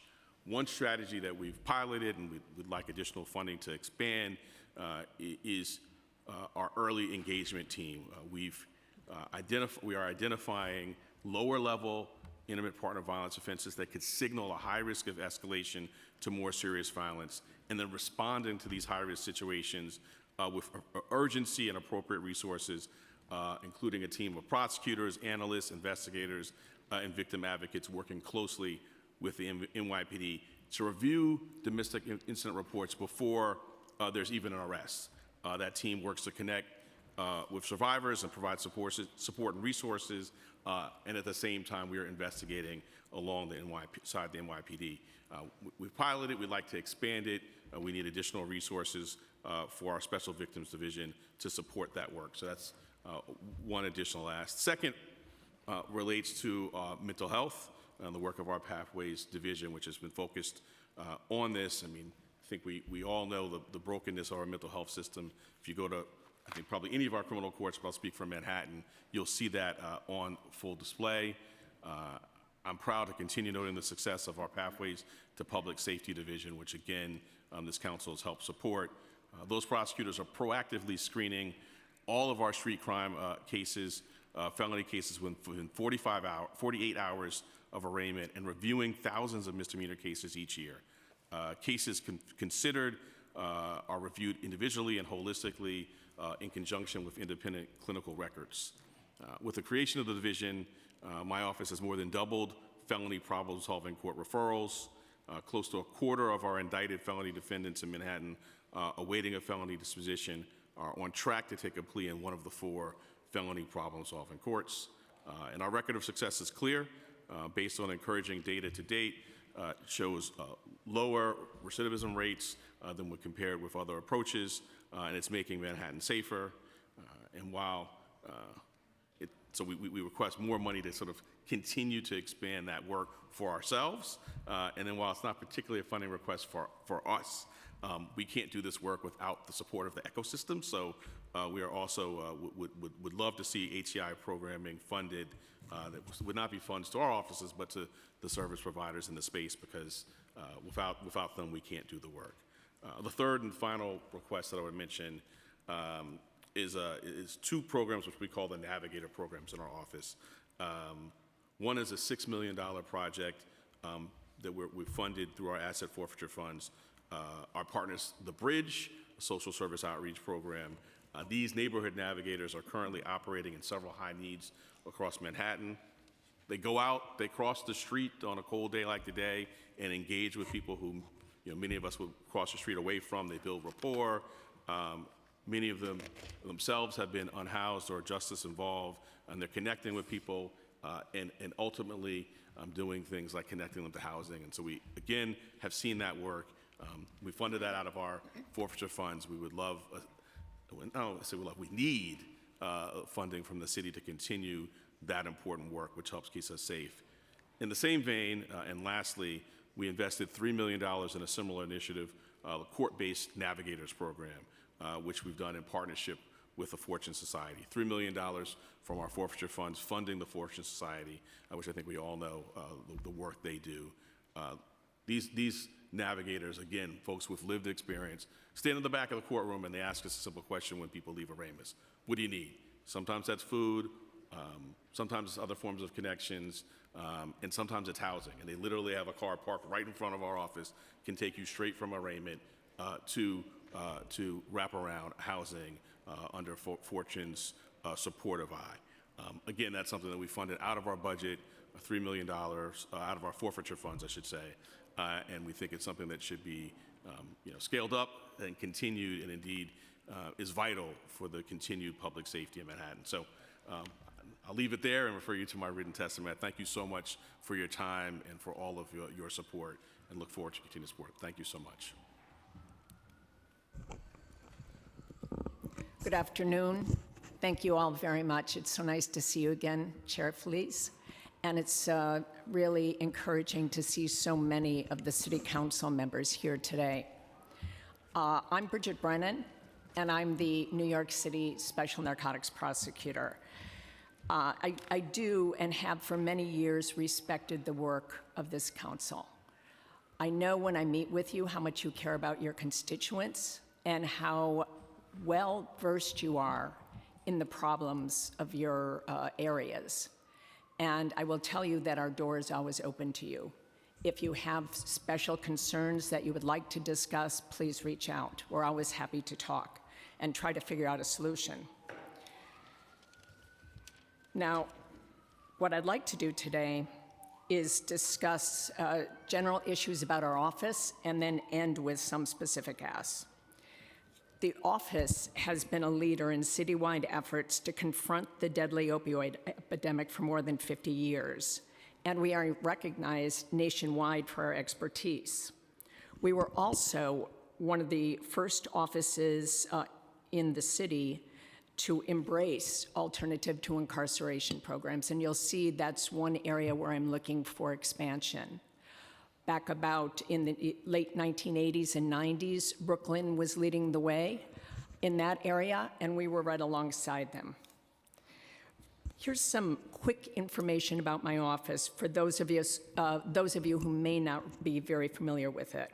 We prosecute felony narcotics crimes and related crimes throughout all 5 boroughs. We were established more than 50 years ago, and we focus on fentanyl, cocaine, heroin, and similar lethal drugs, as well as the crimes committed in conjunction with the possession and distribution of those drugs. We work with the NYPD, the DEA, we work with other state agencies. New York City is a central area for the distribution of high levels of narcotic substance throughout the East Coast as well as throughout the state. I'm appointed by the 5 elected DAs. All my bosses are sitting here today, and they oversee our office. Our assistant district attorneys are members of one of the 5 offices. And our office has been a leader in citywide efforts to confront the deadly opioid epidemic and is recognized nationwide for our expertise in conducting sophisticated narcotics investigations. Now I'd like to start out with some good news. After years of record high fatal overdoses in New York City, they have dropped sharply over the past 2 years. In 2024, overdose deaths in New York City decreased by about 1/3, totaling a little over 2,000, following consecutive years of more than 3,000 deaths. By working together with the 5 DAs, other law enforcement, the New York City Health Department, treatment providers, educators, and civic leaders like yourselves, we've achieved a sustained decrease in drug-related fatalities. As someone who has worked in this area for decades, I can attest that the fentanyl epidemic is the worst we've ever seen, and that collaboration among all those involved in addressing every aspect of the epidemic was the best I have ever seen. We know that drug use and addiction issues are complex, with a tremendous impact on families, neighborhoods, and communities. Over the past 3 decades, we've also learned that it takes commitment, education, treatment, and a broad range of expertise and resources to rein in an epidemic. We all agree that law enforcement is but one tool in our efforts to address this problem, and that it can be used as leverage to help those with substance use issues access other resources. In our submitted written testimony, you will see examples of the cases we bring, including against major narcotics traffickers and those engaged in violence or who endanger communities across the city. The number of guns now being seized in our narcotics investigations is very large, and it's different than we've previously seen. We are seeing drug sellers offering sua sponte to sell guns to their customers. We are seizing guns in places that we historically have not seized guns, like shops that are set up to package fentanyl or package cocaine. Historically, we've not seized guns there, and now we are. We're seizing lots of them, too. And if you look through our submitted testimony, you'll see that reflected in the summaries of our cases. We prioritize drug cases with guns for obvious reasons, and I look forward to collaborating with you to promote the health and safety in our communities and fairness in our criminal justice system. Again, I'm always happy to talk about specific concerns. And while overdose deaths are no longer at record high levels, we're not out of the woods. New York City's drug market is more unpredictable than ever before. We continually identify new synthetic substances mixed in with fentanyl, heroin, and cocaine when we recover drugs during investigations. And some of these mixtures originate in Mexico, while others are combined here in the city in drug packaging mills or in pill press factories. Although our outlook has improved, we continue to expand our education and outreach. Warning, there is no truth in advertising when it comes to drug dealers. Sadly, many drug users have perished when the drug they ingested was far more deadly than the one they thought they were purchasing. Extremely potent opioid drugs like carfentanil and other fentanyl variations increase the risk of overdoses, and we continue to find them either in the packaging operations or in the drugs that are seized. An array of non-opioid sedatives like the legal animal tranquilizers xylazine and medetomidine may be lethal or cause significant harm when mixed with illegal drugs, and we are finding them mixed with illegal drugs. Whether addressing local crime or high-level international narcotics operation, our office takes a holistic approach, bringing prosecutions. We not only focus on crime control, we try to restore a sense of security to communities. After strategic enforcement has cleared rampant drug dealing and open drug use from neighborhoods, in the neighborhoods where we're concentrating our efforts, we've used asset forfeiture funds or money designated by the City Council for this purpose to support safe recreational spaces in neighborhood where the enforcement has been concentrated. We also dedicate substantial resources to educating the public about the lethal drug market. Our educational outreach efforts touch thousands of young people, parents, teachers, and seniors. For many years before we started our own outreach, I had continually urged the Board of Ed and the Health Department to try to reach out particularly to young people and talk about our dangerous drug supply. And they have many other tasks, and they didn't get to it. And so with the oversight of the Board of Ed and input from the Health Department, we put together our own program, which has been approved by them. And in 2025, SNP staff offered fentanyl awareness presentation to 96 classes in New York City schools, reaching over 6,500 middle school, high school, and college students. And if all works out as we hope, each one of those 6,500 people will be sharing some information with others. Staff also presented to more than a dozen group sessions for faculty, parents, and seniors, reaching hundreds of additional community members. And in case you are unaware, there is a very high overdose rate among seniors. It may be due to weakened condition and long-term addiction issues, or it may be due to purchasing dangerous drugs that they think are prescription drugs online.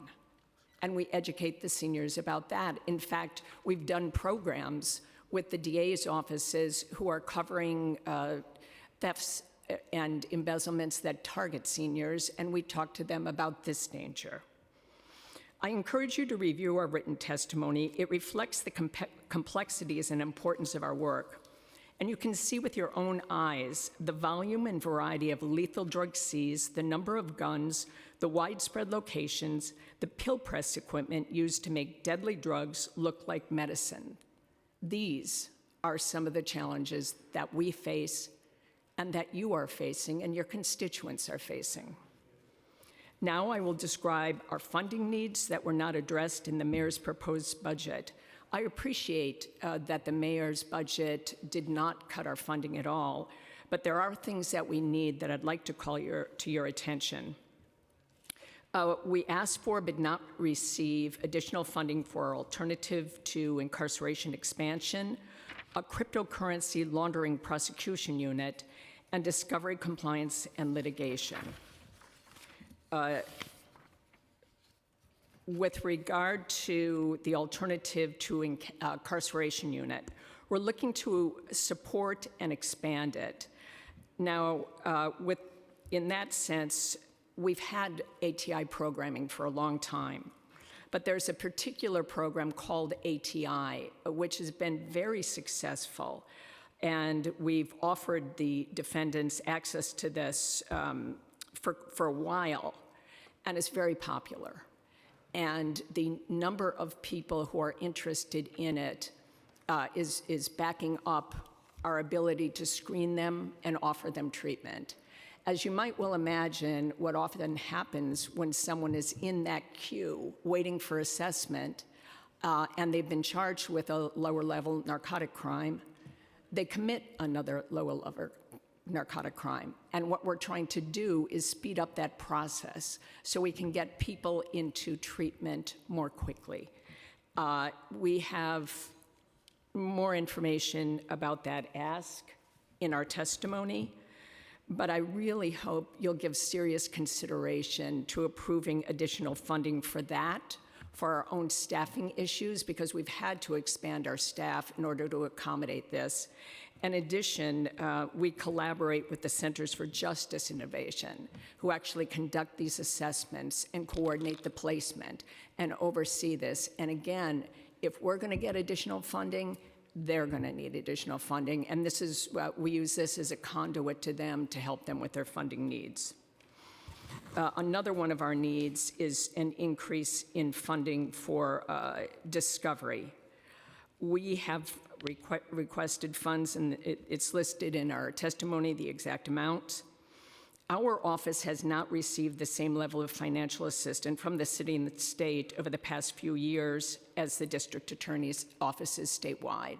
And it's understandable the district attorney's offices have a wide array of cases, many of them involving victims, and have really struggled with it as we have. But we need more money. Because we really don't have the funds we need to keep up with our caseload. So you'll see that we're requesting slightly $2.2 million from the city, which includes $552,000 to expand our discovery litigation unit with 2 additional ADAs and discovery litigation specialists, and to cover associated overhead costs. You've asked some questions about our use of pre-existing funding. Do you want me to address those or wait till the discussion period later? I think we have questions regarding that for everybody, so maybe that part. Okay, I'll hold off on that then.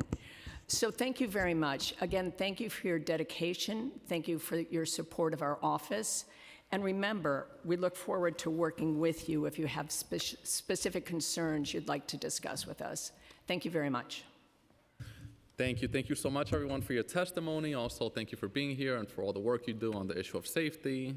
We have many questions about many topics, including funding, discovery, reentry programs, alternatives to incarceration programs. So we'll get to that. But before that, I just want to recognize that we were joined by Councilmember Banks. He needed to leave for another hearing, but also joined by Councilmember Caban and Gutierrez, who have joined after. A few questions. The first question is for the DAs, and also we have a 6-person panel. If we could just keep the answers to more or less a minute, just to make sure we could cover as many topics as possible, and we have many members with a lot of questions. So the first question is for the DAs. You know, many of you said it perfectly. We have to spend money on tools that will keep people out of the system. Spend money on people that will keep, systems that will keep people out of the jail system. If we're prosecuting and then they're going back to the system, then we're not making any progress, and that's obviously not a good system. So my first question for all the district attorneys and also the narcotics prosecutor, if there are any programs that you think would also work, can you list any alternatives to incarceration programs? I'll call them ATIs, reentry programs, or violence prevention programs that you've worked with and you've seen as most effective. If you could just list out the top 2 programs that you've seen as most effective. Also, how costly are they? And also, is there room for expansion currently? Maybe, and I guess for all the questions, we'll start from the Bronx DA, or we could start whatever you all decide. Of course. Thank you, Mr. Chairman. There are a number of ways that we handle trying to keep people out of the criminal justice system, or once they enter to do intervention. I have a community justice bureau just for that. It used to be called the Alternatives to Incarceration Bureau, but it's more than just incarceration. It's really trying to make people whole, and it's about trying to get people on the right track so that they, although they come into the system, that they hopefully will not reoffend. So we do a number of things with that.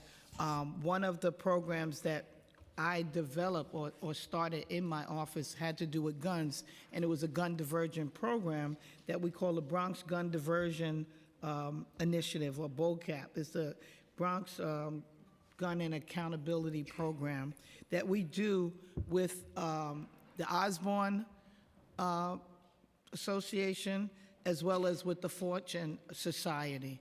I guess it's now 5 years ago that we started that program in order, I saw that there were first-time gun offenders that were coming into a system for various reasons. People are carrying guns, and in the Bronx, you know, in particular, there's some tough neighborhoods, people suffer with trauma, things of that nature, and we developed a 1-year program for these first-time gun offenders that they go through this program, and I spoke about it, you know, a lot of the other similar ones. They go through treatment, trauma therapy, job readiness, all of those things, and we've seen the success of this program, and it's in my written testimony. The Fortune, through Osborne, I think we've had like 110 people, Fortune 117, and we've had 80% compliance and success, and we haven't seen people come back. So that's one of the things that we have. A newer program that we have in-house is something called Bronx Assist, and that is for cases of pre-arraignment diversion program, meaning when people are arrested for low-level, non-violent cases where they're going to get a desk appearance ticket. Normally those cases, they go into the precincts and they have to go to court some 20, 30 days later. At that point, it's too late in order to deal with whatever crisis that person is going through. So under Bronx Assist now, we started with a pilot project in the 44th precinct that connects individuals that are arrested to immediate, services that they may need, whatever the services, the housing, food insecurity, job, whatever, substance use disorder, we connect them right there in the precinct with people who have lived experience in order to give them that connection or that engagement. And that is new. We started it with a small grant that we received from the federal government.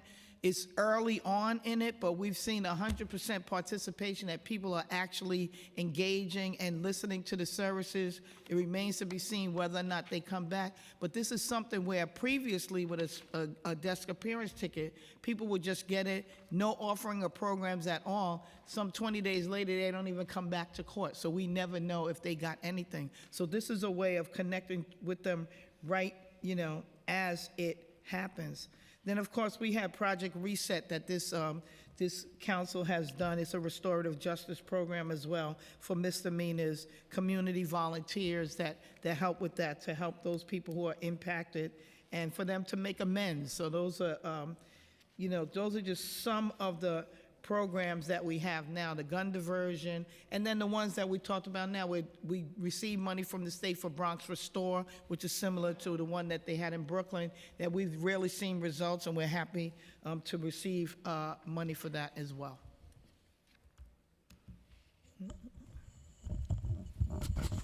Thank you for that question, Councilman, because it really is sort of at the essence of so much of the work that we're trying to do to reduce. Once a crime is committed, we want to prevent the crime from from the get-go. But once it's committed, as much as we can divert or through alternatives to incarceration, we do. One sort of Staten Island story that we're very proud of is what we call our HOPE program, which we began almost 10 years ago, when we were in the throes of one of the worst opioid epidemics driven by fentanyl of anywhere in the country. The death rates were per 100,000 as high as anywhere in the city, anywhere in the country. And the idea behind the HOPE program is, piggybacking on what DA Clark said, is that someone would be met at the precinct by a peer navigator at the moment of arrest, even before booking, and given an offer of a diversion program that would be tailored just for them. If they agreed to meaningfully engage for 30 days, the case would be dismissed. And that program has expanded. Now the offers are made not only at arrest, but also at arraignment or return on DAT, and the types of programs are all grow from that. And we've seen thousands of Staten Islanders who have accepted those offers, who have followed what was prescribed for them, individually tailored by programs and by peer navigators who would work with them, and they've been successful. So I would say to you that when you're thinking about these things, the elements that have to be there is, when is the offer given? When is the intervention? Can it be as soon as possible? Because what had been happening was, under the old drug treatment court models, the offers would be made at the time of plea or conviction, so way down the road through the legal process.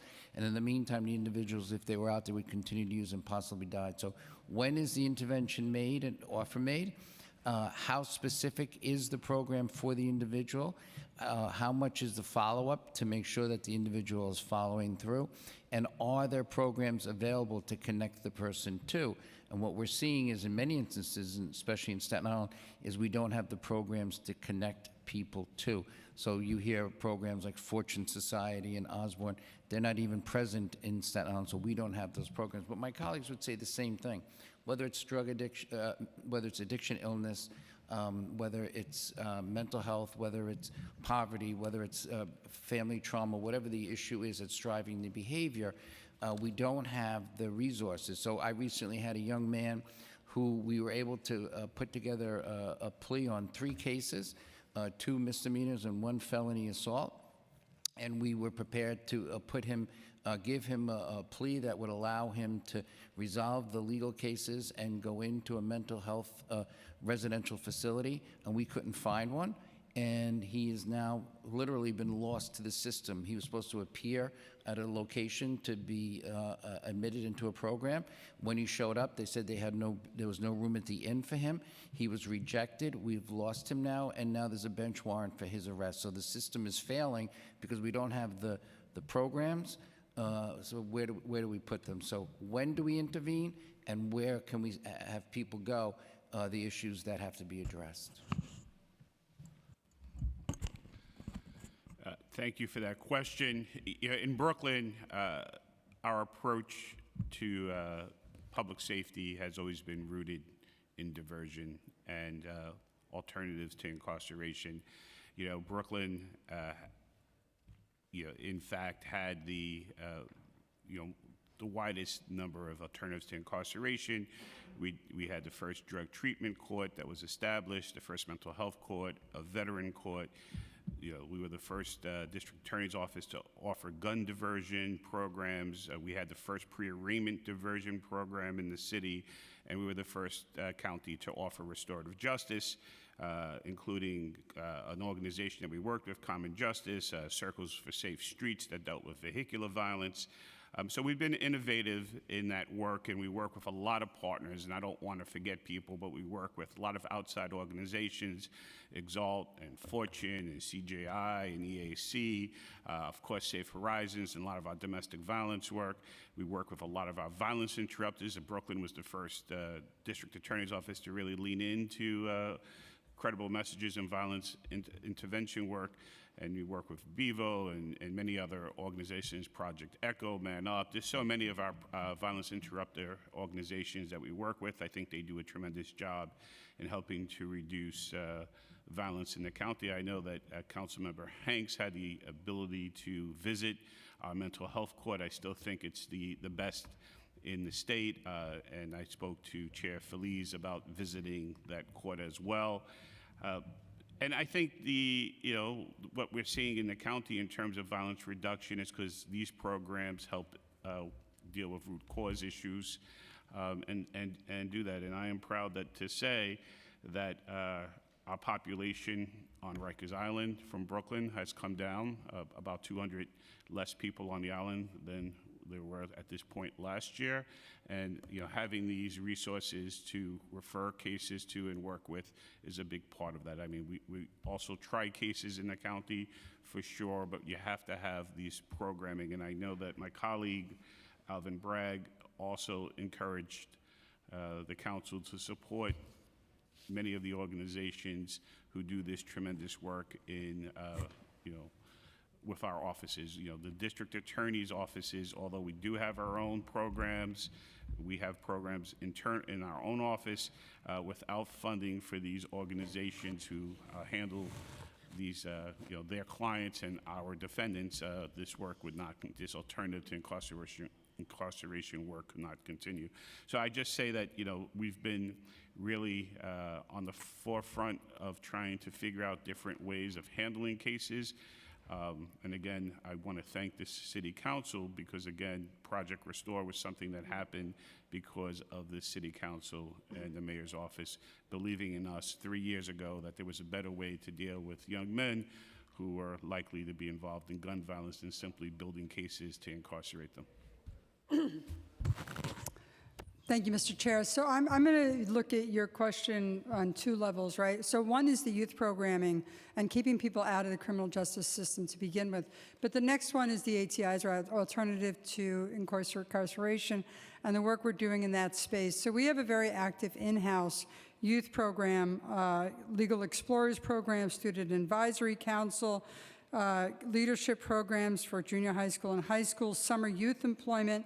We also have a Hope and Leadership Academy that goes out to the schools, and they've spoken to over 10,000 kids on different issues when requested. We also have a very active, and by the way, on our website, queensda.org, there is an interactive community partnership program illustrated, and it's interactive. So you can go to any community and you can see in Queens County how many times our office has gone out to that community and different issues dealing with community partnership. Diversion, though, and ATIs are a very strong part of what we do. We also utilize Project Reset very actively. Since its inception, we've had 1,800, I'm trying to talk fast for the benefit of everybody. We've had 1,857 cases referred to diversion programs from Project Reset, that is before arraignment, and 1,062 people have successfully completed the program. In 2025 alone, it was 556 cases referred and 333 cases that were completed. We also have very active treatment courts. So depending on the day of the week, it's almost about 600 cases that are in our treatment courts. Those are Queens Treatment Court, Veterans Court, Mental Health Court, Drug Diversion, and human trafficking, mental health. All of those diversion courts are heavily utilized. We work mostly with a lot of the different groups throughout the city of New York. One of the most prevalent groups we work with is clearly the Fortune Society. We do our gun diversion program and many other programs through the Fortune Society. But, you know, we take an approach that it's two ways, keeping people out, and then once they're involved in the system, how we can help make sure that they don't return, because that's really the end goal, is that people don't return to the system.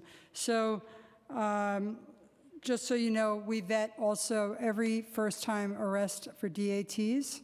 We vet them for mental health, drug addiction, and ways that we can also help make sure they don't come back again into the criminal justice system. So thank you for the question. I'm happy to answer anything else. Thank you, Chair. So we have 4 problem-solving courts in Manhattan: Veterans, Mental Health, Statutory Drug Court, and an omnibus federal felony alternative to incarceration court. In my testimony, I mentioned that we are vetting within the first 48 hours eligibility, meaning sort of, can we do it safely for our problem-solving courts, and we now have more than 25% of our indicted felony cases in one of those courts, doubling our referrals. I'll focus on the felony alternatives to incarceration court because I think it's unlike any other. It's an omnibus court. There's no sort of restriction on the type of case that can come in under the oversight of our Chief Judge Bybin, and the results have been very, very encouraging. Our provider in that court is CJI, the Center for Justice Innovation, and I guess I will just tie this back to my ask. We are at capacity, and I think I can speak not just for my office, but for CJI, and I would also, I don't want to be presumptuous, but I think the courts would also say it as well, the OCA. The annual report that just came out for the Office of the Court Administration, Chief Judge Bybin, Chief Judge of our court, is on the cover. It talks about problem-solving courts as a priority. We are at capacity in Manhattan. We would like to do more, but without resources, we can't.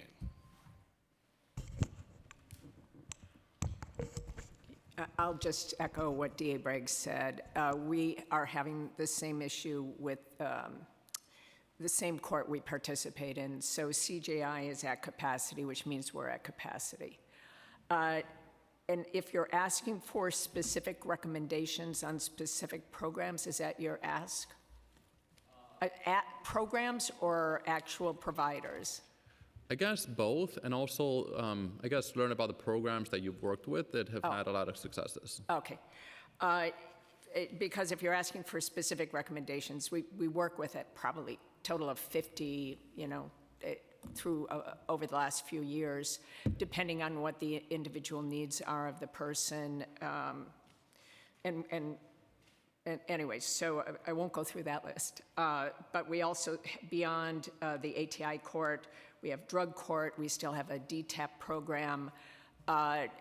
Since the beginning days when defendants who were charged with felony offenses would have to go into a residential treatment program, we've come a long distance. And so we have a wide variety of programs offered mostly through ATI, although we still have a drug court and a DTAP program. All right, thank you so much for the information. So I have many more questions, but I know my colleagues have questions as well, so I'll pause for now. I'll pass it on to Councilmember Hanks for her questions. Also, I'm just gonna respectfully ask if we could keep the answers to no more than a minute, just to make sure we could cover as much substance. Yeah, because we have a 6-person panel. Thank you so much. Thank you so much, Chair.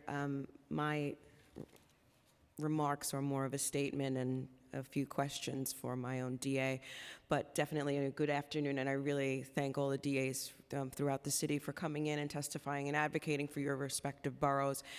And while I really appreciate the tremendous need as a Staten Islander, I just believe it's staggering that in the FY 2027, our prosecutor's budget of $654 million, Staten Island only represents 4% of that budget number, and that's 4%. And so I just wanted to utilize this moment to thank our DA and the staff at the Richmond County District Attorney's Office for really doing a great job despite the obvious and deep financial disparities in comparison. like I said, we're only 6% of the population, but, you know, the budget really doesn't really reflect that. So my questions are for the DA. Given the fact that Staten Island receives the smallest allocation, how do you feel that that affect our capacity to address our budget's most basic, you know, safety needs? Thank you for that question, Council Member, and thanks to your advocacy, we had been lower. We'd been less than 3%, so we have fought our way a little bit back, but it is still dramatic. I would, if I also could point out, I think in your documents, there might be a typographical error. It seems to indicate that our budget, I'm looking at the finance analyst there, it seems to indicate that our budget is $52 million, but it's actually $20 million less than that. It's about $31 million, so it's less, yep. And then to answer your question, there are just some things that we cannot do in Staten Island that our colleagues can. Although, as you hear from them, they are strapped for resources as well, especially on that alternative to incarceration and diversion aspect. If we had more programs, we could be more effective in that space, especially in the mental health area. And I urge this council, as you consider that issue on a citywide, its citywide impact, to think in the criminal justice space that there are many individuals who, if we could connect them to mental health treatment, it would go a long way to make the city safer and to get those individuals to a better place. One big space that we fall short in is that we don't have a physical location for that programming for people to go to what we call it now is called a community justice court or community justice center. Not having that means that Staten Islanders are not served by a lot of the organizations that you hear talked about here who get money from this council directly, like the Fortune Society or Osborne, and the list goes on and on, don't even have a presence on Staten Island. So the council member mentioned re-entry program. Most of the re-entry money that comes from the city of Newark goes to those organizations. They have no presence in Staten Island. So that means the Staten Islanders do not have that resource available to them when they are involved in the criminal justice system.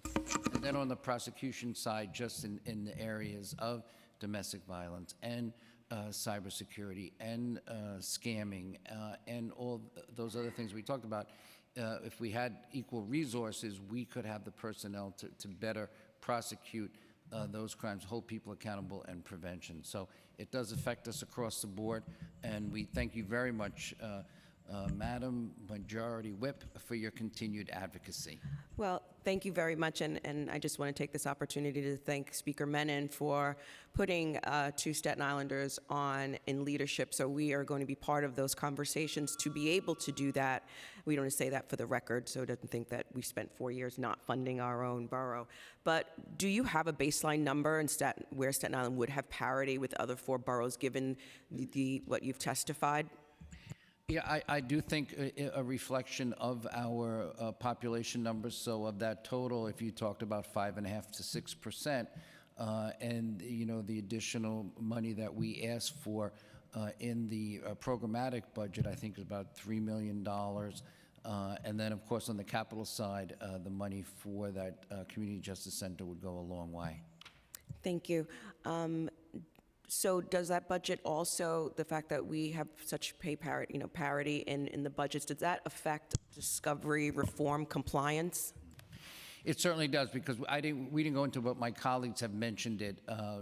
As you know, the continued obligation that we have to gather and collate, curate, and quickly turn over to defense all the materials involved in cases around it, not only relevant but related and beyond, is an incredible burden, both for staff, both for infrastructure. My colleagues have mentioned the storage capacity and things that are needed there. So that is a continued obligation that if we don't meet it, cases are dismissed. We made some rational adjustments to that well-intentioned law last year in Albany, and so that the whole process is a little bit better, but the obligation and burden on us is still great, and it really does lead to burnout of staff, and it's where pay parity really becomes a problem. So we continue to face the issues of retention, pay parity and meeting our obligation, and so the funding that we all have asked for in that space is obviously needed. Thank you so much, Chair. May I have one more question? Thank you so much. So how has having less technological infrastructure affected case timelines and conviction rates? Yeah, I mean, that affects us all. I look at my colleagues, it's a very good question, because I think in terms of the technical ability, the ability to store the materials, and as one of my colleagues said, we have to maintain these materials for 25 years. I mean, that's a state obligation. And since everything is digital now and electronic, we are facing a near crisis in our office because we don't have the storage, and the cost for it keeps going up. So it's going to come to a head where we're not going to be, either not meet the obligation or to store, but also to process cases. It would mean that in certain cases, if we don't meet our obligation to gather all the material and turn it over in a mandated period of time, then the cases are dismissed. And so you could have instances where victims' of violent crime, their cases are dismissed because of some technological shortcoming or failure. Thank you so much. You'll be sure that I'll be advocating for our small but mighty borough in the budget negotiations. Thank you so much for coming. Thank you all for coming here today. Thank you so much. Next, we'll hear from Councilmember Nurse and then Encarnacion. Thank you, Chair. I have just targeted questions. For the Queens District Attorney, you said you've successfully recovered 21 properties related to deed fraud. How many overall cases do you get, or did you get last year, and is it going up in Queens, or are we staying the same? So we had many more cases of deed fraud when we first started investigating deed frauds a few years ago. We have about 180 cases right now going on at the same time with investigations. We've gotten, if my memory serves me correctly, about 23 homes back for people over the last year, in maybe 2 years. But it is becoming less because we are very diligent about investigating, and I think people understand that we have a whole, group of folks, Bureau of Housing and Worker Protection, that are investigating these crimes. And not only that, I think it's important to note, Councilmember, that we are getting houses, not only getting houses back for people, but they understand that there's some accountability for it. But we're also teaching. We go out into the community. We talk about ACRIS. We talk about nyc.gov, where you can register your properties so that you know when someone has taken a mortgage out. No, on your property. I appreciate Oh, that, okay. and just because of time. Go So ahead. did you say how many cases overall? It's about 180 cases right now that we're either investigating, have had over the last several years, or disposed of. Okay. I only know that because someone just asked us. Yeah, no, I appreciate that. It's a big concern for us in Brooklyn, and similar to our Brooklyn District Attorney, also my community member. I know you all have done a lot of work on this. I know myself, Councilmember Osei, and others have been really focused on it. Do you still, I know there was conversation about a specialized deed theft unit for Brooklyn, sorry. Do you think this is needed to specialize in these cases for district attorneys where, I mean, specifically for Brooklyn, but if we have high cases in other places as well? Yeah, with Brooklyn, with the increasing value of homes, especially in central Brooklyn, there's been, so much attention of people trying to figure out how to take advantage of homeowners and rip them off, especially a lot of those homeowners are generational families who've lived there, and so the true deed owner is an older adult, and we've seen a number of scams increasing. I testified, just a little while ago that we would like to have that funded in our office. We have folks who work in the real estate area, but we don't have a dedicated deed for it or housing unit. We have 2 postings right now asking for lawyers to come to our office, and hopefully the city council can help fund that because this is really specialized work. We just did a big case this past year, got a verdict in December where a man was convicted of stealing multiple homes. A number of those homes were returned, but there's so much more work to be done. And So just, yes, you would love that. You would love that unit. I would love it, and it's really needed. I'm trying. But you know, it's my district attorney, so I gotta be a little respectful. So the answer is yes. And then for the Bronx, we just had a really interesting interaction before you all came with the police commissioner, where 2 members of the Bronx are looking at crime stat and saying, like, crime appears to be up in the Bronx, and it was like a 0 to 100 response that that's not true, and so where are we? Like, what we give is what we pull from public data. So, is crime up in the Bronx, or can you set the record straight for us? No, crime is up in the Bronx. Look, things have been better, but at the end of the day, even though there have been some decreases, we still lead the city in everything.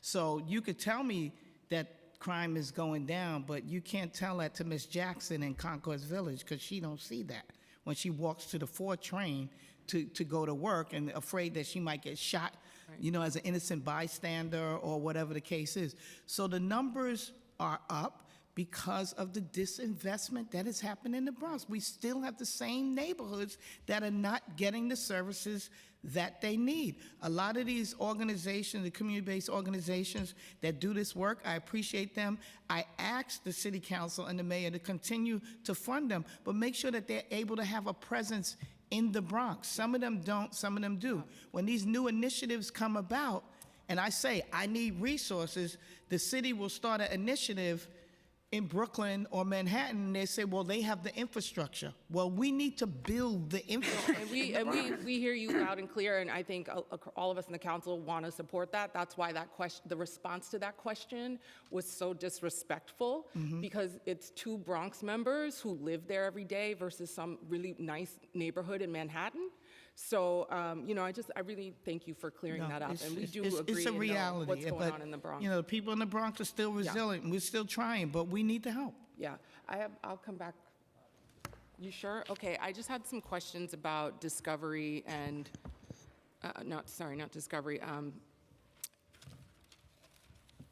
case processing and discovery. And I don't know who can answer this. I don't think everybody needs to answer it. Maybe we can just designate one person. But a major driver of the size of the jail population at Rikers is the length of time it takes to resolve many criminal cases. And essential part of that is meeting discovery obligations, is the technology to support those efforts. Significant funding has been budgeted for your offices recently related to discovery technology and implementation. The state gave $50 million to your offices for that technology in fiscal year 2024. In FY26, each of your offices was budgeted millions of dollars for discovery implementation. In the Bronx, $15 million. For staff, supplies and materials, capital spending in Brooklyn, 13.4, Manhattan, 11.8, Queens, almost 9 million, Staten Island, 2.7. It looks like all of the money has been zeroed out in the preliminary budget. Can each of your, well, I guess you all need to respond, but can each of your offices please share the status of installing a data management system to store and transfer discovery? And really just like to the point, what's left to do? Who wants to? Well, I know we appreciate the discovery money, and the history of it is that when those laws were changed, there was no money, right? So now we're playing catch up. Eventually, finally, people heard us, right? That we need money in order. It was unfunded mandates. So we have that now, but it's still going to take some time for that to take effect. That's the problem with it. Technology costs a lot of money, and it takes a lot of time to build what is really needed in our offices in order to get that material out. My office has worked diligently, my IT department, as well as working with the vendors that we have hired to get the work done. We're well on our way now, but it's going to take a little bit of time in order to see what the results But are your going to be. vendors are done, your systems are set in place, and now you're just kind of. Building, still in the build stage. That's what I mean, like the. Yeah, still in the operational build stage, because at least we have the money to build. And But not the the thing cost is of that, that money was a 5-year lookout. We're in year 3. So it's gonna run out, and it's expensive. So we'll be coming back to you again and to the state in order to make sure we do our mandate. But we're all doing the best that we can in order to make sure that we comply with that, because, you know, these are people's lives at stake, defenders as well as our victims and the community at large. No, it's not done. No, no. Can I just, Councilmember Nurse, I'm sorry, just to be clear, there was supposed to be like an organically created vendor that was going to build out for us in the public defenders. That has not been done yet. So it's in the process, and some of the money has been spent, but you know, as far as I know, no DEA's office has that completely built out yet. There is all in the process, so it's still ongoing, and Discovery still continues to delay the process. And you all have to each pick a different, like, procure your own vendor? I think 4 of us have the same vendor, and Okay. I think Queens has a different vendor. That No. seems absurd. No, we're all using nice. Nice? Yeah, nice. Yeah. Just like, I don't Nice understand. has it. One for Yeah, no, there's an initiative underway. The 4 offices in the police department are working with what's called NICE to build out the case management, which will also build out the discovery, retrieval, collection, and turn over to the defense. That continues to work. It's very complicated because they started from different systems, and they have to integrate with the police department system, so it's underway. Instead, now we use a different system, one that is more from the statewide perspective, and so ours already operates, so we don't exactly have that same problem. So you're up and operational with your system? No, we're not going to use NICE. We use the system. No, but I'm saying, I'm just confirming. Yeah, ours is for the most part operational. We still have problems with when we have to download large amounts of information, say people's cell phones, a lot of body-worn cameras, so that physical infrastructure problem we have. But in terms of sort of that operating system platform, we have ours in place. But again, we are much smaller, No, I comparatively understand. speaking, a smaller office, but we've had one in place. I think that ours is the closest because the Bronx started first, because it was 4 officers. The Bronx started first. I actually had a meeting with them recently to find out what's the status. The build is happening. We're very close to being operational. And I know that the defenders have taken our clients of the NICE system as well. So the Legal Aid Society and I believe Bronx Defenders also. But, you know, there's always issues and things that we still have to iron out as you build it out. So we're the closest. We've used the money. We've spent about 60% of it in order to do the build. But, you know, again, like I said, it takes time. It absolutely takes time. So we also do not use NICE. So 2 years ago, we purchased a new case management system, which we said we purchased, but we are building it out as well. The next year, we had a lot of IT-related expenses, including firewalls, servers, storage related to the planned data center. But we are still building it out as well. I have to tell you, I don't know what we would have done without that funding, because the new discovery obligations were such that it was so large that without that funding, it would have been very difficult. But we're all building out our systems, and it's getting much better. I don't have anything to add. Yeah, no, I guess it would be good to keep track on that, and you know, I'll yield the floor, but it just seems like from a systems perspective, if you all are trying to do the same task, I'm unclear why we don't have a unified system, with, you know, a singular vendor. I'm sure there are a lot of reasons for it that we can follow up with, but it just seems like there might be some cost savings and efficiency to have a standard system. Thank you, Chair. Thank you. Thank you so much. All right, so next we'll hear from Councilmember Conor-Steele, and then Caban, then Gutierrez and Sanchez, and then Wong. We're a little bit behind schedule. We have CCRB waiting, so we're going to be a little bit tighter with the 4-minute rule. Thank you. Well, I have 2 DAs in my district, so no, but I'll be quick because I really just want to. I've been here way too long.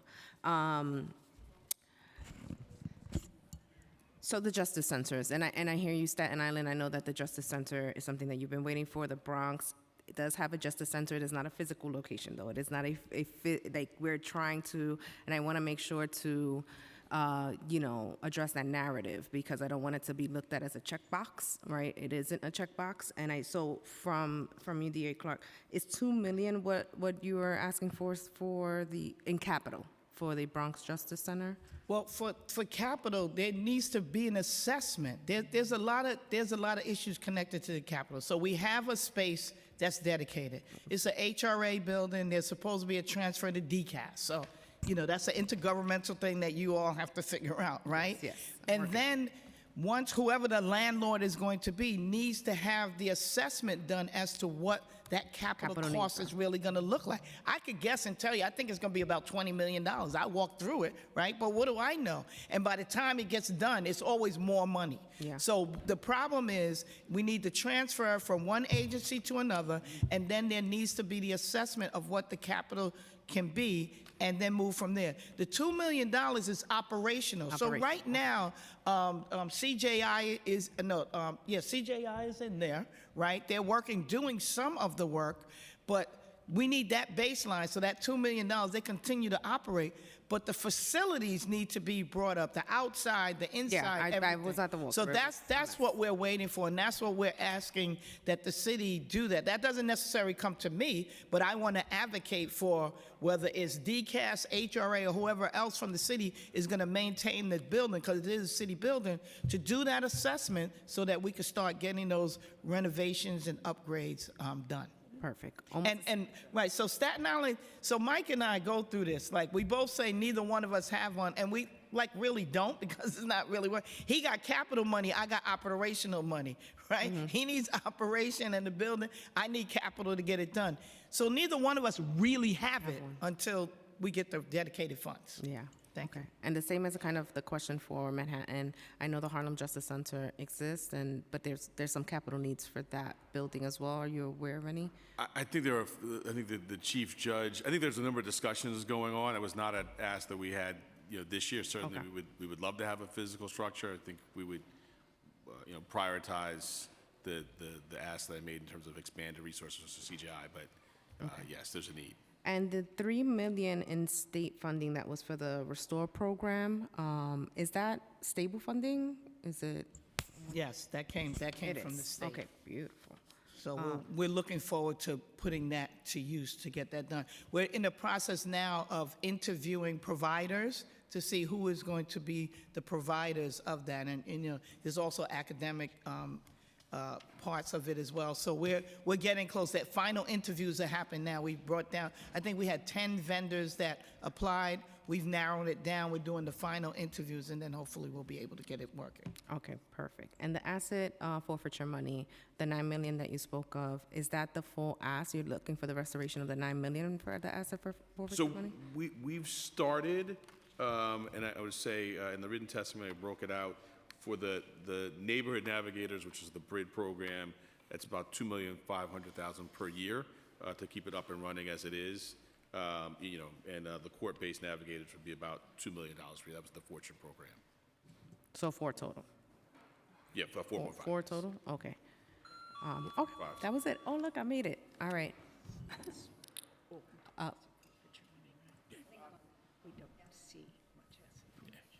Should I just say? Thank you. Councilmember I've got Kabang? 2 DAs I got you. also, Oh, okay. by the way. Yeah, you're cross too. Anyway, I'm standing for no other reason than I have a health condition. So I want to start. Well, I guess first I want to start with a little bit of a statement. I think it's obviously really important that we're strengthening the treatment courts. There's a lot of room to grow and also make some changes that would strengthen the program. There was some testimony about the Peer Navigator program. I just want to put out there on the record that I think that is a bit troublesome because it's assuming guilt before a person even speaks to an attorney, and that's the kind of help that I think people should be getting before an arrest and not necessarily funded through a DA's office. I think if someone is arrested, then we've already failed them in servicing them, but that's just a statement I want to make for a record. It's not a question. I do want to ask and follow up on the questions that Councilmember Nurse asked about some of the discovery. Obviously, you had that state appropriation, the other money that was coming in. I want to acknowledge, by the way, nice, terrible. Like I understand that that's causing you guys a lot of problems and things that are not your fault, and it's causing the defenders problems. I also think it's obviously a really big problem when PDFs get sent to defenders that aren't labeled. There's different information that isn't sorted in any particular way, and of course that's causing case delays. So I want to acknowledge that. But to follow up on the questions that were asked, the money that was allocated, can you confirm just very quickly, has it all been, what has been spent so far? And that's, I think the 50 million that was appropriated in FY24, and then FY26 respectively, the Bronx 15, Brooklyn 13.4, Manhattan 11.8, Queens 9, Staten Island 2.7. How much of that has been spent? And then I know, DA Clark, you said that you're the closest to having the system fully up and running. When do you think you'll have your system up and running? So what have you spent? When do you think you'll be up and running? I'll jump in on the funding. So there's one allotment, there's one tranche of money, $50 million for capital funding that came originally, and that has, by everyone's office, has been designated for spending, if not actually going through. As you know, Councilwoman, sometimes it takes a while to do, but that's been implemented. The other was a 5-year allotment of $50 million, as spread out as you said, and that is programmatic money. So that's money that's spent every year in the budget. So that's being spent the first year and second. We're in the third now. That has been spent and will be spent as part of our yearly budgets. There's no holding of that money. So you're not under budget, is what I guess what I'm asking. You guys are spending at the rate to fill out the 5 years. Yeah, we're using it to pay our operating costs, our salaries, rent in some cases, things like that. So that's part of, and primarily to pay for the expenses of discovery, to hire the extra people to do body-worn camera, to hire the extra ADAs, and the list goes on from there. I want to move into something else, because obviously there's an interest with all parties to speed up discovery processing, move cases along in the system. Have your offices had direct access, would it speed up discovery, I should say, if your offices had direct access to NYPD databases, including for misconduct? Would things go faster if you had direct access to those databases? I don't think so, because we still, first of all, we're responsible for it, whether we have direct access or not. We're getting it. Even when we get it, we still have to sort it out, because not everything, like anything else, not everything is relevant. But you have to wait for them to give it to you, though, right? You're waiting for, you'll say, hey, I want these things. NYPD then has to turn it to you, rather than you directly having access and being like, I'll just take that because I need it. I'll take that because I need it. Yes, but the same thing for me. I wouldn't want anybody to have open to all my records either. There has to be some safeguards there, which I appreciate. We're still responsible for it. We're trying to get it as best as we can. These discovery tools that we have will help make it better, because we'll be able to disperse it better. As far as your question is, like I said, I'm the closest one. We should be up and running by mid-spring. I already had a talk with them. They've talked to the defenders. We're just about ready. We're ironing out certain things, and Could everybody else just give a quick, when you think you'll be up and running, and then Chair, I have 2 more questions, and that's it. So in terms of direct access, I wanted to say one of the big drivers of delay is not what's electronic, it's what's still on paper. I know that PD has said they're starting to convert things electronically, but that is still the biggest driver of delays, trying to track down an individual officer who has written something or has something on paper. But in terms of our ability to move forward, we're possibly, a year or more away from having a system built out by NICE. And we're in the sort of remediation stage where, we're... I just want to be mindful of time. I just want a timeline. And so we're far. You're far. Okay. We believe it's early 2027. Okay. The first one, I think, look, in a perfect world, if we're all in the same system, that would be great. Great, yeah. I don't have a firm projection. I think Sure. we haven't said a lot is that the NICE, I mean, you said it's But a bit also, challenging. but I think it's also worthwhile and interesting to discuss the fact that, like, there might be different perspectives up here, even amongst your colleagues. So that's helpful. Yeah, no, but I would say we think we've all been hampered. Certainly, I'll speak for my office. The NICE discussions, and you seem to have some knowledge that they have not been seamless, and that's delayed us. And I did want to say on the comment about the peer navigators, our program that we're advocating for the bridge is separate and apart. It has no DA. We're not out. We give them the funding, and they go do it. So I just wanted to say that. Great, thank you. Could I answer that one too? Sure. We're getting a vendor to handle it. We're more in line with Queens, I guess. And we're expecting about 18 months. Yeah, I think one of my concerns also about the discovery processing and having direct access to the database, at least from a defender's perspective, misconduct. I can't tell you how many times I litigated a case and it was 3, 4, 5, 6, 7 months later, whether it's for, pretrial hearings or that we finally find out, oh, there's misconduct, and then we resolve the case the next day. And that's the kind of stuff that, like, really we could be making a difference on. That's a huge deal. The last thing I want to ask is just directed to you, DA Gonzalez. There has been an increase of arrests for what are lower level offenses, like sleeping on the train, and it caused an arrest to arraignments crisis a few weeks ago in Brooklyn, to the point where legal aid ended up filing a writ about it. Did you push for DATs to be issued for those people who were in on bail ineligible offenses? Like, what happened there? So it was a confluence of a lot of things. It was the snowstorm. It was the 2 holidays. Typically, you have multiple arraignment parts open. You only had one part open. And then there was additionally, on top of all of the storm-related and holiday-related closures, the courthouse that was closest to the arraignment, that does the arraignments, was having some kind of renovation. And so they were using an alternative courthouse that did not have a pen, so they would have to bring one person up at a time. And so it was a confluence of a lot of things. A number of people stepped in to try to remedy it, but it was... And I can appreciate that. I guess my follow-up is just that, were there people there that were processed that were DAT eligible? I think the answer is yes, and there was definitely conversations around alternative ways to move people from from the system, including we did a hawk shift, which is 11 o'clock to. We call it the lobster shift. Lobster shift, right? Yeah, they didn't have them in my time, but I heard they came back. So we did. There was a number of efforts.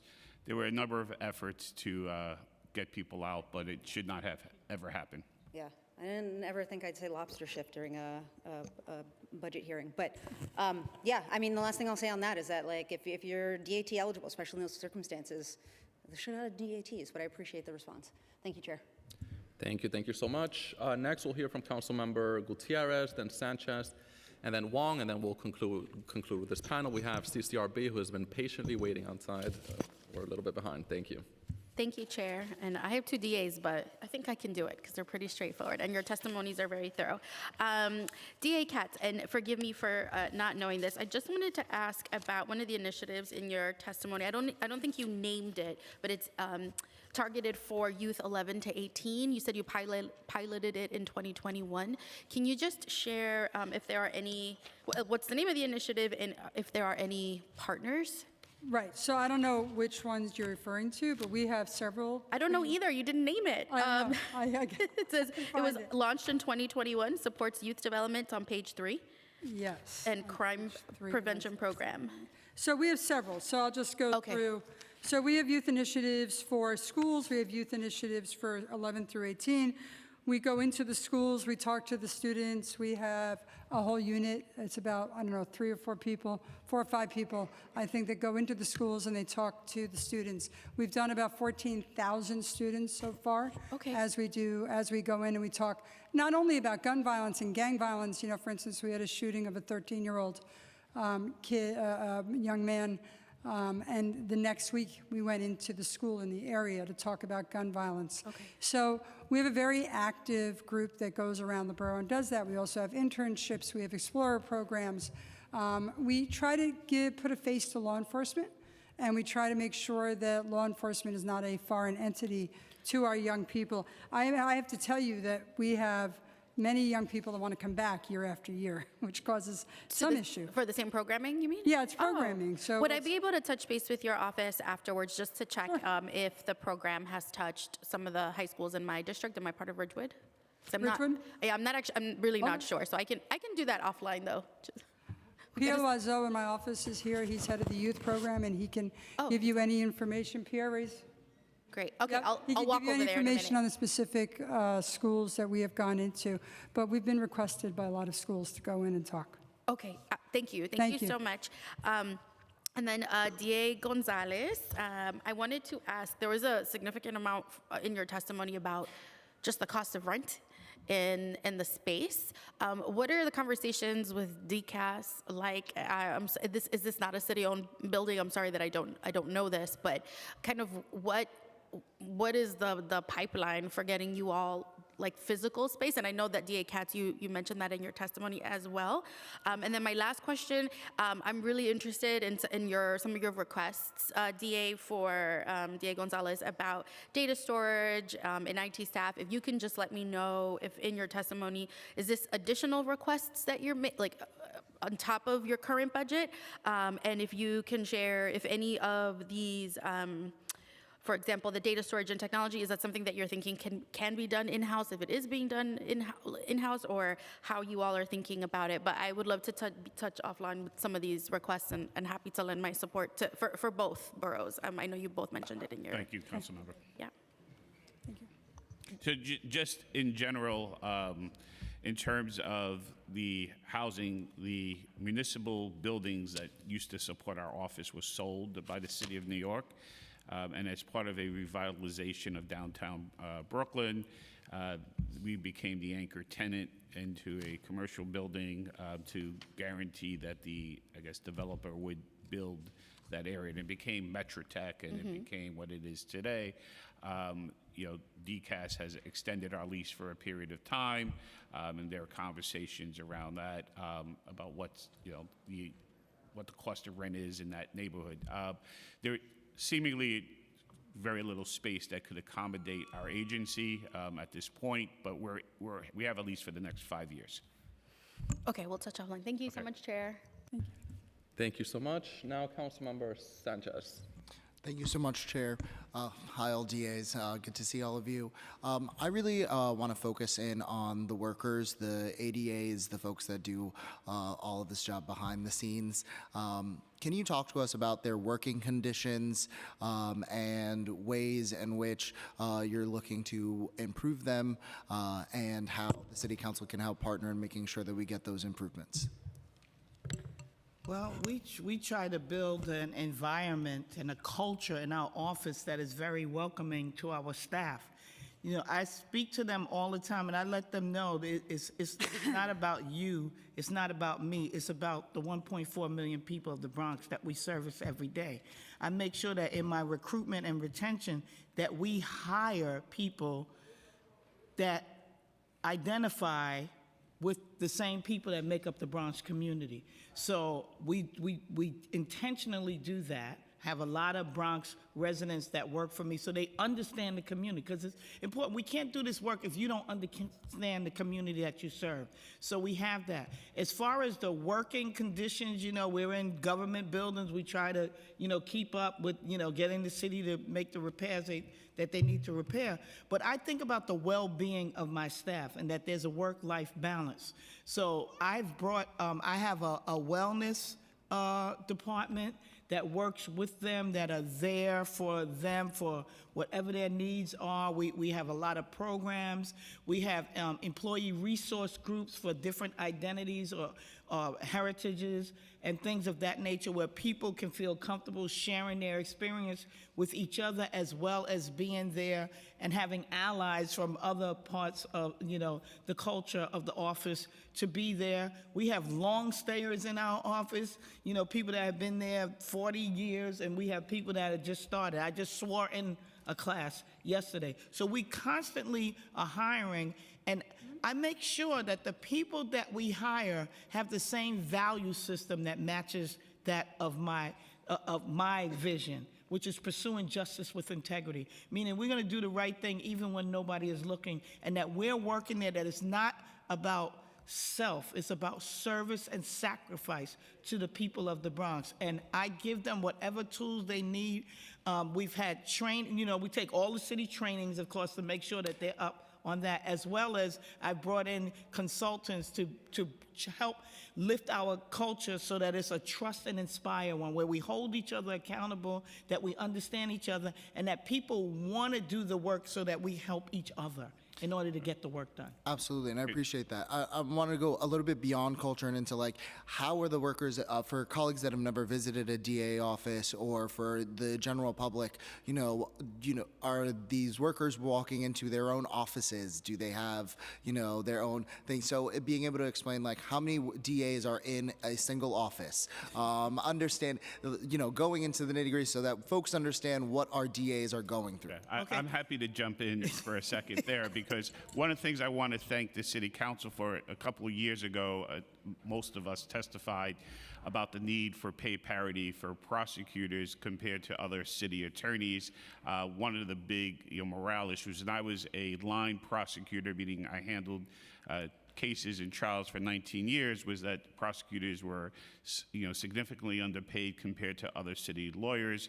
The City Council and the Mayor's Office helped increase our baseline budgets to increase that. It had a lot to do with morale.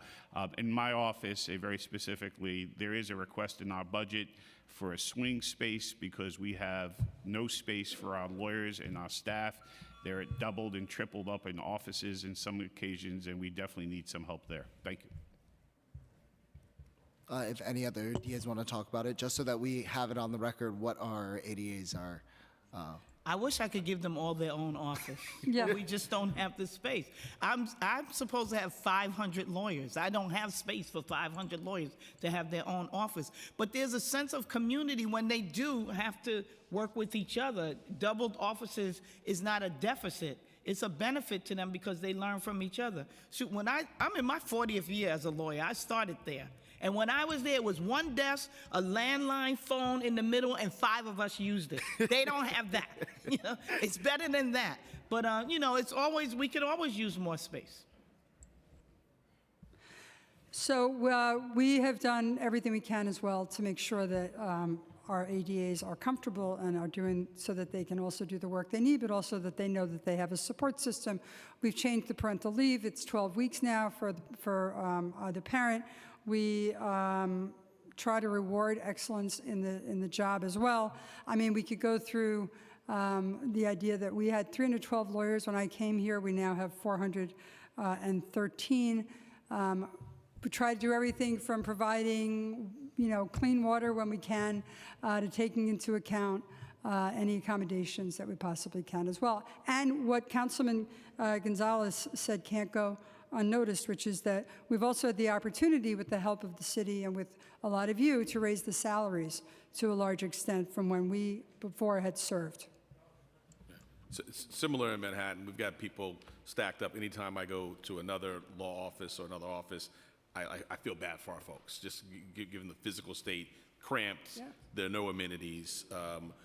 I want to echo the thanks for the pay increases. I think that is first and foremost what our folks are looking at, what their take home is. But I do also want to say, when I talk to folks now, I think some of our asks in the budget, which increase office resources, folks care deeply about the work that they are doing and the workflow.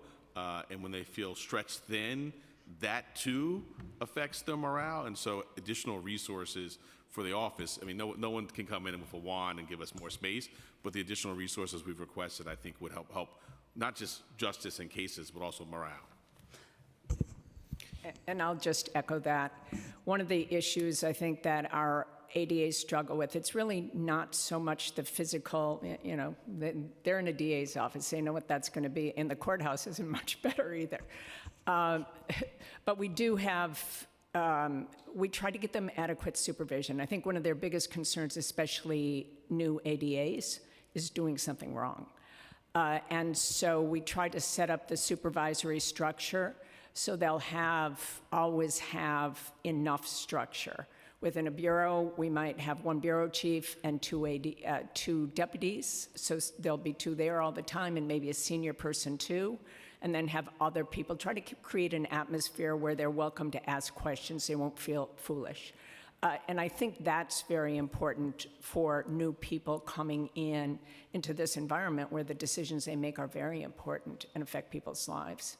The other thing that I've tried to do in my office, because we do narcotics cases, you know, they're depersonalized, is when we're concentrating efforts in a particular community, we bring in a group of people from that community to talk to us at the beginning, tell us what the situation is that they're experiencing, the troubles they have, et cetera, et cetera. Let our people hear that this is the people they're representing, in a sense. And then we bring them back after we work there for a while to hear from the community whether they've seen a difference. Those kinds of things matter to our assistants to try to really humanize the work that they're doing. Thank you all so much for your testimony, and thank you, Mr. Chair. Could I just, I didn't get, I'll be real quick. I adopt everything they all said. I just want to thank you for that question, Councilman, because they are unsung heroes in our justice system and as public servants, as are defense lawyers as well. They work really hard. They are committed. Everything is not great, but I think what you're hearing is we're always trying to make it better, and with your support, we will. And I would certainly suggest to my local members to come in and visit and take a walk around and see the office and see what it's like. It's so interesting, so fascinating if you haven't worked in one of those offices, but it's a thank you for highlighting their great work. Thank you all again for your testimony, and thank you to all the work of our ADAs. Thank you, Mr. Chair. Thank you so much. Last but not least, we'll hear from Councilmember Wong. Okay, thank you, Chair. Again, thank you, the DAs, for coming today. In my district consists of Maspeth, Middle Village, Elmhurst, Rico Park, Glendale, and Richwood. And my office regularly hears about alleged drug locations or illegal clubs that with overnight parties and end up selling narcotics, and they often have multiple events year-round. I work closely with the Queens DA office, DA Katz, and I want to thank her and her team for their dedication in putting dangerous offenders behind bars. Now we know, my office knows that drug houses and organized narcotic activities often cross border lines, and that the Special Narcotics Prosecutor play a critical role in those investigations. My question is to DA Katz and Special Narcotics Prosecutor, when a precinct or my office forward these locations to the Queens DA, what is the process from intake to enforcement, and how often is the Special Narcotics Prosecutor brought in to these cases? So normally, if it's normally if the drug activity is occurring and the police are out there and they're making arrests immediately upon either viewing the illegal activity or because someone has called 911, we would get the case after that they make the arrest, and then we would work with them to investigate and whatever resources they needed. If it was a long-term investigation on a drug location, we would also work with the police more hand in hand with the detectives to make sure that we both have whatever we need in order to make either those arrests or in order to educate, or whatever it is that's the proper response to locations. Normally, our prosecutions and special prosecutions, they don't always overlap. Special prosecution has the resources for narcotics of all over the city, folks that are referring things from all over the city. Sometimes it's from Queens. We, however, have narcotics prosecutors in-house as well. And so I have a unit of narcotics prosecutor It is very well staffed because it's an important part of what we do in Queens County. So yes, we have a unit that does it and narcotics prosecutors to go with that, and we would work with the police. Depending, it's very case specific what you're asking. So whatever the resources is we have, we would be working with the NYPD on it, or other resources, or other agencies like the DEA, or some of our federal partners when it comes to drug investigation. Okay, thank you. Thank you for the clarification. Yeah. The only thing that I would add to that is if we have a case that is a citywide case and is moving into Queens, we give Queens the Queens DA call, a heads up that we've got an investigation which has moved into that area. So we try to coordinate so nobody's stepping on anybody else's toes. Yes, and we have a prosecutor with the Special Narcotics Prosecutor's Office as well. So we work together on those cases, yes. Okay. Thank you. Thank you. Thank you. Thank you so much, Councilmember, for the questions. I think this pretty much concludes this part of today's hearing. Thank you so much, District Attorneys and also the Special Narcotics Prosecutor for all the work you do. We look forward to continuing conversations on all the items that we talked about today. Thank you so much. Thank you. Now we'll take a quick minute, and next we'll hear from the Civilian Complaint Review Board, known as CCRB.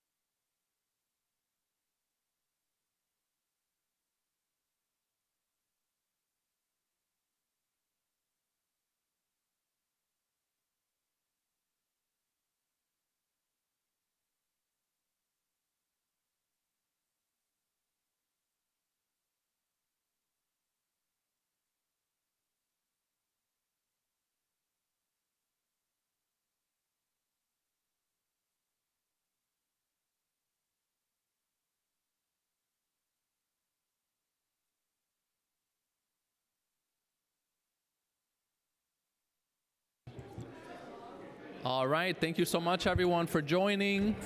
Just going to call CCRB to the table for your testimony. Thank you so much. Guys, can we get clear this area for CCRB? Thank you.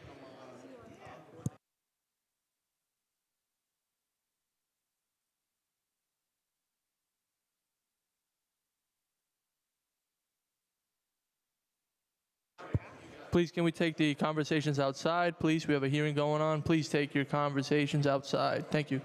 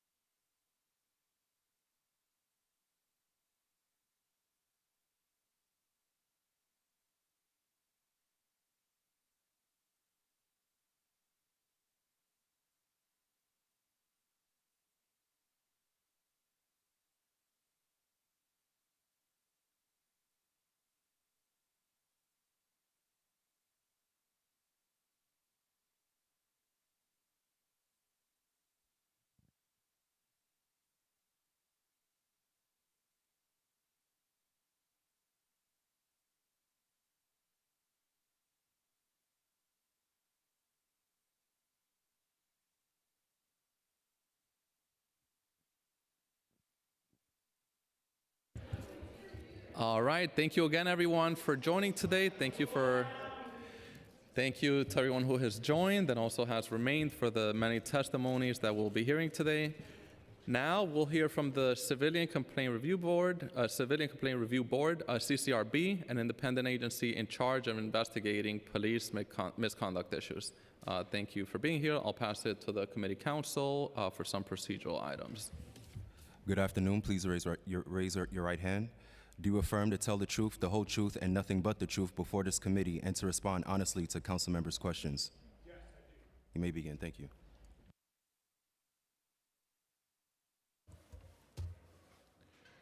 Chairperson Velez, members of the Public Safety Committee, thank you for the opportunity to appear before you today. My name is John Darsh. I use he, him pronouns, and I'm the Executive Director of the Civilian Complaint Review Board, also known as the CCRB, the largest police oversight body in the country. I'm here today to discuss the work of my agency, to highlight the important role the agency fills for New Yorkers as a police oversight body, and to underscore just how vital it is that the agency be fully funded in order to fulfill its New York City charter mandate. Civilians deserve justice in a timely fashion, and police officers deserve an appropriate resolution in a timely fashion. Our budget request would enable that. The CCRB receives, investigates, mediates, hears, makes findings, and recommends action on complaints against New York City police officers. These complaints allege the use of excessive or unnecessary force, abuse of authority, discourtesy, or the use of offensive language.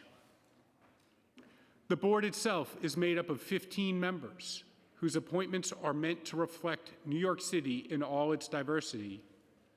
5 members are appointed by the mayor, 5 are appointed by this council, 3 are designated by the police commissioner and approved by the mayor. 1 is appointed by the public advocate. The chair is jointly appointed by the mayor and the speaker of the city council. The agency's entirely civilian staff investigates complaints, gathers evidence, interviews witnesses and officers, and then shares the results of that investigation with the board. The board reviews the investigation and meets to determine whether or not to substantiate allegations of misconduct. In cases where the board substantiates misconduct, it recommends discipline. Those findings and recommendations are then transmitted to the police commissioner, who retains the final authority on all disciplinary matters for New York City Police Department officers. In the most serious cases of alleged misconduct, the CCRB's Administrative Prosecution Unit, the APU, will prosecute an administrative trial. The NYPD's Deputy Commissioner for Trials and her team preside over these trials. The results of those trials are also transmitted to the police commissioner for her final decision. The scale of the work this agency cannot be overstated. We measure our work in complaints and allegations. A complaint is an incident where a civilian believes misconduct occurred. An allegation describes a possible violation of part of the NYPD patrol guide. Complaints may contain more than one allegation and involve more than one subject officer. In 2025, the CCRB received 5,617 complaints, the second highest number of complaints in a decade. It received 22,172 specific allegations. Of those, the agency fully investigated 2,070 complaints and 14,953 allegations. Our investigation substantiated 987 complaints and 3,173 allegations against 1,357 individual members of service. That means the CCRB substantiated 21.22% of the allegations we fully investigated. Put another way, the CCRB substantiated at least one allegation in 47.68% of the complaints we fully investigated. New Yorkers have the right to report allegations of police misconduct to this agency, and it is a right that New Yorkers have been exercising with increased frequency in recent years. Whether a complaint is substantiated or not, the CCRB's job is to treat that complaint seriously and find the truth. We owe this to civilians and police officers. The increase in complaints outpaced the CCRB's capacity to respond to complaints in a timely manner. In 2025, on average, it took 432 days to close a fully investigated case. This is the fastest average time to close a fully investigated complaint in 5 years, but it is still too long. In order for our system of public safety to work for everyone, both civilians and police officers, it is vital that the CCRB be given the resources to ensure all complaints can be investigated in a timely fashion and that the evidence can be followed wherever it leads. To that end, the agency's budget request for fiscal year 2027 would provide enough funding to support all of its functions as an independent police oversight agency. $65,094,437 and an authorized agency headcount of 500 people.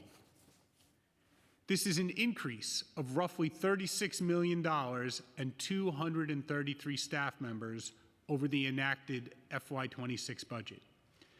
It represents less than 1% of the New York City Police Department's overall budget and headcount. If this request was granted in full, the agency would have roughly 500 people to oversee the work of 35,000 sworn members of service. We believe this is what a fully funded agency would look like. Historically, the CCRB has been underfunded and under-resourced. Changes to the city charter gave additional authority and responsibilities to the agency, including investigating allegations of untruthful statements, as well as racial profiling and bias-based policing allegations. The changes to the charter also gave the agency the power to initiate investigations without having received a complaint. This tension between resources and obligations led the agency to make difficult decisions to prioritize where and how to use the resources at our disposal. On January 1st, 2024, the CCRB implemented a policy we call the Strategic Resource Allocation Determination, or SRAD. This policy was enacted due to the shortage of investigators as compared to the increased number of complaints the CCRB received. Under this policy, certain types of allegations of misconduct were closed as unable to investigate when they were not part of a larger complaint. In 2025 alone, roughly 1,390 complaints were closed under SRAD. SRAD is unfair to both officers and civilians. When misconduct is alleged, it helps no one to leave these allegations uninvestigated. If the incident represents a violation of the NYPD Patrol Guide, the civilian should know that the officer was held accountable. If the incident was not a violation, the officer deserves to know they acted appropriately, and the civilian deserves an explanation. This is how the CCRB as an institution would build trust. Being unable to investigate allegations due to budgetary constraints harms all parties. While the increased budget from fiscal year 2026 enabled the CCRB to reduce the scope of SRAD, we were unable to eliminate it entirely. That is why we are requesting a full budget today to ensure we are able to investigate every complaint we receive that is within our jurisdiction. Despite a lack of funding and increases to the agency's jurisdiction, as well as to the number of complaints, the quality of the CCRB investigations improved. In fact, we increased the number of fully investigated cases in which we provided a finding on the merits. What does this mean? In 2025, the agency closed just 16.2% of allegations in fully investigated complaints as unable to determine, the lowest percentage on record. Body-worn cameras factor importantly in this trend, as they provide key evidence that allows the agency to resolve more complaints than ever before on the merits.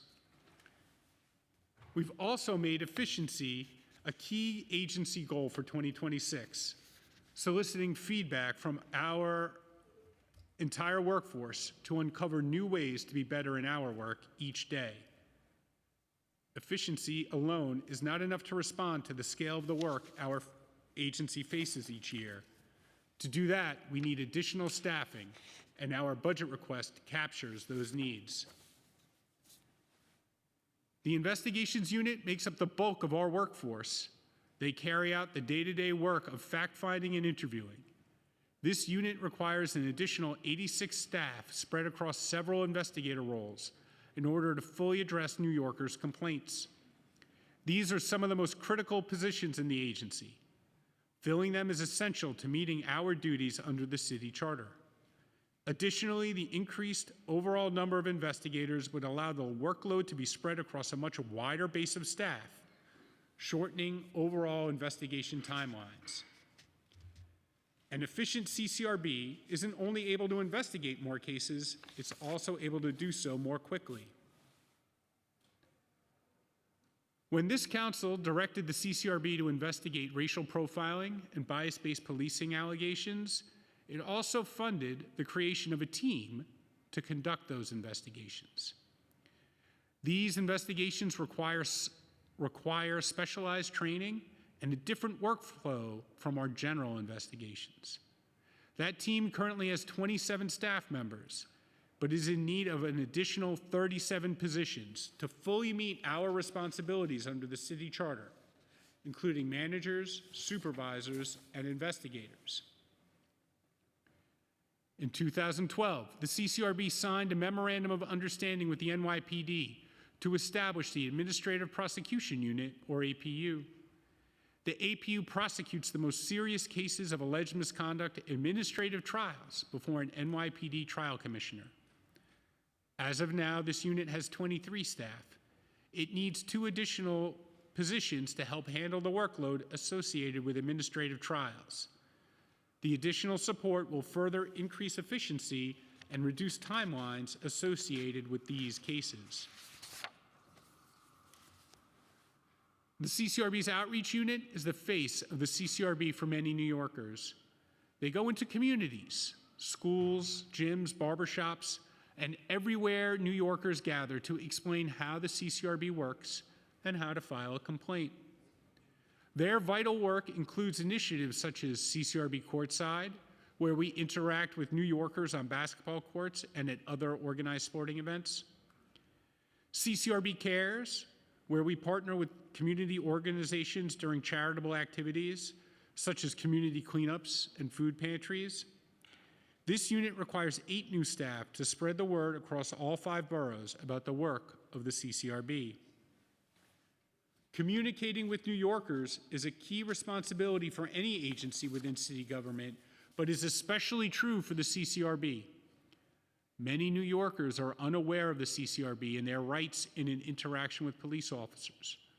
For this reason, the agency needs to be supported in its efforts to perform targeted engagement with a diverse group of New Yorkers. Excuse me.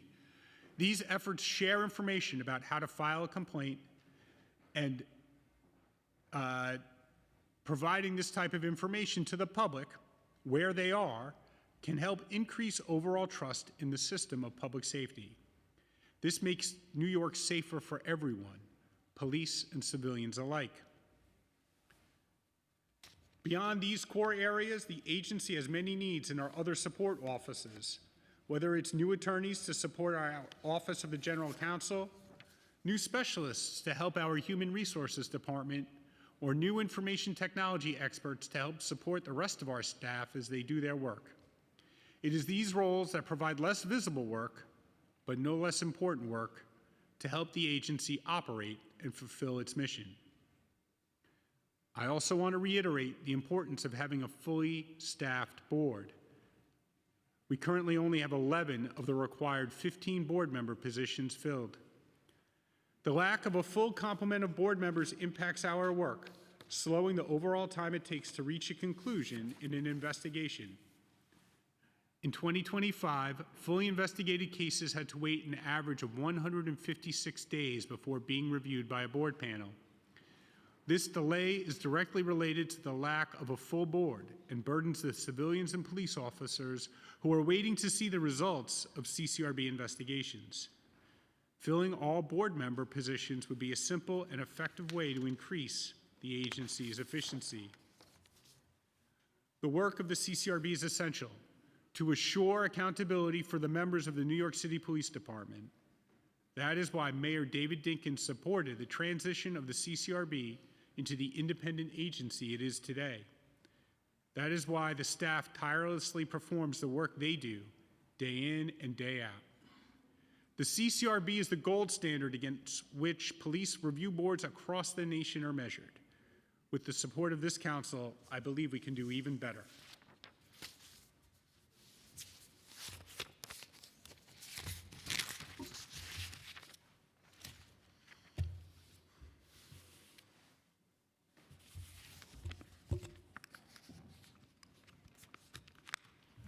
All right. Thank you so much for your testimony, and thank you for being here. So I have a few questions, and also obviously thank you for all the work you do in investigating police misconduct cases, including and especially in areas like the Bronx, area that has been affected by that. A few questions regarding headcount and also funding requests. Specifically, I want to ask about the new needs request submitted by the board. If approved, this would increase the board's budget by approximately 150%, right? Correct. How are you evaluating whether a quick, substantial increase or a slow, gradual increase is the best way to approach this issue? It's a very interesting question, Mr. Chair. The request is the agency's best estimate as to what the needs of the agency are to do our work. And that is investigate all of the complaints that come before our agency that are within our jurisdiction as quickly as possible. We've taken steps to make sure that should the request be granted, we are able to hire up and then have places for people to work once we get that funding. And this is, by the way, a conversation that we've been having with almost every single agency, hiring, retaining, and et cetera. So if your budget request is approved, what are recruitment initiatives that you would implement to quickly fill those positions? So the CCRB hasn't had a dedicated recruiter in several years. We have just identified one, and we're hoping to onboard them in the next month. And using the recruiter, we're really going to focus on local CUNY universities to bring in the new investigators that we're going to need to staff up, not just CUNY, but also all around the city. You somewhat mentioned this in your testimony, but what are areas and investigations you're unable to complete due to the budget restrictions, and also what are areas that you would be interested or prioritizing in terms of expansions? So the strategic resource allocation determination, since we've enacted it in 2024, has impacted 3,473 complaints. In 2026 alone, there have been 199 cases in which we've had to close without any investigation. So the original policy included complaints that either only had the following one of the following allegations or some combination of just these allegations. Forcible removal to the hospital, of which there were 175 in 2024. Threats, refusal to process a civilian complaint about a member of the NYPD, and the underlying complaint was not a CCRB complaint. Failure to provide right-to-know act cards. Property seizures involve refusal to provide name or refusal to provide a shield number, discourteous words or actions, and untruthful statements. As a result of the council's increase to the agency's budget in FY26, at the start of this year, the CCRB removed forcible removal to the hospital from the SRAD policy. So we are now investigating allegations of forcible removal to the hospital, even if that is the only allegation contained within the complaint. Okay, a few questions on retention. What is the salary range for your investigator levels? Is the salary range a main reason why investigators leave the CCRB, and also will the budget request address the salary issue? The budget request would address the salary issue because it would it would budget investigator salaries at level 3 incumbent rate, which means that we would be able to promote people in a timely way when they are deserving of promotion, so that we could better retain them. Currently, the starting salary for a level 1 investigator is $49,148. For a level 2 investigator, $58,000. And then for a level 3 investigator who is an incumbent, $80,469. All right, a few questions about body-worn camera footage. How many hours of footage were collected by CCRB in FY25, and how has this affected the timeline of investigations? Also, what is the biggest cause for the increased time to complete an investigation? Lack of investigators, anything else, any other factors? So I'm going to deal with the body-worn camera question first. In 2025, the CCRB requested 3,010, made 3,010 requests for body-worn camera footage. As a result, we received 2,430 positive responses with 25,818 videos. The average positive response time by the NYPD for unredacted videos is 8 business days. I'm sorry, is 8 calendar days. With regard to the second, Mr. Chair, if you could repeat the second part of the question. Yeah, sorry, I asked like 5 questions at once. What is the biggest cause for the increased time to complete an investigation? So interestingly, we've been able to shave investigation times slightly in recent years. We're down to 430 days to complete a fully investigated complaint, but by far the biggest driver in the increase is the increased number of complaints combined with the lack of investigators, which is why we need more investigators so that we can spread the work out among different individuals so they can do the work faster. Yeah, 430 days just to complete an investigation, that's a very long time. Yeah, do you project all investigations will be completed within the previous target time frame of 120 days if we're able to provide this new funding? Or do you foresee any obstacles? So one of the obstacles would be if the board is not fully staffed. The board itself right now has 4 vacancies, which is separate from the issue of staffing. And that will be a bottleneck even if the staffing request is fully met. All right, thank you for the information. I have some more questions, but I'll pause for now. I'll pass it on to Councilmember Caban. Stepped out briefly, so I'll pass it on to Councilmember Wong. Yeah. Thank you, Chair. Before I start my questions, could you explain? Could you move up your mic because so we can better hear you? Yeah, move it. Yeah, thank you. Yeah. Sorry, Councilmember. No problem. I read here that your agency has the power to initiate investigations without having to receive a complaint. So, where do you investigate then if there's no complaint? Who do you investigate?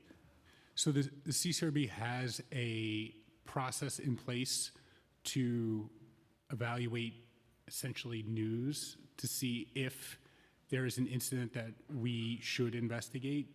Sometimes there are fatalities that result in no one being available to file a complaint.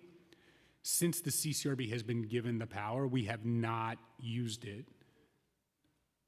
One of the reasons for that is that we're closing more than 1,000 complaints a year because we don't have the resources to investigate complaints that we receive from the people of the city.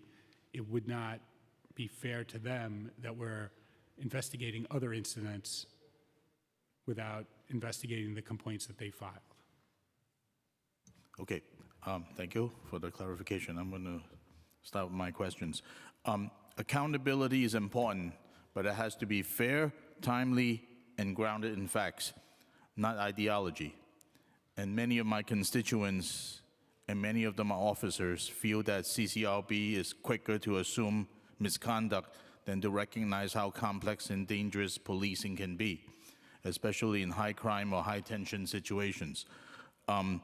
How do you respond to the criticism from officers and many in the public that CCRB often assumes misconduct first and asks questions later, especially in high-profile or politically charged cases?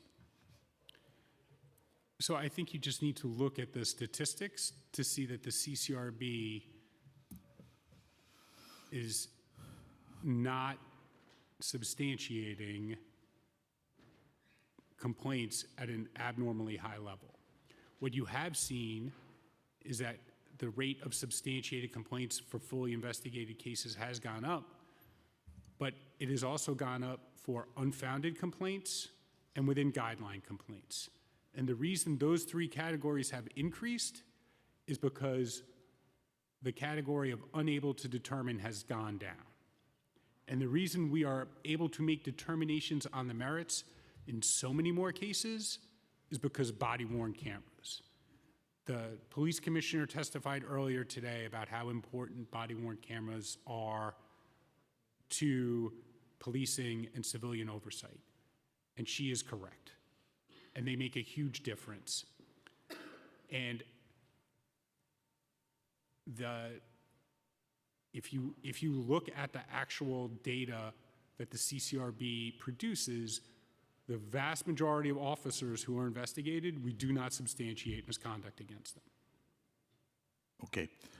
My next question is, when NYPD's internal review clears an officer, but CCRB reaches a different conclusion, what objective standard do you use to justify overriding the judgment of the chain of command that actually runs the department?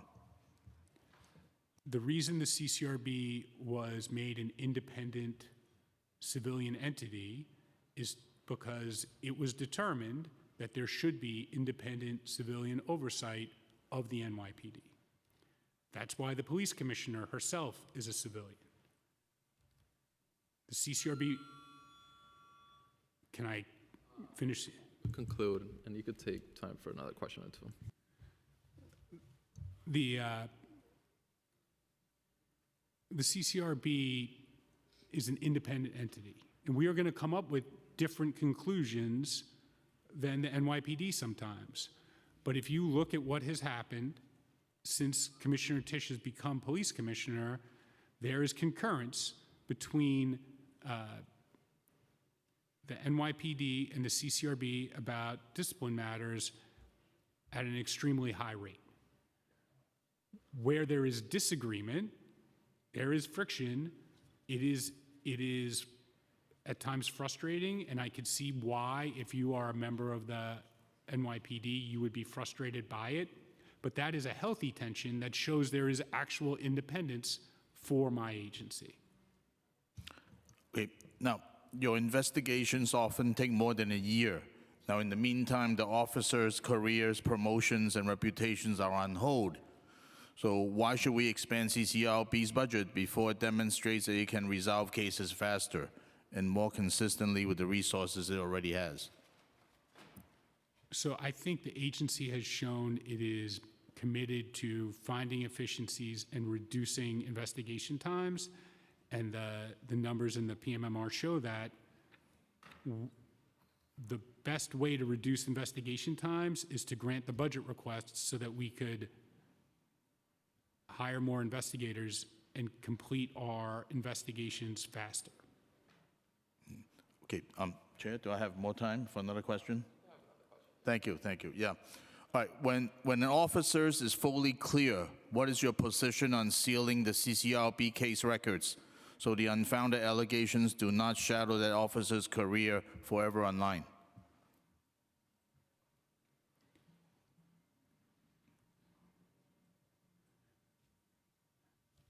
So the CCRB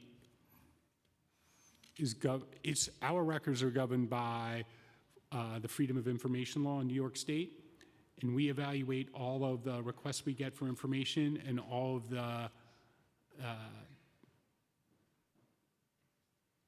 of the information that we publish based on the Freedom of Information Law.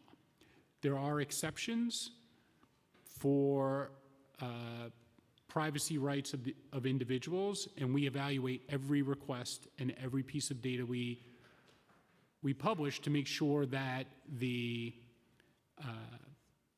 privacy rights of individual members of service are respected. I recently had a conversation with our general counsel, and we are making sure that our FOIL unit is reviewing cases, is reviewing requests and what we are putting online to make sure that we are not inappropriately, unfairly disparaging members of service and their reputations with the information we publish.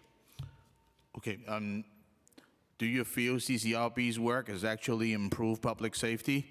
Yes. Okay, thank you. Thank you, Chair. Thank you so much. A few questions on staffing. So obviously when we have staffing issues, that creates a lot of challenges in terms of the cases that you're not able to get to. So due to the staffing issues, what are the issues that you've prioritized, and what are issues that you've had to somewhat put to the side, given that you don't have enough staff to handle? So really the strategic resource allocation determination, Mr. Chair, that is the policy we created to show our prioritization.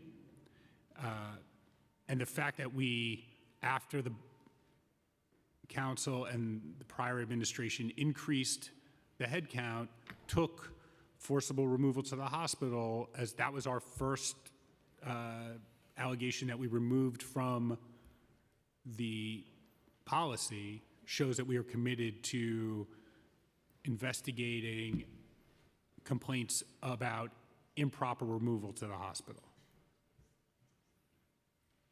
But we try to address complaints in order of the importance of the severity of the injury to the civilian and the interest that the council and prior administrations have shown in the different types of misconduct.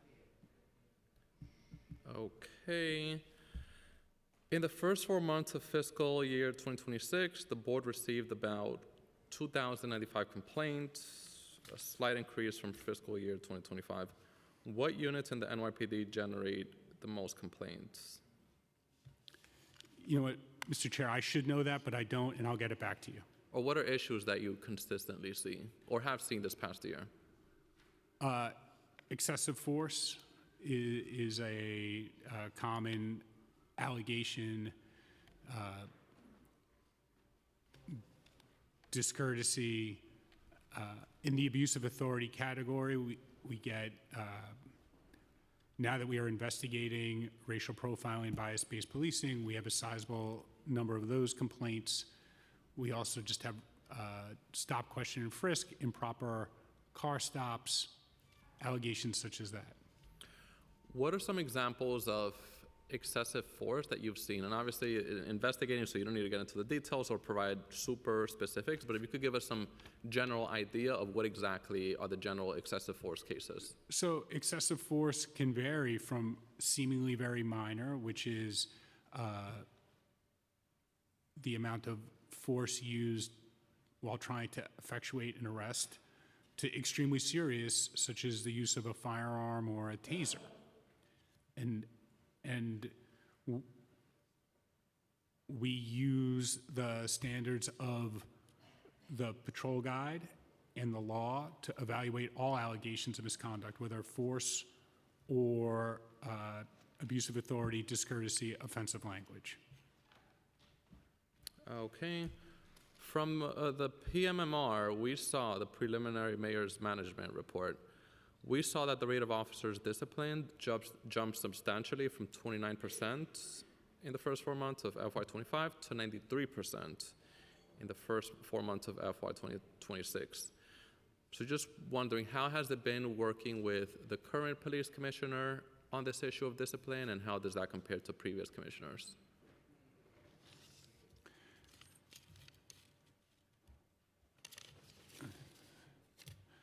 So I just want to say the first thing with regard to discipline that Commissioner Tisch did was reverse the department's prior policy of rejecting all substantiated CCRB complaints that resulted in discipline that they received more than 90 business days from the expiration of the statute of limitations. Or not more, less than 90 business days. It's like 4 months. That, her reversing that policy enables the department to actually look at the complaints that we're sending to them, look at those recommendations for discipline, and then determine whether the CCRB is right or wrong. And I think by her making the decision to invest the department's time and attention into these matters has made a substantial change and a substantial impact on how the CCRB, how the NYPD is treating CCRB recommendations of discipline. All right, thank you for the information. I'll pass it on to Councilmember Nurse for some questions. I might have fully forgot what I wanted to say, but in the earlier testimony from the police commissioner, she noted that she was aligned with the CCRB's ruling for 90% of the cases that she took on. And I just wanted to, we didn't get a data number on how many were recommended for to be taken on versus how many were taken on. Sorry, it's been a long day trying to make intelligence sentences. Councilmember, I think I understand what you're saying. Okay, Are you great. asking how many? How many cases did you recommend move forward for discipline?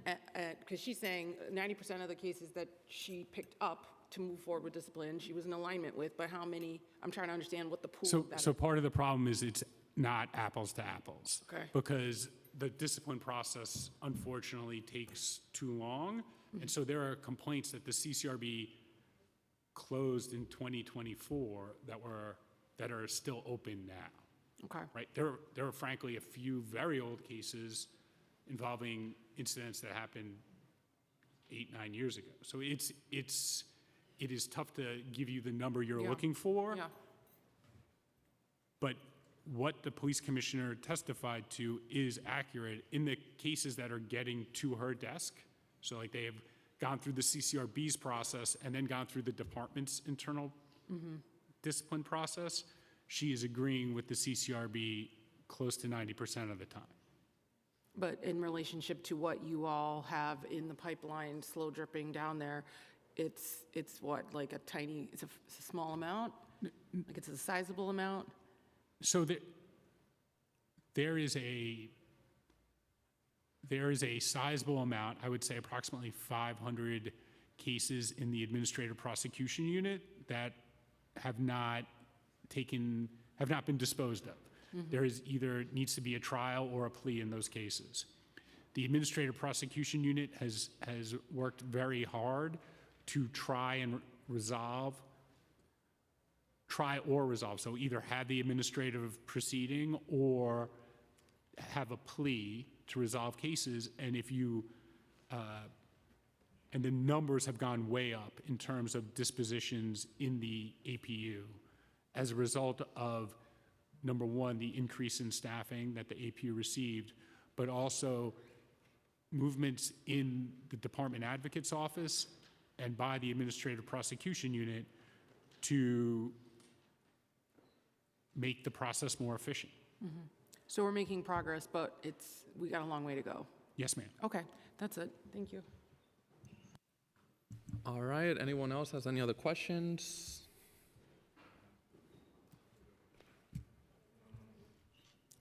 Councilmember Wong. Okay, cool, sounds good. All right, well, thank you so much for joining today. I really appreciate your testimony and all the information, also all the work that you do on the important issues that you work on. On behalf of the staff and board, I just wanted to say thank you for listening. Thank you.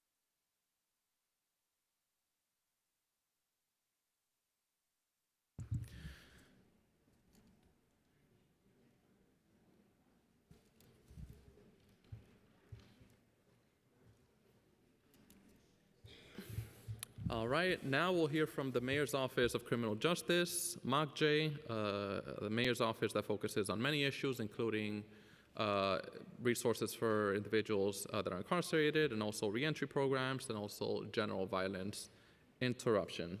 We'll hear from Deanna Logan, Nora Daniel, Candice Julian, and Robert Fiato. I'll pass it to the committee clerk for some procedural items.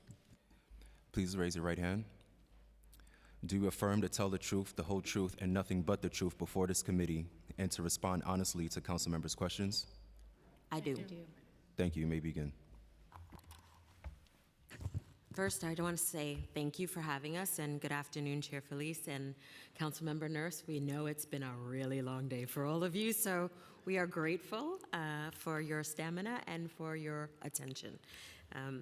Chair Felice and members of the council, it's my pleasure to be here today. My name is Deanna Logan, and I am the director of the Mayor's Office of Criminal Justice, which we affectionately call MOCJ. At the heart of MOCJ's work is, in fact, the ability to work towards making New York City a fairer and safer place for all. Every program that we operate, every partnership we build, and every single one of your dollars that you give us is invested in making sure and guiding a clear goal of communities safer, stronger, and using public dollars wisely. Our office is focused on addressing not just criminal legal system, but also the underlying issues driving that system involvement. When we invest in people thoughtfully, strategically, and guided by data, we generate real return on that investment. Programs that connect people to services, put roofs over their heads, help them rebuild their lives, and stabilize families and neighborhoods ultimately cost a fraction of what it takes to incarcerate someone on Rikers, and our outcomes are far better. Through initiatives like supervised release, alternatives to incarceration, and the Community Justice Reentry Network, we're keeping thousands of people out of jail every year. This is what it looks like when government works for New Yorkers. You may have heard me say recently that public health is public safety, and a core part of our strategy is recognizing that our public health and public safety systems have symbiotic relationships. And research is our foundation. We studied the patterns associated with people who are at heightened risk of entering into the criminal legal system and having that ongoing involvement. What did we learn? Many people who are cycling through the legal system are navigating complex, multiple combination of challenges: housing instability, trauma, untreated mental health needs, substance use disorder, and economic hardships. Addressing only one of those challenges at a time doesn't work. This is why we still have gaps in our safety nets. Addressing all of those challenges together does work to close those gaps. And we are now filling in those gaps by coordinating and collaborating continuously with our partners at the New York City Department of Correction, the New York City Department of Probation, the city's health agencies, our district attorney's offices, our indigent defense providers, and a host of great community partners. That coordination is paying dividends. MOCJ is committed to strengthening the pipeline connecting people leaving custody to transitional housing, job training, mental health services, and community-based mentorship. Our expansion of emergency transitional housing is an especially critical component. With more than 100 beds coming online in the upcoming months to give more New Yorkers a stable place to lay their head during the vulnerable period of rebuilding their life. We are also strengthening workforce development. Of course, training is key, and that has been a heart of all of the programmatic work that deals with workforce. But people need to be equipped with skills to do the job, and we know that. However, connecting the skilled person with the employer is critical. We're investing in programs that include placement services and employer partnerships and sustained career pathways so participants can achieve the financial stability needed to support their families. Thank you to Second Chance employers that understand lived experience and the trauma that accompanies it, and who provide not only opportunity, but grace and space as formerly incarcerated people acclimate to the work environment. When people have meaningful work and stable housing, they are less likely to return to the criminal legal system, benefiting entire communities. If you indulge me for a quick story, and I know we've been here a while and there's more people after me, but I wanna kind of explain to you what we see. I recently had the opportunity to sit down in a healing circle, and you heard earlier from DA Gonzalez about the Project Restore project. That started as a pilot, and thank you to City Council and funding for making it baseline for Brooklyn. But I got to sit down with a number of the participants from that Project Restore that MOCJ helped start the pilot. And that was the collaboration with the Brooklyn DA's office. Mayor's Office of Mental Health and Bed-Stuy also came in to work on that. And we often ask ourselves, what does public safety look like? What does it sound like? And honestly, sitting down in that healing circle, that's what public safety looks like and sounds like. It sounds like 10 young men from Bed-Stuy, all with verified history of gun and gang involvement, working out their trauma to build better lives for themselves. Now, these men I met first about 2+ years ago when they were each in rival street crews, sitting next to their former rivals. Now they're friends collaborating on community safety and mental health initiatives. They talked about the families, that they're now supporting, the degrees that they are getting, the careers that they are starting and pursuing, because they had the support to break a cycle, the cycle that continues to push them towards the criminal legal system. Most importantly, they discussed why these types of programming, why that type of work with Project Restore should be the reality for all and not just a lucky few. And that's what safety looks like for all of us. Look, at the same time, we are clear-eyed about the challenges ahead. Our jail population climbed in recent years, so we still have a lot of work to do. We have investments to make to safely reduce the jail population while maintaining accountability and public trust. The path forward is clear. The solutions that work are the ones grounded in research, coordination across systems, and absolutely investments in people. That means continuing to strengthen programs like supervised release, alternatives to incarceration, and the Community Justice Reentry Network, programs that help people stabilize their lives. Simply put, investing in people is one of the smartest public safety strategies that we have. It strengthens neighborhoods, reduces reliance on incarceration, and delivers a strong return on public dollars. Thank you, council members, for your commitment to building a stronger and fairer, safer New York. I look forward to continuing our partnership, and we, the MOCJ team, are open for questions. Thank you so much for your testimony and for the work that you do on the issue of criminal justice.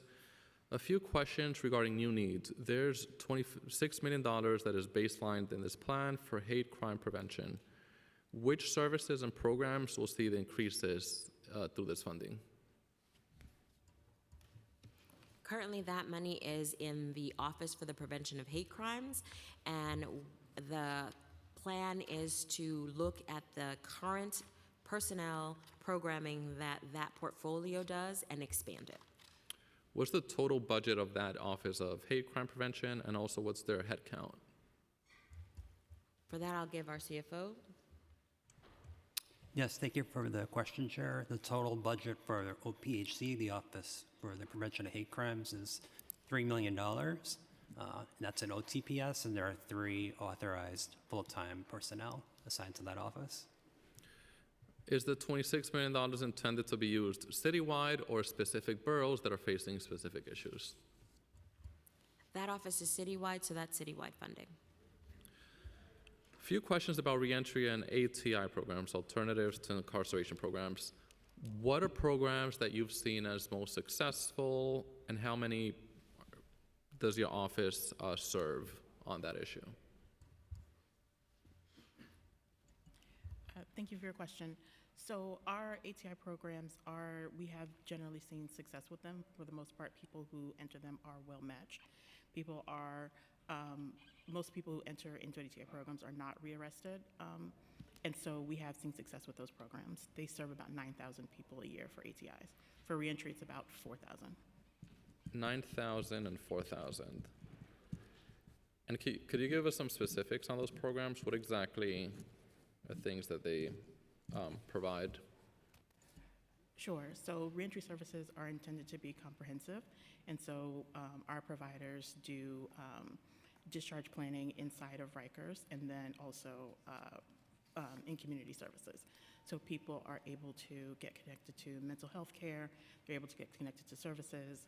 Our case managers are pretty comprehensive about what they're able to connect people to, even though we do know that there continue to be gaps for people with higher needs. Okay, a few questions about the Rikers population. As you know, one of the prime drivers of the inflation of the Rikers population is the long delays and the extreme length of time criminal cases take to resolve. What are steps that MOCJ is taking to reduce the amount of time that criminal cases take? Thank you for the question. There are a couple of steps. So first and foremost, MOCJ is looking at all of the criminal legal system as a whole. First and foremost, it is ensuring that the programs that do not have people going into Rikers are able and ready for the capacity to support people. So the project resets, the ways that we look at those individuals who have a persistent pattern that we are consistently engaging with, so that they break that cycle of coming back in, where you would see them going into Rikers because now they have accumulated cases and they fall into that harm and harm, right? So the trajectory is usually them increasing, and what we're looking to do with our intensive case management program is identifying those individuals sooner and truncating the arc of them repeating and coming back into the system by connecting them sooner in the process to the services that would then stop them from going into the system in the first place. And what are steps that MOCJ is taking to ensure that the NYPD is providing evidence in a timely way? Ooh, that's a big ask. So we work with NYPD, we work with the DA's offices, and we have looked at the ability to provide discovery across the city. One of the areas that we worked on very closely with NYPD and with the DAs is just the ability to make sure that the systems actually spoke to one another, right? Our first deputy director was crucial in navigating the acronym is API, and my public affairs guys is going to kill me because I use the acronym, but it really is the bridge that delivers the information from PD systems to DA systems. And given that there are 5 of the electeds, as well as special narcotics, it was a feat to make sure that that bridge stayed open with the vendor that PD was using, so that we could ensure that there was no gap and that there was no elongating of the time. As they told you earlier, each one of them building their own systems has had the issues we see whenever we're rolling out new technology across. There have been challenges and delays, but they're actively working on it, and we've been actively working with all of them to navigate some of the places where we have to make sure that the vendors meet the goals for the city, meaning the DAs and NYPD and the defenders alike. All right, and final question before I pass it on to colleagues. Question about ATI and reentry services. The preliminary budget includes a 1.3 and 3.3 cut to ATI programming and reentry services. Do we think that it is wise to cut these services? I think the answer to that is no. Are we taking steps to make some restorations? So we continue to work with OMB to ensure that we have the appropriate level of services for ATI and reentry. Okay. Have you started those conversations yet, or? We're continuing to work with them on it, yes. Okay. So I'll pause here. I'll pass it on to Councilmember Nurse for some questions. Thank you. Thank you, Chair. Good to see you all.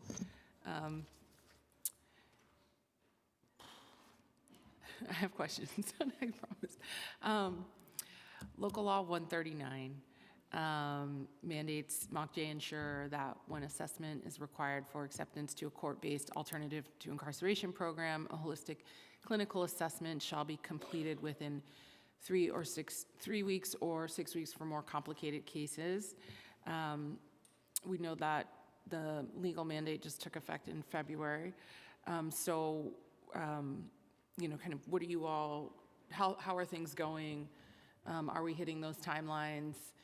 Is there capacity for it? It's a little early to provide specifics. However, the program is funded. CJI has received the funding for it, and they are currently working to staff up. And how long do assessments take on average now? I would have to get that number for you. I know it varies depending on how complicated the case is.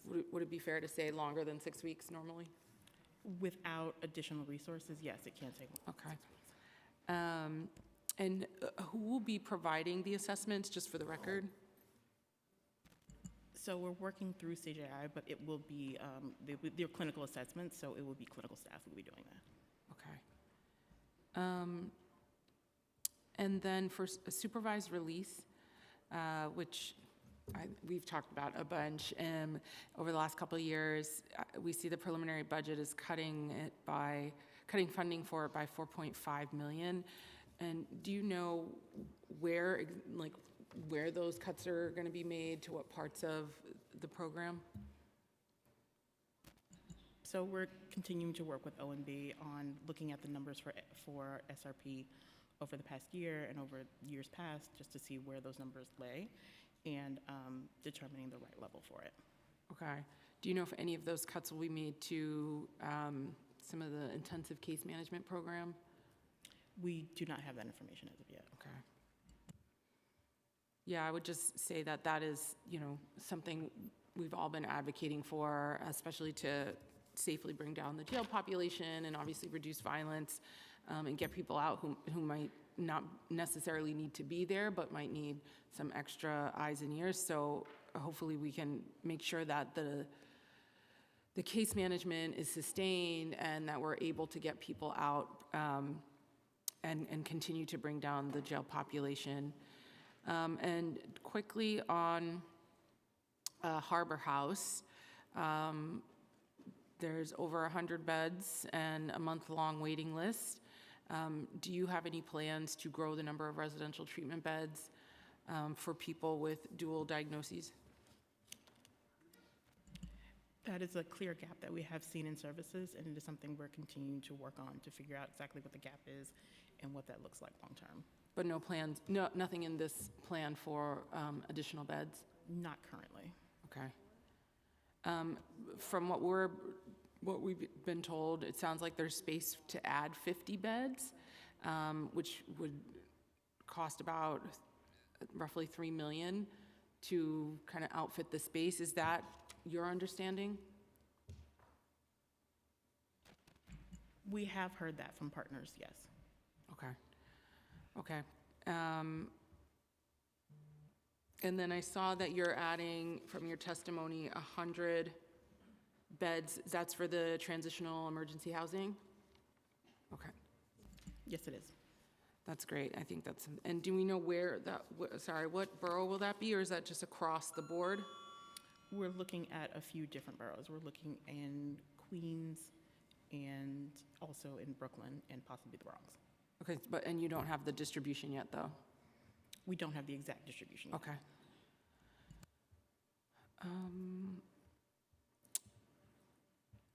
One other. I know, but you was that about two just now, and that's what you said, Queens. Oh, I guess people are joining us virtually, but I have one more question. For the local law 92 Like, you know where to go and stuff, right? That's why I didn't even come on with like. Sergeant. All right, please, Can you let's help me mute out? all the Zooms. Take up his glasses, I told you, it's just one in C Nick. Yeah, but that shit closed at like 6 o'clock. Yeah, that's what I said, that's why I asked him. Please mute yourself if you're on Zoom. Hopefully they'll make it by 6. Local Law 92 from 2023, there was a resource navigator program for women, transgender, intersex, non-binary, and gender non-conforming people. Is this resource navigator program fully operational and fulfilling its mandate?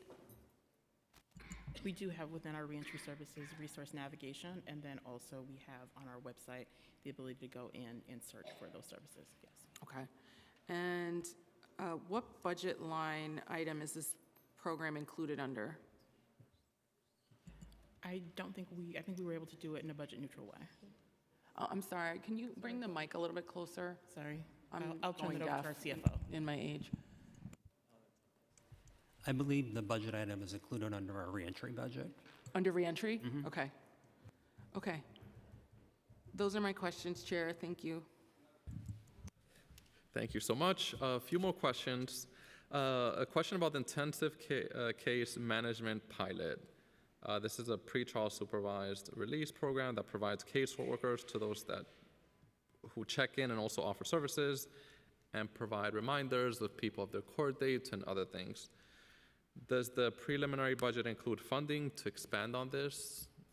Or is that something that there's a planned cut on that program?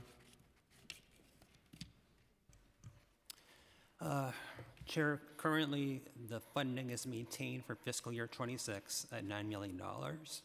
There is not out year funding at the moment, but we continue to work with OMB to assess the program needs and the fiscal needs to continue the program. All right, similar question, but I guess on the issue of district attorneys, what steps is MOCJ taking to ensure that district attorneys and defenders have installed technology so they can process, store, and share evidence efficiently? And also the state approved $50 million for this 2 years ago.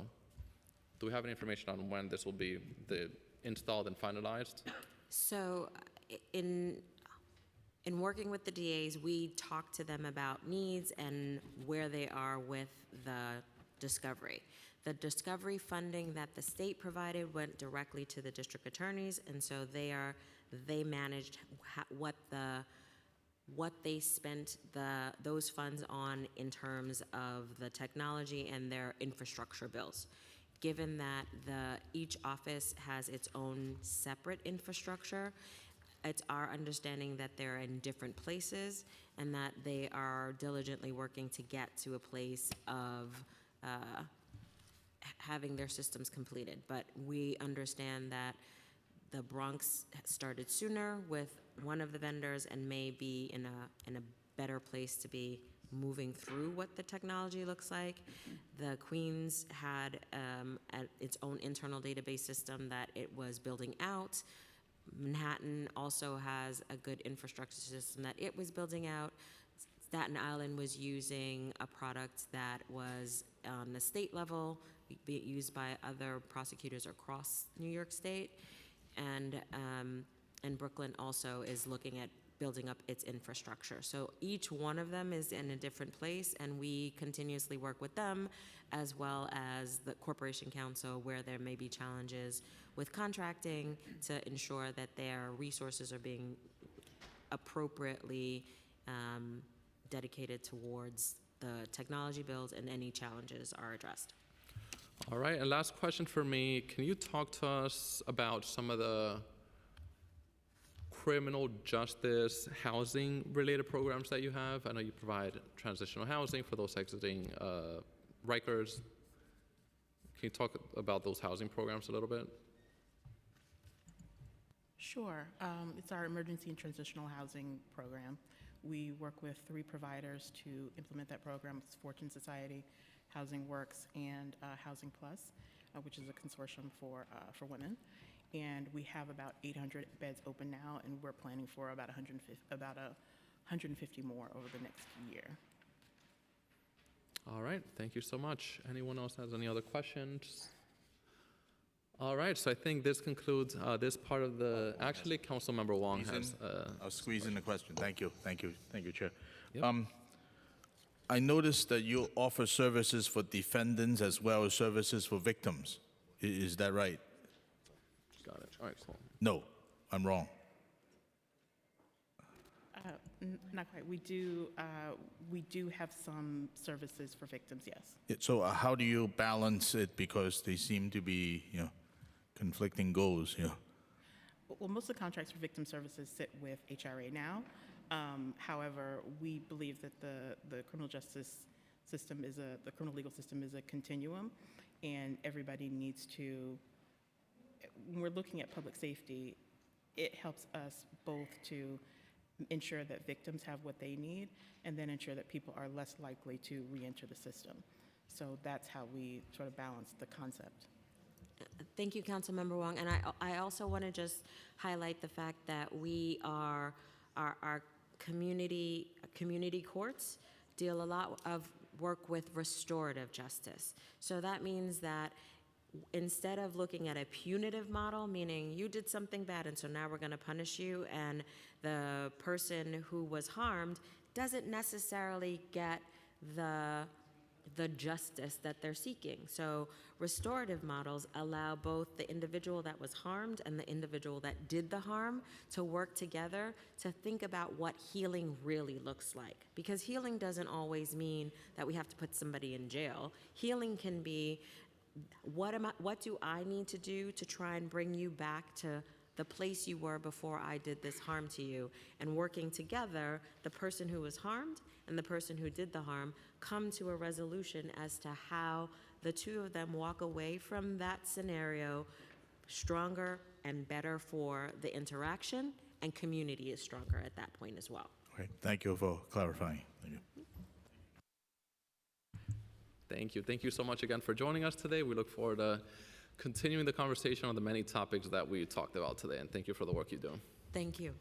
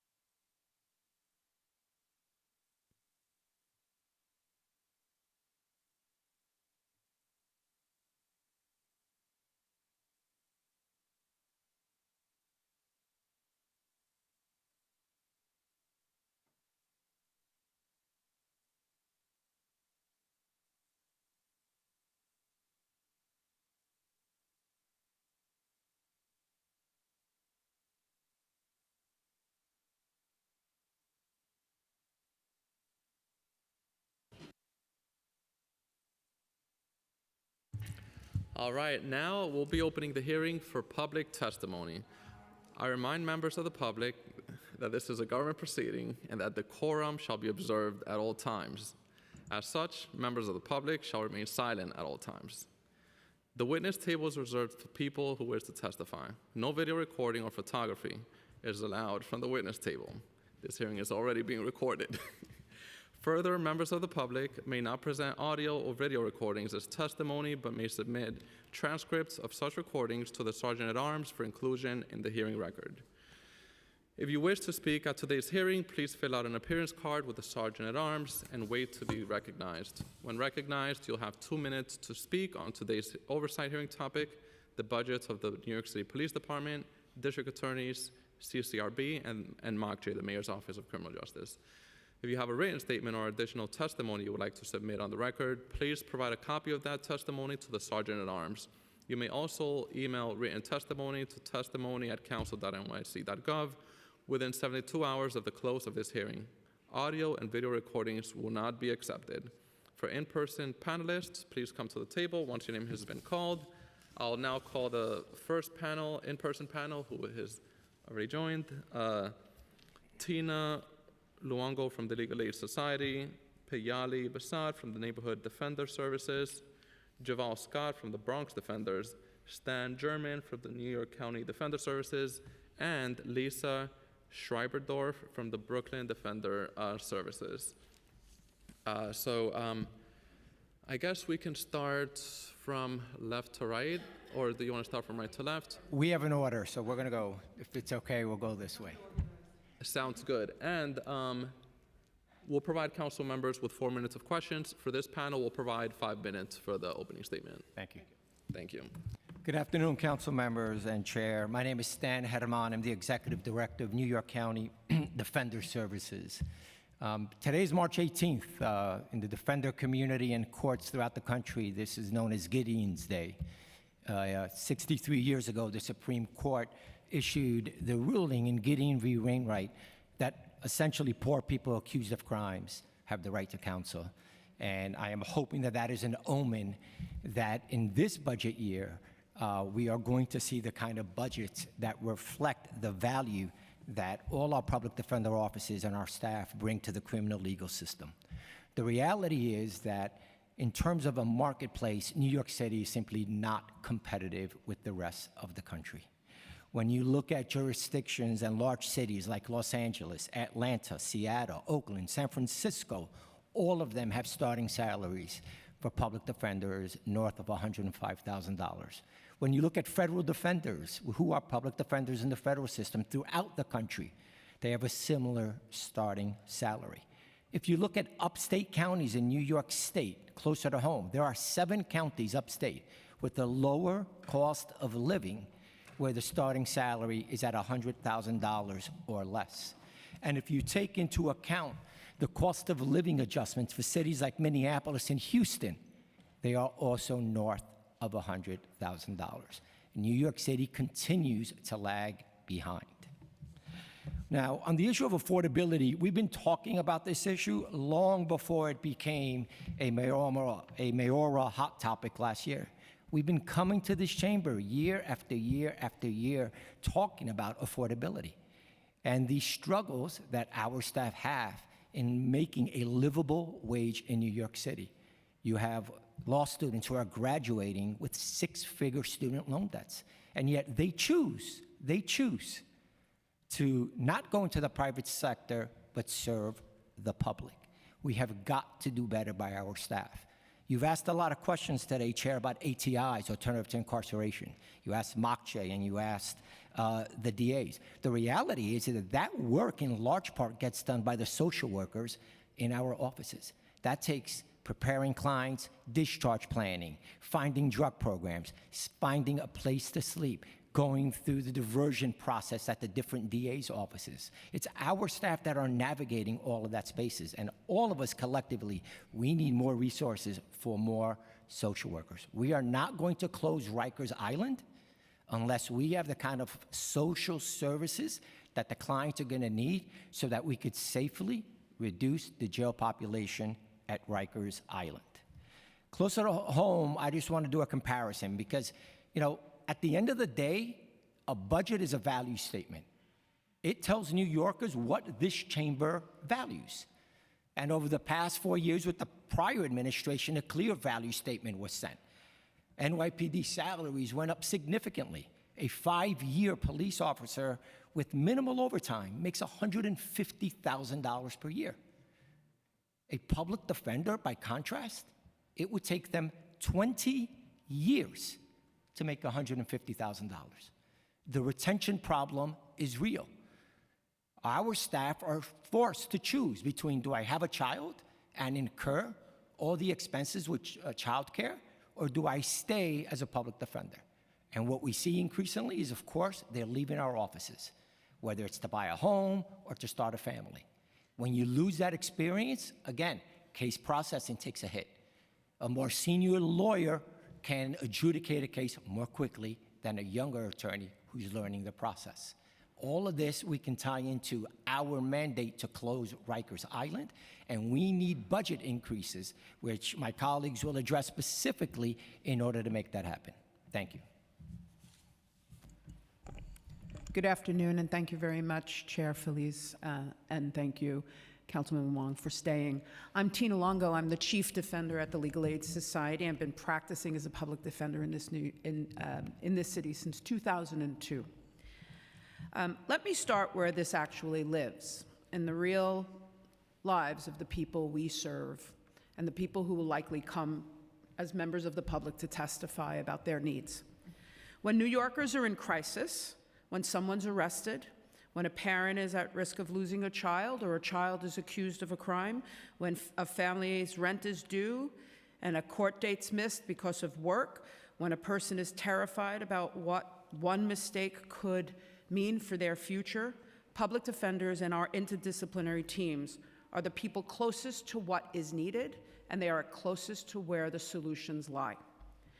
But here's the hard truth. The city cannot keep asking our teams to carry more crisis, more complexity, and more responsibility while failing to sustain the workforce that makes those outcomes possible. So I want to be clear about what we are asking today and why it can no longer wait yet another fiscal year. We need an infusion into our funding streams of up about $100 million to fully support and allow us to be able to work with our staff, many of them unionized, many of them in this audience, many of them watching online, who do this work every day, so that we can do what actually Stan has just said. Because the reality of the situation is, if we don't, we are not just failing them, we are failing the people who are dragged every day into the criminal legal system, the family separation system, and the immigration detention system. Because that is who is at the heart of representing clients and representing those families to turn the system around. In addition to that $100 million, right now, it is critically important to fund immigration representation. And there is a lot of talk in a separate hearing that covers that type of funding for our immigration units, but there is a specific unit in our offices that does work pursuant to the Constitution under a case, Kentucky v. Padilla, that indicates that as public defenders, as criminal defense lawyers, we must advise our clients who are in the criminal legal system of adverse immigration consequences. And now more than ever, it is critical that we build bigger teams because, frankly, what we are facing right now is an increase of the harms given the federal actions across the country and specifically in our city. And then my colleagues will talk about the fact that we need real change in our contracting processes because the way in which our monies flow and the monies flow to other nonprofits is very different than how the money flows to the district attorneys. And that creates lag times and cash flow issues that are real.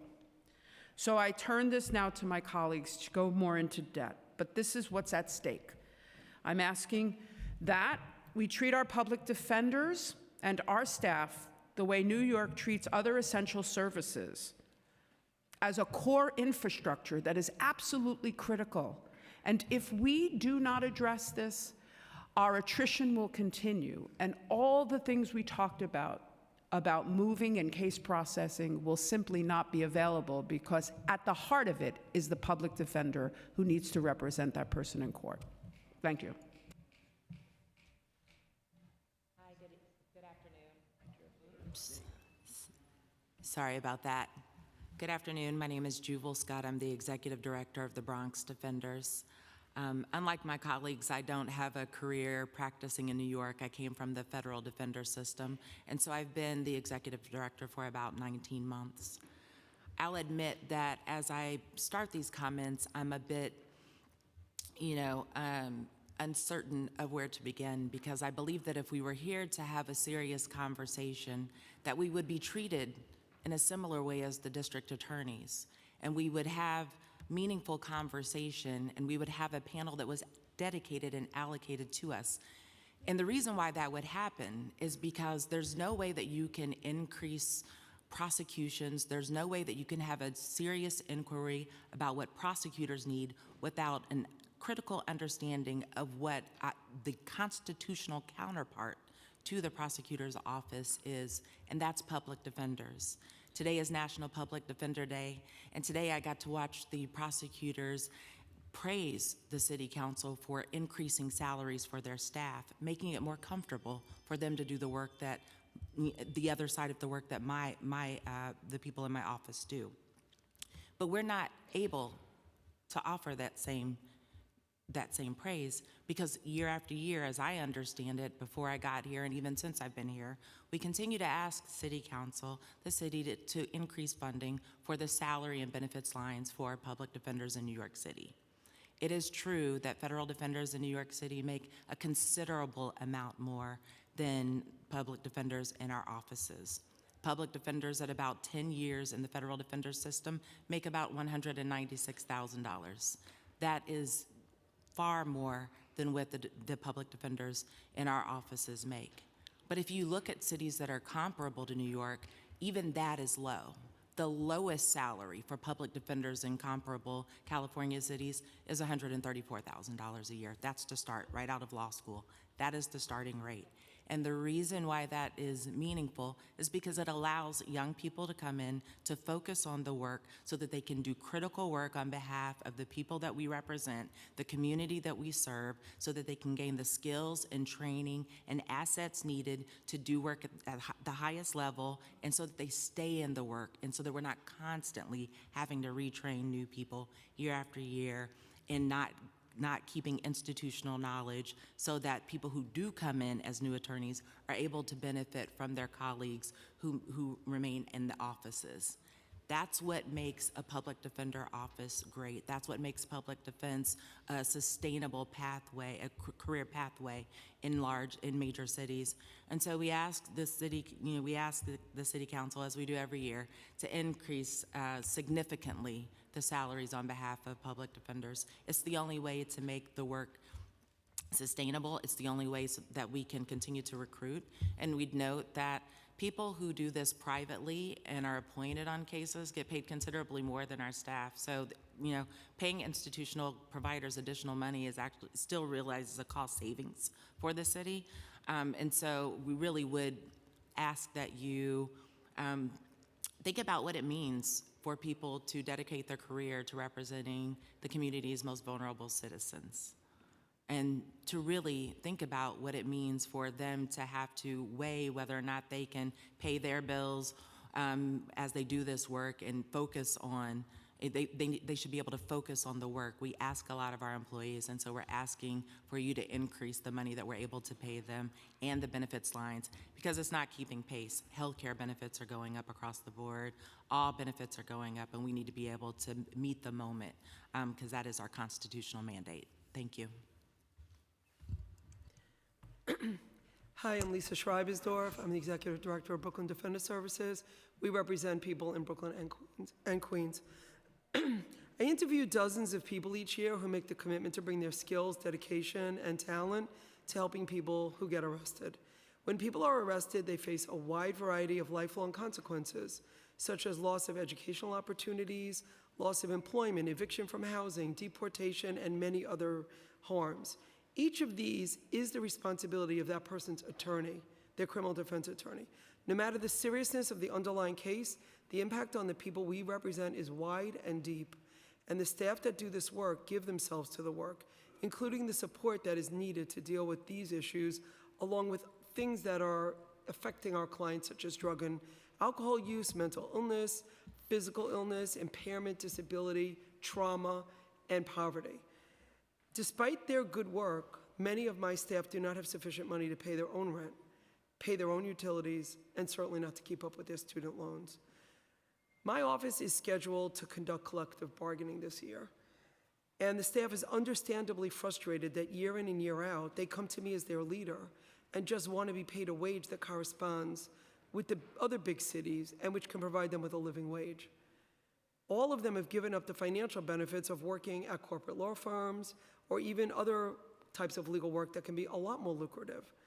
And while they do this important work for the individuals we serve, as well as, honestly, for our very democracy, they are devalued and over by the city that they call home and the city to which they have devoted themselves. It is not surprising that this has a significant impact on the morale of the office. It is not surprising that people lose hope, not only for themselves, but for their clients and for the systems that they are facing every single day. The issue is a crisis beyond the individual employee who well deserves this raise. It is existential. And now is the time to show that it will end, that progress will be made, that there is a commitment by this council to pay the essential workers that we are. To do that, we must focus a little bit on some boring, wonky stuff, which is always my assignment. You'll get used to that. That's the procurement process. Unlike our counterparts at the DA's office, we are not government agencies. We are not elected officials. We are not blessed with free rent, good pensions for our staff, or the resources of the entire NYPD, the medical examiner's office, to work on our cases. We are nonprofits with a contract with the City of New York. And due to that, we are bound to procurement rules that include bidding for our work on a regular basis, and often the financial barriers that also encumber other nonprofits that are providing an entirely different type of service. The next RFP is already overdue. Our process is our RFP process, and it's overdue. It may come out this September for the next fiscal year. It may be delayed again. During these in-between years, the city has historically not provided a real avenue to address specific funding shortfalls, which makes it really critical to assure that when this comes out, when this RFP comes out, it has to have the proper amount of funding. And in order to give our staff the salaries that reflect their value and that are competitive, we estimate, as you heard earlier, it's about $100 million just for staff funding. We have thousands of people working for us. That needs to be added to the RFP. We can't just talk about it. It needs to be funded before that process begins. That also does not include increases in rent, need for more space, which we all have, increases in health insurance, and just about every other everyday item that is part of our budget, like pens or computers. We are asking that you please fight for that RFP this year so that our boring and burdensome, yes, I wrote that down as I was sitting here all day, our burdensome procurement process is fruitful and results in a meaningful use of our resources and time. Thank you very much. Good afternoon, Council. My name is Piali Basak. I'm the Managing Director for the Neighborhood Defender Service of Harlem. I wholeheartedly join my colleagues in this request for increased funding to support our offices, especially so that we can provide increased salaries. I have, until about a year ago, I was a public defender before I was in this role representing clients, and I can tell you every single one of our colleagues, of our staff who come into this work, come into it with a commitment to serve our communities, and I hope the council honors that commitment. But I want to focus on our request for additional funding to increase PDEA teams. Immigration law is complex and subject to the abrupt, dramatic shifts, sometimes changing the legal consequences of a criminal case overnight. There's a great deal of nuance and understanding to understand the status of an individual person based on their history, as well as the specific impact of a plea bargain. Given the High Court mandate and the necessity to provide accurate, up-to-date, specialized immigration advice, our offices have hired Padilla attorneys, dedicated attorneys providing this advice. Over the past year, increased ICE presence, and I'm sure I don't need to educate the council about that, has created a sharp uptick in the need for our Padilla attorneys. Our staff had to devote significant time and resources to tracking daily policy changes, court rulings, enforcement practices, while also trying to provide clear guidance to our teams. Our non-citizen clients, they're terrified. Even those with lawful status face a possibility that even a minor criminal offense can lead to detention and separation and permanent exile from the United States. Our clients require more direct contact and support. And we try to do so by offering that, by providing the social support, as well as connection to other resources. We are constantly monitoring Department of Corrections actions, and for clients who are upstate, we're providing support and guidance when it's needed. We help connect them to attorneys, and we are also constantly providing access to our clients, to our immigration teams, who are receiving nonstop calls about check-ins with immigration authorities and questions about ICE presence at schools and homes and other concerns they might have. And so we are asking the council for additional funding and $10 million to our overall budget, so that MOCJ can distribute these funds to our offices. This sustained and expanded funding for this unit will allow us to continue providing this essential guidance, responding to the increasing complexity of these immigration cases. Thank you. All right, thank you all for being here. Thank you for your testimony and also for all the work you do for our city and the people of the city, especially those that when they're under some of their most vulnerable positions. So I have a few questions about salary, retention, and then funding. Salary, I used to be a tenant attorney for Bronx Legal Services. The same issues that all of you mentioned, I saw it. Basically, the office training new lawyers, law school graduates generally, spending lots of resources training them, and then 2 years later they lose them. So they have to start all over, which, obviously not a good system. So on that issue, what do you think should be, I guess, the proper starting salary, and also how much funding would it require to get there? I think I heard $100 million, but I just want to make sure that I'm putting that on the right issue. And I think Stan mentioned it, that, look, a starting salary for somebody up in Schenectady, New York, was $102,000. So if you look at that as a benchmark, certainly we believe that we have to, at a minimum, look at our upstate counties and come to, think about that, because you have to factor in cost of living. But at some point, we have to be realistic that a $100,000 starting salary is something that we should start to think about and implement, and then realize that there have to be consistent cost of living increases to keep pace with inflation. What my colleague Lisa testified to is when our contracts are held flat, year after year during our 6-year and now upwards of 8 years of contract. Because we are nonprofits, if our rent goes up, if our health care goes up, we don't get extra money. And so you have to start then thinking about, how am I making a choice as a manager to have to both increase the salary, which is what we need, or not then pay the increase in the rent on the space we need? My colleagues in the district attorney's offices do not have that problem. Do not have that problem.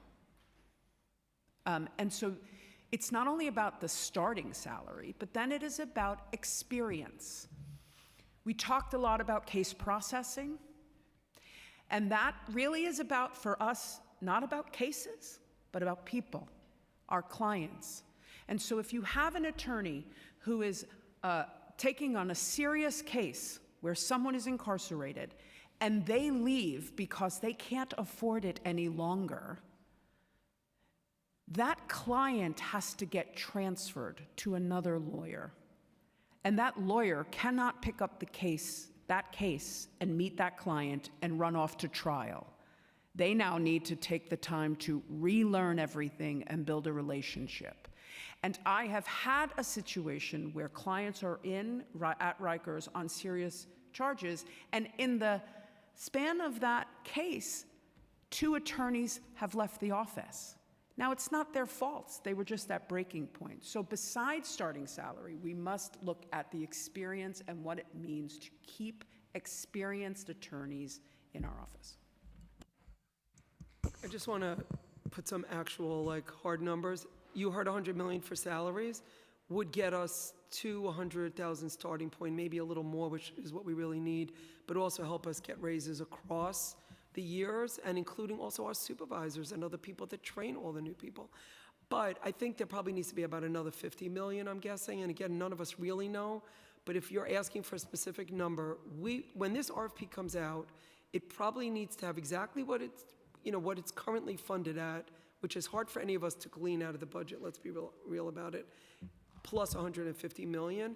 And that should be part of the procurement process where each of us can then go to MOCJ and explain exactly how we plan to use the money that we need to do this. And I feel like if that amount got into our, into the flow, it could make a really big difference. And I would just tag on to that. I'd be remiss if I didn't just note that the $100,000 figure that they're tossing out is the floor, not the ceiling. That's still too low. Yes. I just want to make sure that I'm crystal clear there. And also when we're making the comparison to prosecutors' salaries, city attorney salaries, keep in mind that what the pension that they get, we don't get. So it's still not parity. Even if the salaries were the exact same or even a little bit more, they're still not parity. The benefits that you get in working for the city are distinctly different. And so I just want to be clear. We're here asking for a lot of money. We're going to keep asking for money until it's fair. Would all of you mind sharing the starting salary for, the lawyer at your office? What's the general starting salary or a ballpark? I know for legal services, it was like $70,000, $80,000 for those that passed. Yeah, right now this year we're at 88,000. A law graduate waiting to be admitted starts at 84,000. 84. I think my office is right at 90 because we actually gave people raises last year. And forewent other things like space in order to do that. We're also at 84, and also we'll be bargaining this year. Okay, has the retention issue or lack of funding issue, has that led to inability to properly handle cases, including giving them the time and attention that they deserve, including on criminal cases? Obviously, people have defendants have the constitutional right to a lawyer. So what are some of the effects that this has had on that? I mean, to be clear, no client has shouldered the burden of our burnout. The folks who shoulder the burden are the attorneys and the social workers who remain in the offices, who then have to step up and get that work done. And so Tina just alluded to it. You have an attorney who's at 5 years with 70 cases, that person leaves, right? Those cases have to be reassigned. They're assigned in some cases to supervisors, other attorneys, and then their caseloads just went up. So the work is absolutely being done in all our offices. It's being done at an extremely high level, but the cost is the increasing burnout of our staff, and you just alluded to it.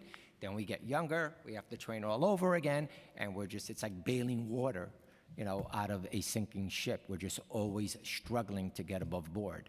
But client representation and the work always gets done. Just to add to that, I think what we're seeing is, again, attorneys who are leaving about years 5, 6, 7 out, who are starting families, who cannot afford the public defender's salary to support their families.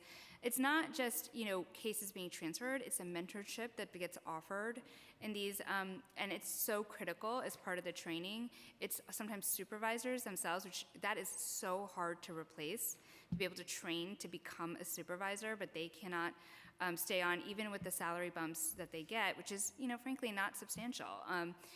We would like to do better. So that is a huge loss for our offices to have experience and sharing that experience among the staff, because that's where people learn from. I would quickly add along to that. One of the trends that you see in public defense at about that mark is that you start to lose a lot of the attorneys of color. So black attorneys, black male attorneys in particular, as they want to start families.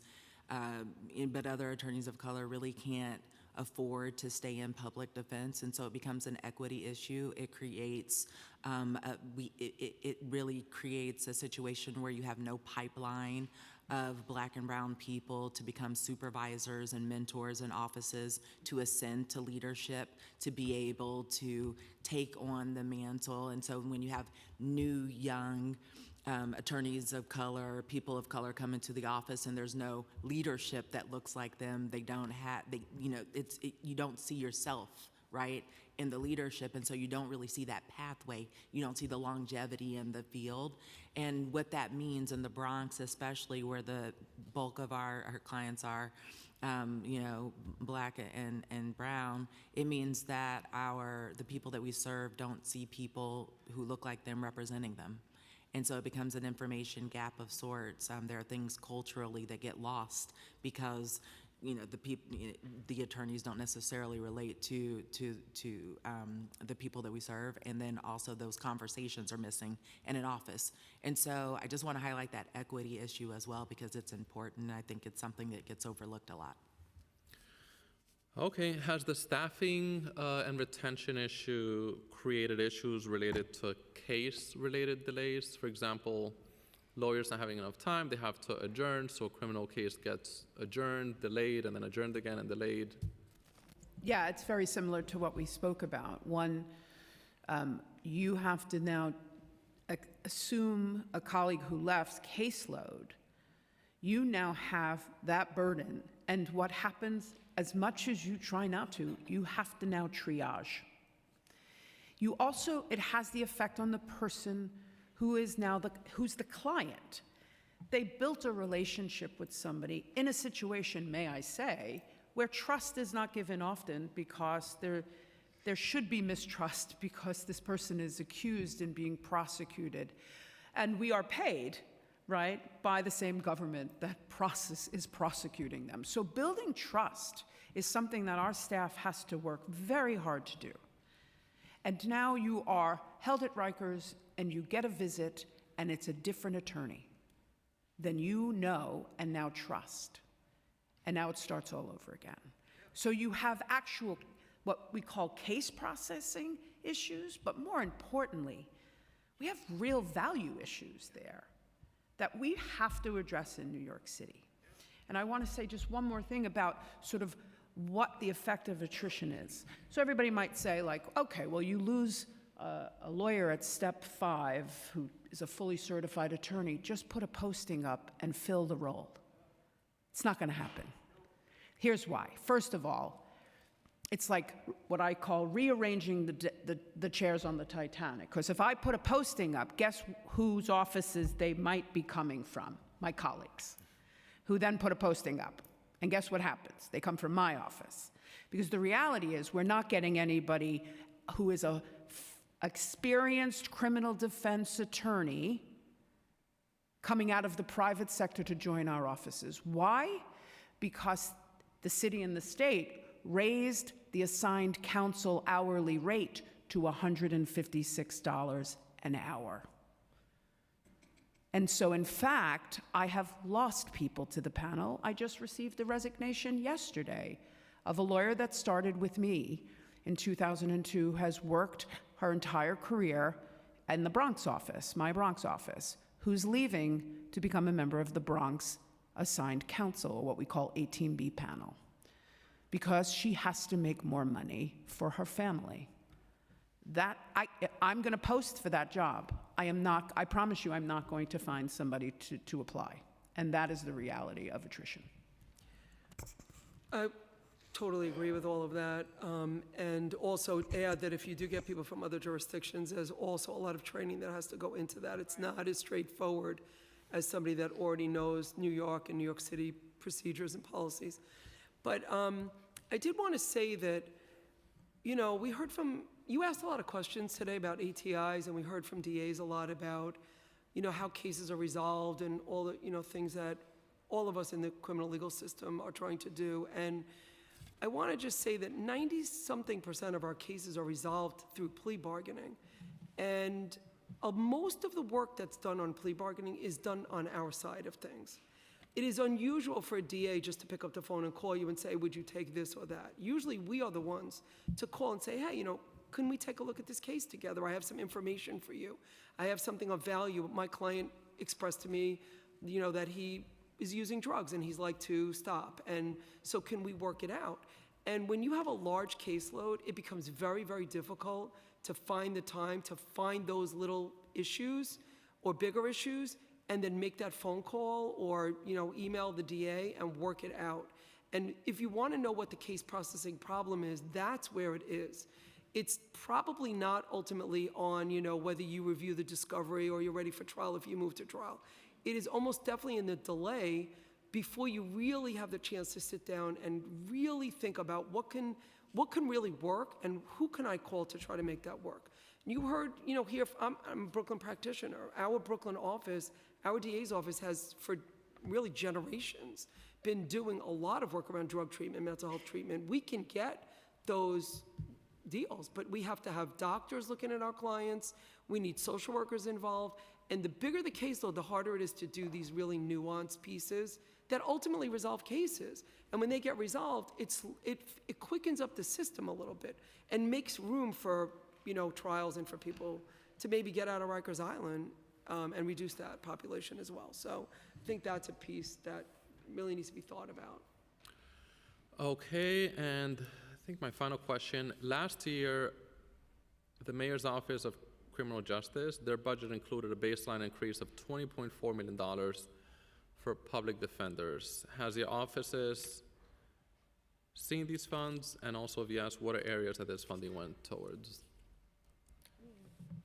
So I'm assuming that was part of the new needs ask. We had put in requests for what our new needs would be for fiscal year 26. I know in our case, some of the positions that were filled was a diversion attorney. So again, this ATI theme.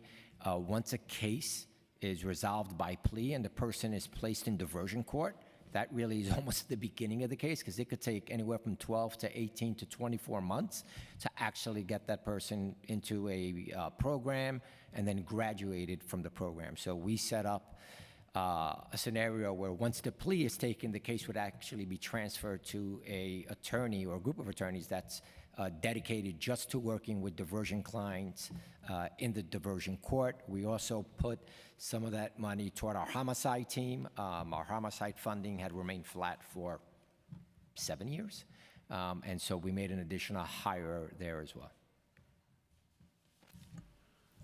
Some of that went to technology. It was alluded to earlier today about the, discovery and sort of, discovery management systems. I also think that might have included monies through an RFP process and for new needs in the appeals process and the appeals practice, which are separate organizations with the exception of legal aid. We have an appellate office, but there are separate appellate provider nonprofits throughout the city. And so I think that might include some of that additional money there. Similar types of things. Okay. I would just say what we weren't able to do is just take that money and just give raises to our staff. So we had more staff at the same kind of bad pay. Okay, and final question, what are some of the most effective ATI programs they usually work with? ATI and also reentry, pre-incarceration.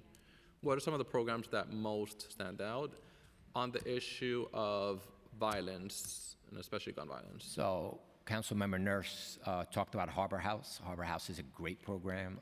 If they've got the capacity for 50 new beds, we absolutely need to make that happen. I think she said it was only $3 million.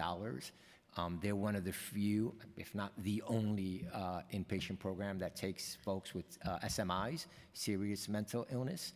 So Harbor House is definitely one that stands out for me. I think you're likely going to hear from many, many organizations that are sitting here waiting to testify that are incredible, incredible providers of service. But you did talk about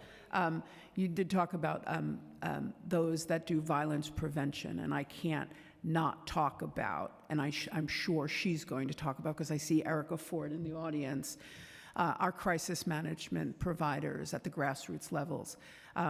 We have had a longstanding relationship as part of the Cure Violence crisis management system since it was started when it was Council Member Jumaane Williams and not Public Advocate Jumaane Williams. When you think about proactive approaches to violence, particularly working with young people, and the way in which our offices and our teams work with those community organizations, that is the answer to how, not rolling back, raise the age, and not looking at state law change and reforms. It is about providing the services on the ground by those who know what it means to be proactive and what the community needs. And so our ATIs, all of them, are all these programs that sort of, again, will come here and ask for money, and they should be funded fully, because we cannot do what we do without them to sustain folks in community, because the real answer is proactively funding things before somebody gets into a criminal legal system is also part of what we should all be working toward.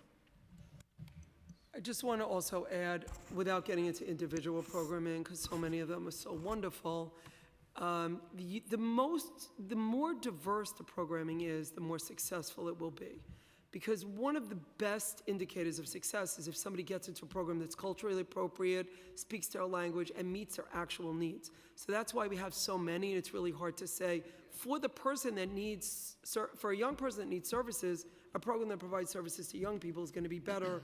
You know, for somebody who's older, might need a different kind of programming. Somebody who has a mental illness, or, you know, so to the extent that we can really think very critically about the more diversity of programming that we have, one size does not fit all at all. And I think that you heard that from the DA's offices, that they try to use different programs. Having said that, people that are organizations that are specifically equipped to work with people who have been incarcerated or have faced incarceration, either before they ever go to jail, while they're in jail, or after jail, are, in my opinion, the ones that we should focus the most on, because the population of people have experienced a kind of a trauma, a kind of experience, and something that's going to impact them for a long time, and the knowledge of that and the ability to work through that is really critical. All right, sounds good. All right, so I don't have any more questions. Does anybody have questions? All right, thank you so much for joining us today and for all the information. Look forward to working together with all of you on all the issues. Thank you.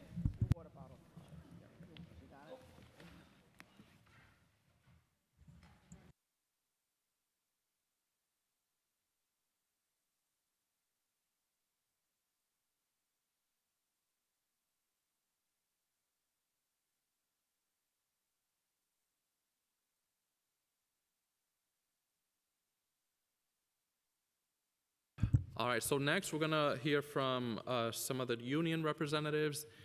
Jane Fox from UAW 2325, Donald Nesbitt from DC 37, Tabitha Shepard, DC 37, Olivia Duong, DC 37. Thank you for joining us. I'm gonna provide 2 minutes for every person testifying. You may begin whenever you're ready. Hi, good afternoon. Thank you for the opportunity to speak. My name is Jane Fox, and I'm the chair of the Legal Aid Society Attorneys Chapter at the Association of Legal Advocates and Attorneys, and we are UAW Local 2325. We represent over 3,700 active and retired legal services workers at over 30 nonprofit organizations in New York City and beyond. We are attorneys, paralegals, social workers, investigators, and support staff. And our union members keep clients in their communities and outside of jails, keep families together, keep clients housed, and make sure New Yorkers have access to vital social services. We are the workers who guarantee community safety. And while our members are an essential labor force, decades of underfunding have led to untenable working conditions, and this underfunding has persisted despite our members providing constitutionally mandated legal representation. We have an attrition crisis and a workload crisis, and this council needs to start paying attention to this crisis, because when we leave, New Yorkers who depend on us for justice suffer. Our message is simple. Our fight for increased funding has one guiding light. Working class New Yorkers deserve the same level of representation as rich New Yorkers. But year after year, this city and this council has found money to keep police officers and district attorneys in their jobs, guarantee them a pension, while at the same time our union members have been pushed out, told they are not worthy of an affordable wage or a dignified retirement because of the people we represent every day. But you can support us and our clients, your very own constituents, with your budget choices. You can support labor by ensuring there is enough money flowing so that when we get to the bargaining table with our employers, we can settle fair contracts. And this year, over 2,000 of our members will be bargaining, including all of the criminal trials providers, the Legal Aid Attorneys Chapter, Bronx Defenders, Brooklyn Defender Services, and Neighborhood Defenders. And if I may just wrap up, in fiscal year 2027, we're asking the council to fully fund legal services so our employers can meet our core bargaining demands on compensation and retirement. And our costing estimates that the city will need to increase current funding by a minimum of $80 million across the legal services sector for our members. As you heard from our employers, they estimate $100 million because their ask includes non-union staff. We are not siloed to just criminal trials work. This funding will also cover our members providing family, civil, and immigration representation along other city contracts. And just to note, this $80 million is in addition to what has already been guaranteed in the preliminary budget. Our members are not immune from the affordability crisis. Austerity budgets in legal services hurt our union, and they hurt New Yorkers. And settling fair contracts will provide stability and ensure working class New Yorkers get the absolute best legal representation because they deserve nothing less. Thank you.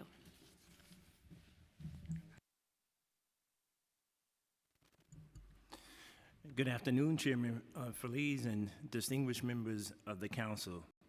It's an honor to be here. My name is Donald Nesbitt, Executive Vice President for Local 372, representing our school crossing guards, level 1s and level 2s, within the New York City Police Department under the leadership of President Sean Francois. Local 372 has long testified for the hiring of more school crossing guards. It's vital in order to keep our children safe from dangers of reckless drivers and to ensure the school crossing guard members themselves are not stretched thin and are safe themselves. Student pedestrians also face major safety traffic hazards every day while going to and from school. This risk is not only health, safety, and their lives. They put everything on the line, our school crossing guards.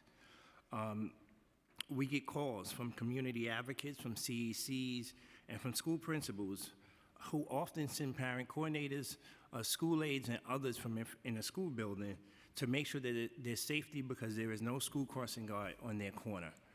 In 2023, Mayor Adams authorized the elimination of 500 open school crossing guard positions.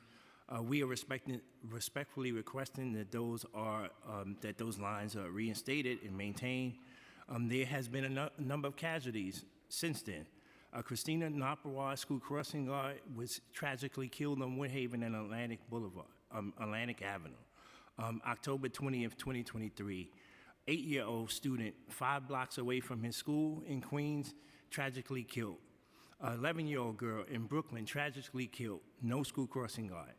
By eliminating those positions, we send a message to the public that our children are not as important. Throughout the couple of years, there has been coverage of violence against transit workers also. The governor and the council implemented different measures to protect safety for these transit workers. But what's not heard is the risk that school crossing guards, while protecting our children, incur while trying to stop cars who are speeding and those who are reckless drivers. We want to push for more school crossing guards. On snow days and days where schools are closed, these same individuals are not paid. And so this leads to where they have to determine if there's a natural disaster or if something happens, determine whether they can pay their bills that pay period, our school crossing guards. And so we respectfully request that they be treated similar to DOE support staff, as even though they work for the police department, they work closely with our schools. And we just thank you for the opportunity to testify before the council.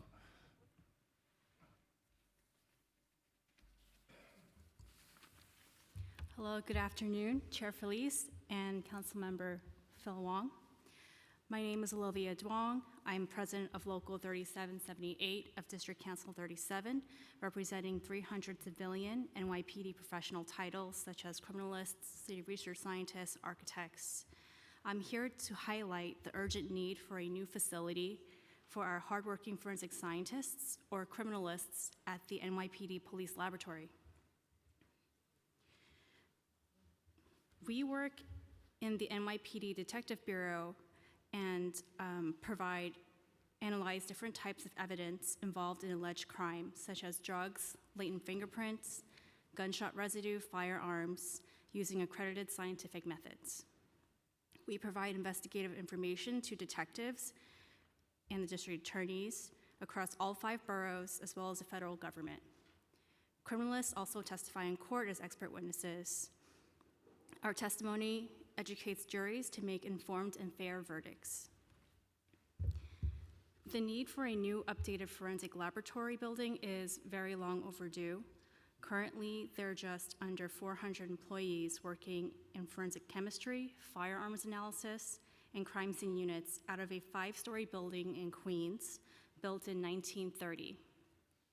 Originally a department store, refitted as a college university, and currently a chemical laboratory, firing range, and office building, all in one, the current facility is outdated and in a constant state of repair and disrepair.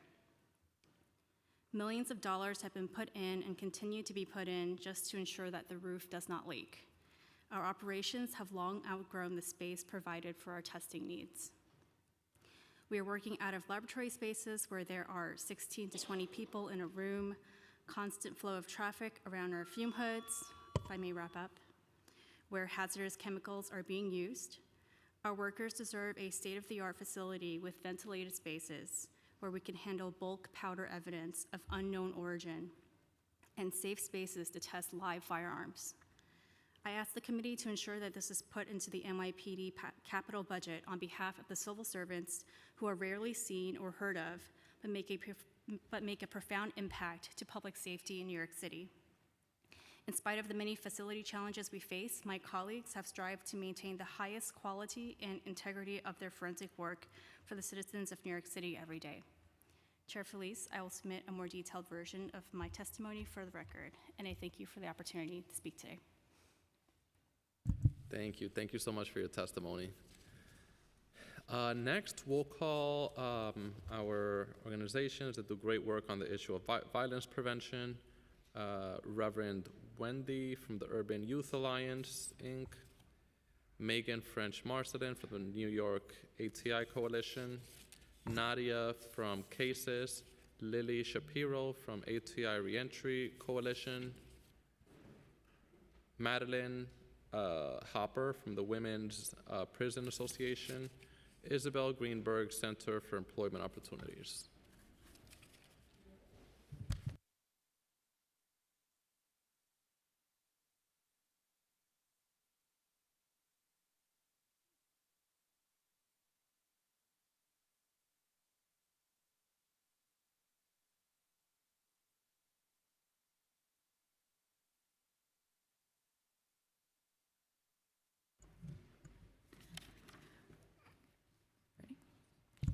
Thank you, Chairman Felice and members of the committee. My name is Megan French Marsland. Today, I testify on behalf of the New York City Alternatives to Incarceration and Reentry Coalition. We are a network of 12 service organizations with decades of experience in providing community-based supports to justice-involved New Yorkers.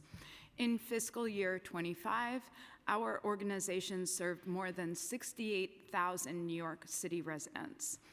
I sit before you as providers face $4.6 million in cuts to ATI and reentry services in the preliminary budget. This is despite what we know about the role these programs play in shoring up public safety. For many decades, the vast majority of the state's incarcerated population hailed from just 7 neighborhoods in New York City. That trend has shifted with the enrichment of services that our coalition provides. Studies routinely show that where neighborhoods invest in community-based providers, crime, even serious crime, drops dramatically. Research also demonstrates that these programs are more successful than incarceration at improving public safety outcomes, decreasing the chance of future convictions, reducing homelessness and psychiatric hospitalizations, and inspiring civic engagement. Their price point is also much lower. The cost of incarcerating one person on Rikers for 1 year is over $500,000. For that, approximately 50 New Yorkers could be taken through life-transforming programming. This year, we are asking the administration for the restoration and expansion of funding for ATIs and reentry services, a $24.6 million increase from what is proposed in the preliminary budget. From the City Council, we are requesting an additional $2.4 million increase in the Alternatives to Incarceration discretionary fund across our 12 organizations. These funds have been critical for our programs in the communities we serve. Thank you. Thank you. Am I good to go? Good afternoon, Chair Feliz and members of the committee. My name is Lily Shapiro, and I'm Policy Counsel for the Fortune Society's David Rothenberg Center for Public Policy. Thank you for the opportunity to testify about our work and about how ATI and reentry programs are essential in promoting public safety and assistance while empowering people to successfully rebuild their lives. In fiscal year 25, Fortune served more than 18,000 New Yorkers through our broad array of programs, including employment services, mental health and substance use treatment, and our continuum of housing. And this includes the more than 1,000 people we serve through our ATI programs. Every day, we see how comprehensive community-based programming and interventions can change lives, break cycles of involvement in the justice system, and create safer communities for all of us, which is why we are proud to be a member of the New York City ATI Reentry Coalition, and therefore we're requesting that the administration restore and expand funding for ATI and reentry services, an increase of $24.6 million above what is proposed in the preliminary budget, and we also request an increase of $2.4 million in the Council's Alternatives to Incarceration and Reentry Programs initiative. We are very grateful that the Council stood with us in preventing our funding from being cut in fiscal year 26 and urge the Council to stand with us again, not just to prevent cuts, but to ensure increases to support expansion of this collective work. In fiscal year 25, 83% of our participants successfully completed their ATI program, and 92% of participants, many of whom are youth and young adults, successfully completed gun diversion programming. And the successes behind these statistics are best illustrated by the remarkable participants whose stories are detailed in my written testimony. I also want to highlight our Court Navigator program in partnership with the Manhattan DA's office, which in fiscal year 25 allowed us to provide immediate resources voluntarily to over 1,000 people, complete full intakes with over 1,100 people, and even house 33 people. These are people walking out of arraignments with no court obligations at that time, and this was all on a voluntary basis. This is a program that should be scaled up. Thank you so much for the opportunity to testify today about these critical services and supports. Wepa, I'm not going to speak that fast, but I am going to try. I was like, how is she doing this? Sorry. Okay. Okay. Thank you, Chairman Feliz and the members of the committee. It's nice to see you. My name is Reverend Wendy Calderon Payne, and I'm the Executive Director of Urban Youth Alliance. Many of you guys know us as Bronx Connect and Release the Grip, and we are actually in your neighborhood. Chairman Felice. We're a longstanding member of the ATI Coalition. Our organization provides alternatives to young people, adults, families who are system impacted, and many are court involved and under court supervision, and we are actually indigenous. We came up from the community, and for over a decade, close to 2 decades, for over a decade, we were the only people placing services in the Bronx. Our position is simple.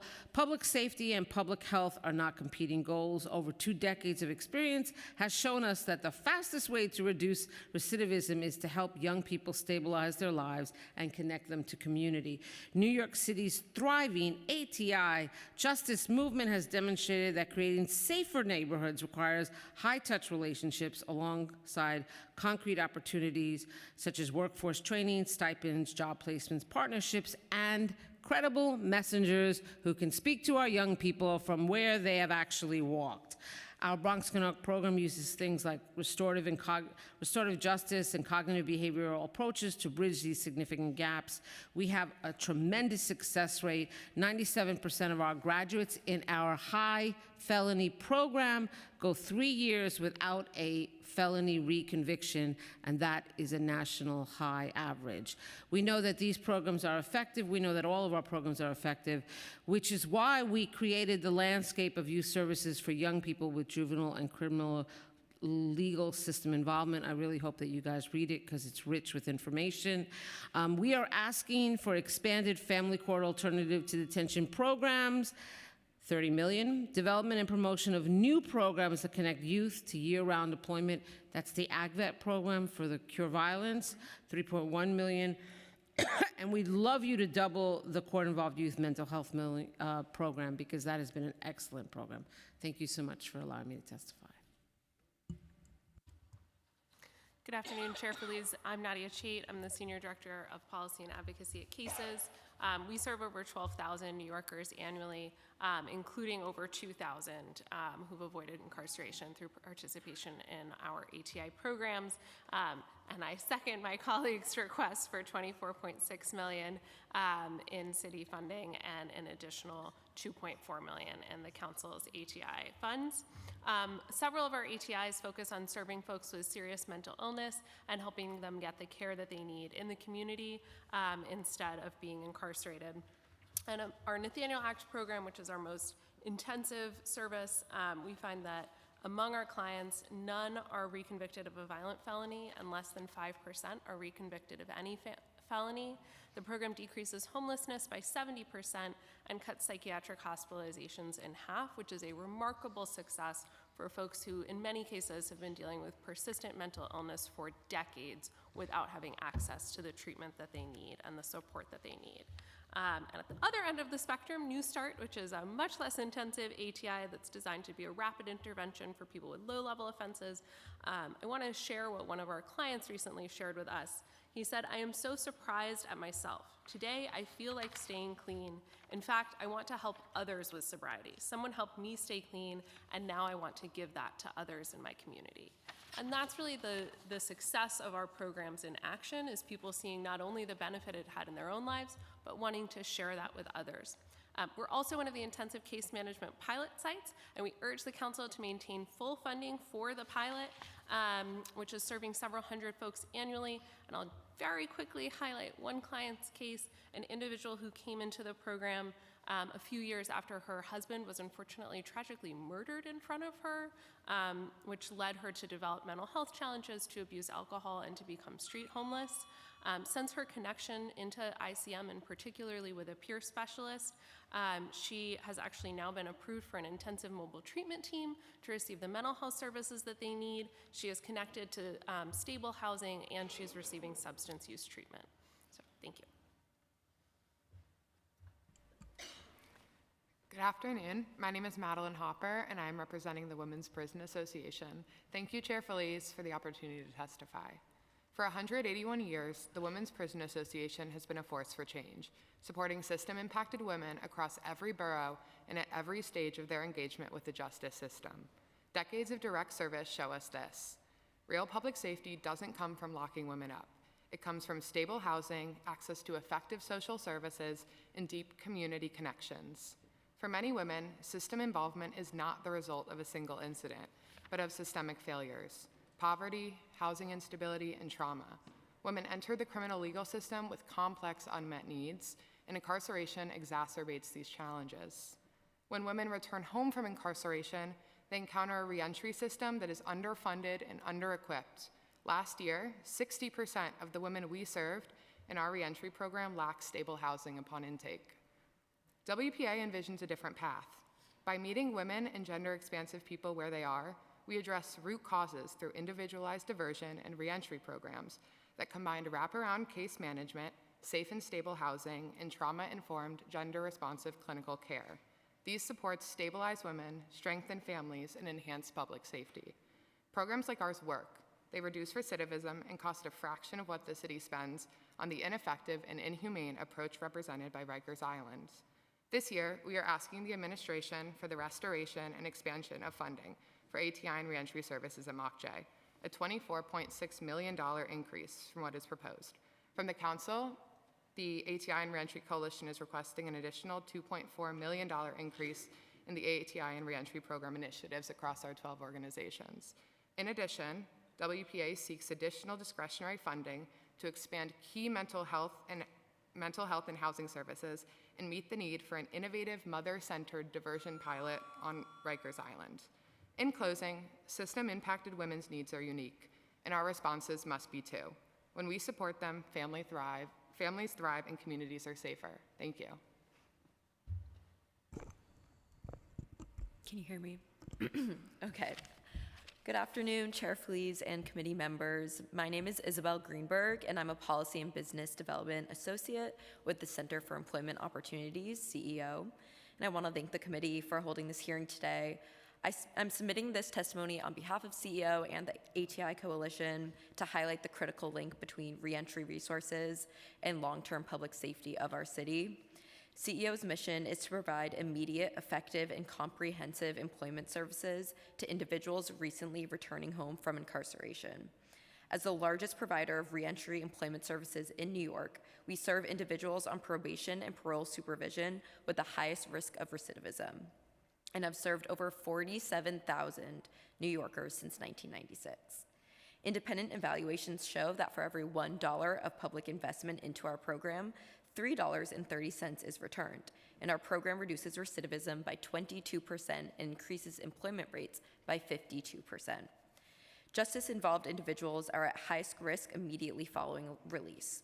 By providing immediate transitional employment, CEO stabilizes individuals during this critical time. CEO partners with 10 city council members to provide cleanup and beautification services to their districts. Individuals returning to the 5 boroughs have the opportunity to find immediate employment and reinvest in the communities they call home. CEO applied for FY27 City Council discretionary and supplemental funding to support our reentry employment model, transitional work crew program, and expand our barrier removal and supportive services. While our primary focus is employment, we recognize that public safety is built on a foundation of stability. CEO's mental health and housing assistance referrals, such as from my colleagues, act as a safety net that prevents lapses in stability that often lead to rearrest. We work closely with the Department of Probation as a key referral partner, and our contract with DOP funds transitional work crews throughout the city. CEO is also a part of this ATI reentry coalition, and with additional financial backing, we can scale these community-based programs and provide essential support to New Yorkers returning home from incarceration and achieve a safer New York City. So thank you so much. All right, thank you everybody for your testimony. All of you answered my question, which was going to be, what unit would you expand, how much would it cost, and why, but all of you answered it. So yeah, I really appreciate all the information you provided. Thank you so much for joining today. Thank you. All right, so now we're going to move on to our next panel. Let's see.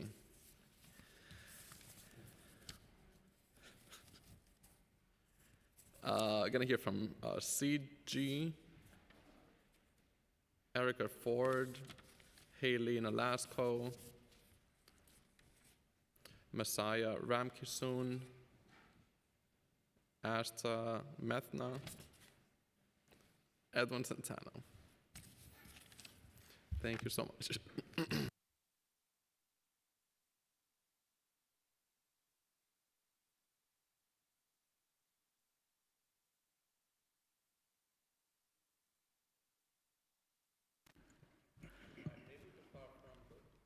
guess we could start from the right side towards the left, and everybody gets 2 minutes. Thank you.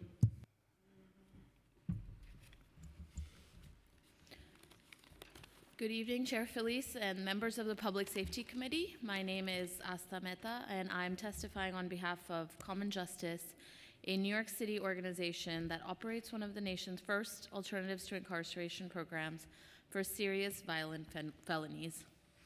If we want safer communities in New York City, we must invest in strategies that actually reduce violence and support healing for those most impacted. For too long, our primary response to violence has been incarceration, even though we know that incarceration alone does little to address the root causes of harm or to support the people and the communities affected by it.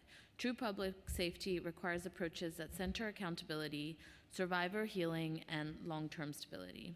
Common Justice works in Brooklyn, the Bronx, and Manhattan with people facing significant prison sentences for violent crimes, as well as the survivors of those crimes. With the consent of the person harmed, these cases are diverted into a restorative justice process that centers survivor needs while requiring the responsible party to take meaningful accountability. Participants complete an intensive 12 to 15-month program that includes violence intervention, restorative justice dialogue, education and employment support, and ongoing supervision. This model advances public safety while reducing our reliance on incarceration.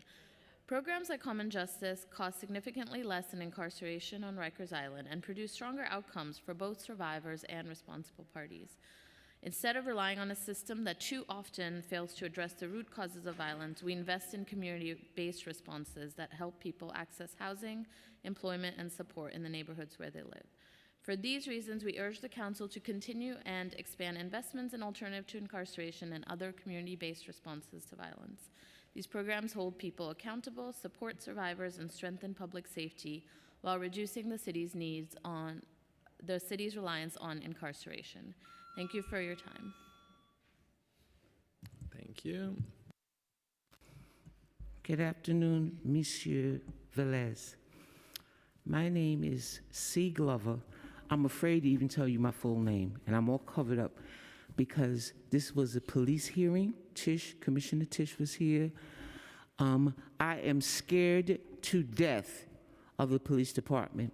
I live in East Harlem, and we are severely policed in my development, my NYCHA development. I know this is about budget hearing, but I flew down here when I saw Tisch on the TV, and because I'm scared to death. I live in Washington Houses, and I asked the officer, why is there so many police? He says, what is that when they get overtime? He says, well, we're here on overtime. Meanwhile, you outside the development when all the drug dealing is going on in the building. That's number one.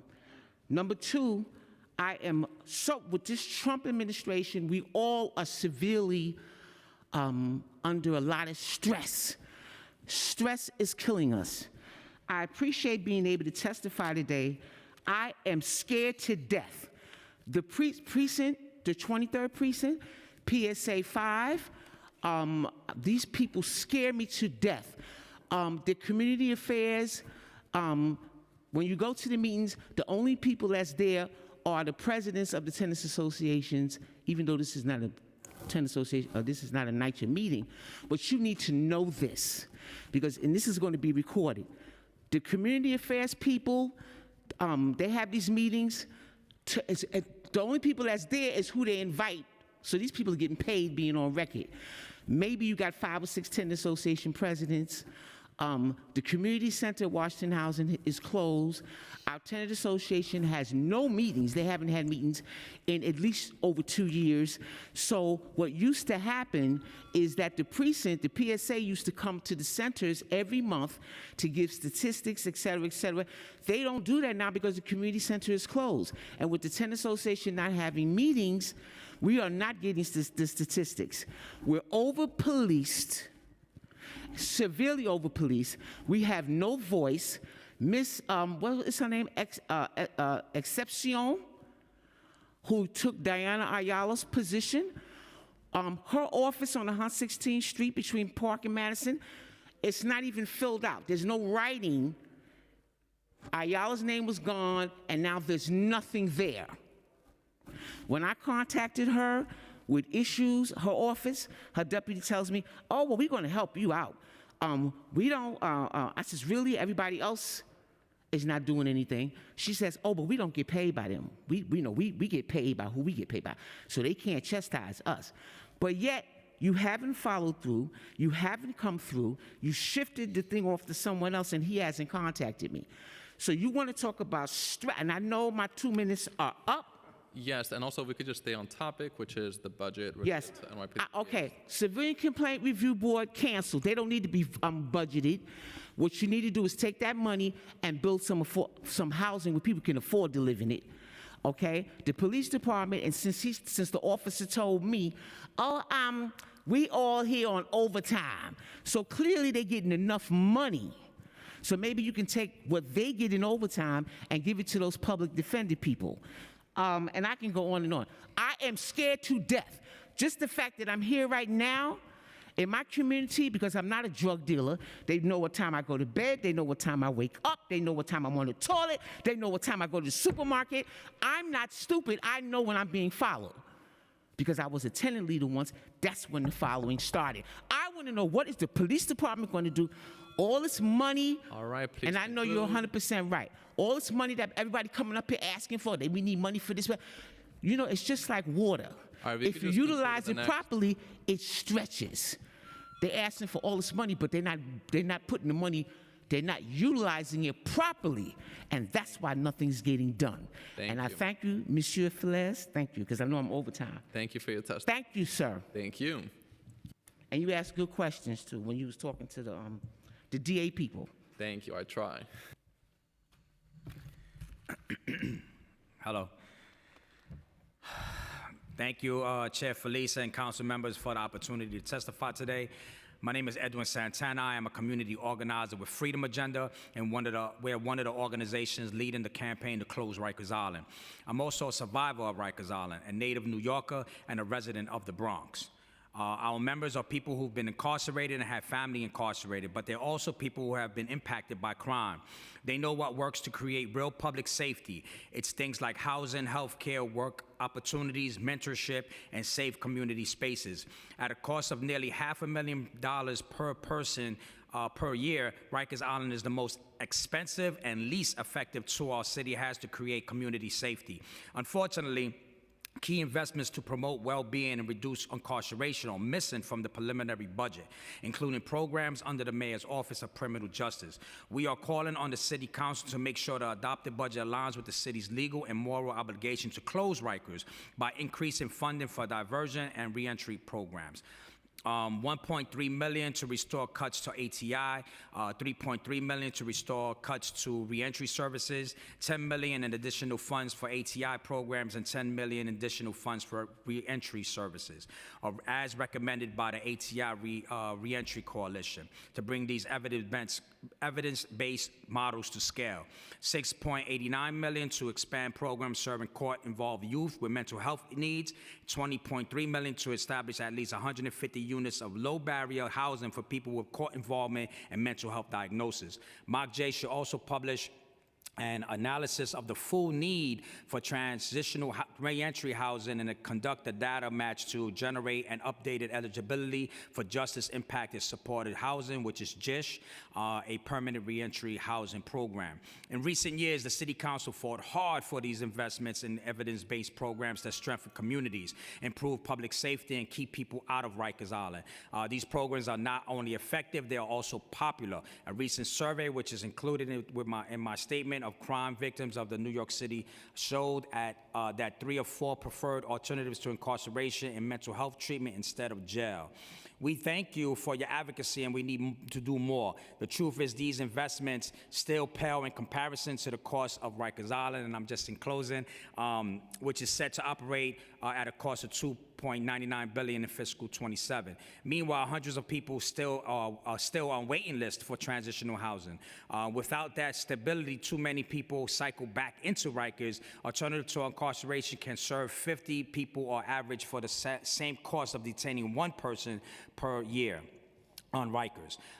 Yes, and in closing, the plan to close Rikers Island approved by this council in 2019 marked a commitment to take more of an effective approach to public safety. That shift requires spending our money differently, and this is the year to finally do it. Included with this testimony is a full budget analysis that outlines the amendments needed to align the fiscal year 27 budget with closing Rikers Island. Thank you very much, and I know I'm over time. Thank you. Push the button. Good afternoon. My name is Erica Ford. Thank you for having us. Councilman Felice.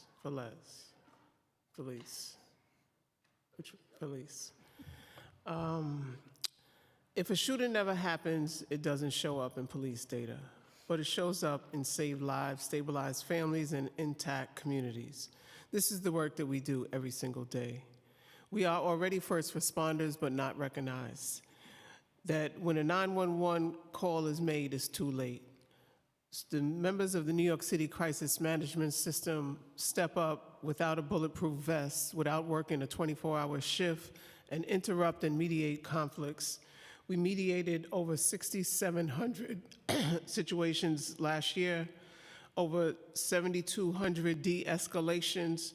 We've engaged in over 54,000 hours of canvassing hours, engaging community, and we want to be recognized as the people who are co-producing public safety in New York City. When you see the record numbers, it is the members of the New York City Crisis Management System who went out and stopped the violence, the gun from being picked up and used as a method of someone's trauma.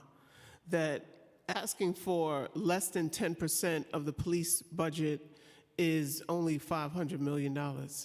It is used in a way to increase staffing, to increase hours, to set up a training academy that can now professionalize a field of people, as the brother just talked about, re-entry, that these brothers and sisters coming home from incarceration, where we know is an intentional business for families and communities upstate, live off of the incarceration of our children. And so in order for their communities to exist, they have to arrest our children and our husbands and our wives and our families downstate. And so we don't want to be the economy of upstate. We want to invest in our work in the New York City Crisis Management System so we can decrease the number of our family that's getting killed and or going into the prison industrial complex. We don't want to be the business of upstate. Good afternoon, Chair Felice and members of the committee. My name is Helene Olasco, Senior Director of Government Relations at the Center for Justice Innovation. Thank you for the opportunity to testify. Strategic investments in community-based solutions make New Yorkers safer. While the city faces significant fiscal challenges, we must continue to meet the evolving needs of our communities by investing in approaches that are innovative, holistic, and rooted in meeting people where they're at. Community-based programs provide critical resources, opportunities, and pathways to safety and alternatives to incarceration. We respectfully request both programmatic and capital support to scale our community justice centers. As noted by our district attorney partners, these centers connect New Yorkers at risk of violence and system involvement with tailored supports. Through youth investment, workforce initiatives, gender-based violence trainings and services, we address root causes and create meaningful opportunities for young people and their families. Also, additionally, the New York City Crisis Management System, which includes the center's very own Save Our Streets program, has played a key and necessary role in reducing gun violence across our city. We urge the council to strengthen the system through continued investments in infrastructure, expanded coverage, and services in the communities most impacted by violence, currently without a footprint. New York City is becoming safer, and that progress is not by accident. This work has contributed to the historic declines in violence that we're experiencing, and this budget is an opportunity to build on that progress. We are grateful for the council's partnership, and we thank you for your time. Additional details have been submitted in our written testimony. Thank you.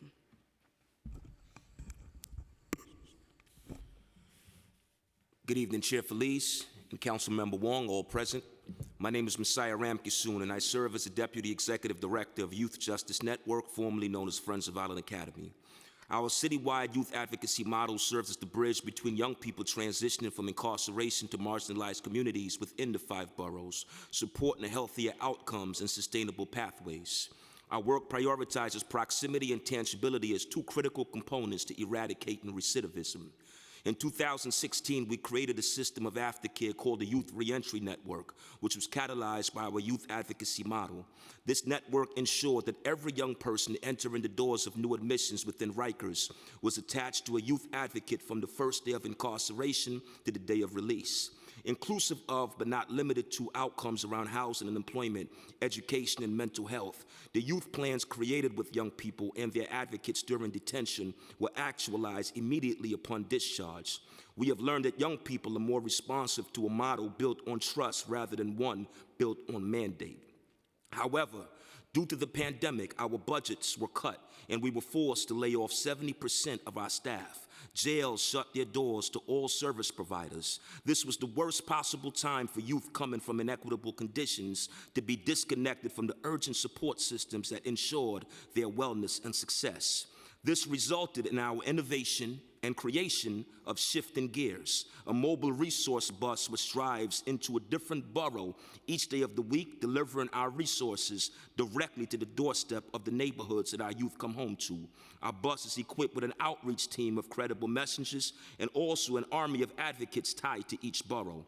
We have seen impactful engagement with over 65% enrollments for services and supports from youth and young adults who meet us on the block. Attached to my testimony is a Shifting Gears 3-month schedule. Please review it. We would love to meet you on the block. Please review, if I may have one more second. We envision a city where each of the respective boroughs you represent has its own dedicated Shifting Gears mobile resource bus and assigned team of advocates. We hope that you honor these words as an urgent call to action for greater intentionality and investment into the change that's needed for youth who are often forgotten and held accountable for conditions they did not create but rather inherited from birth. Thank you for your time and attention, and I would be happy to answer any of your questions today. Thank you. Thank you so much for your testimony today. Appreciate the work that you do in your testimony. Next, we're going to hear from Safina Tani from the Asian American Federation, Yvonne Williams, and Richard Flores from BRC.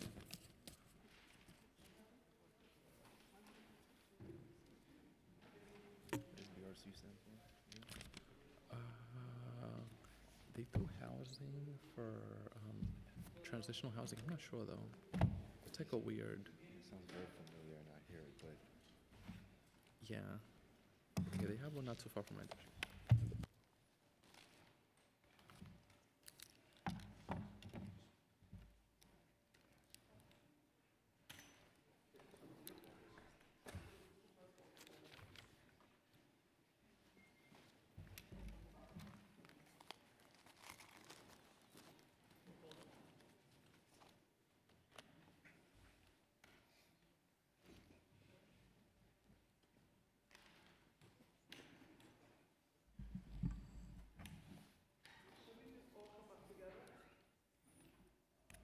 Sorry?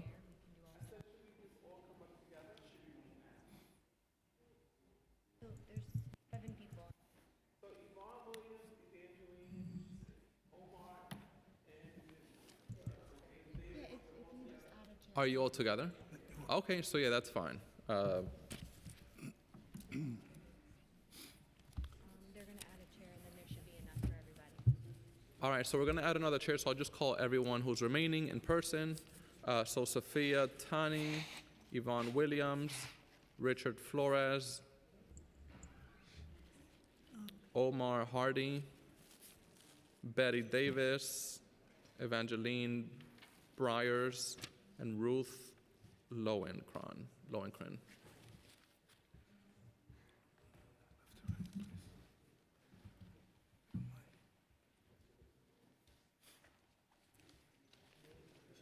I'm sorry? Oh, thank you. How many? 10? 4 or 5?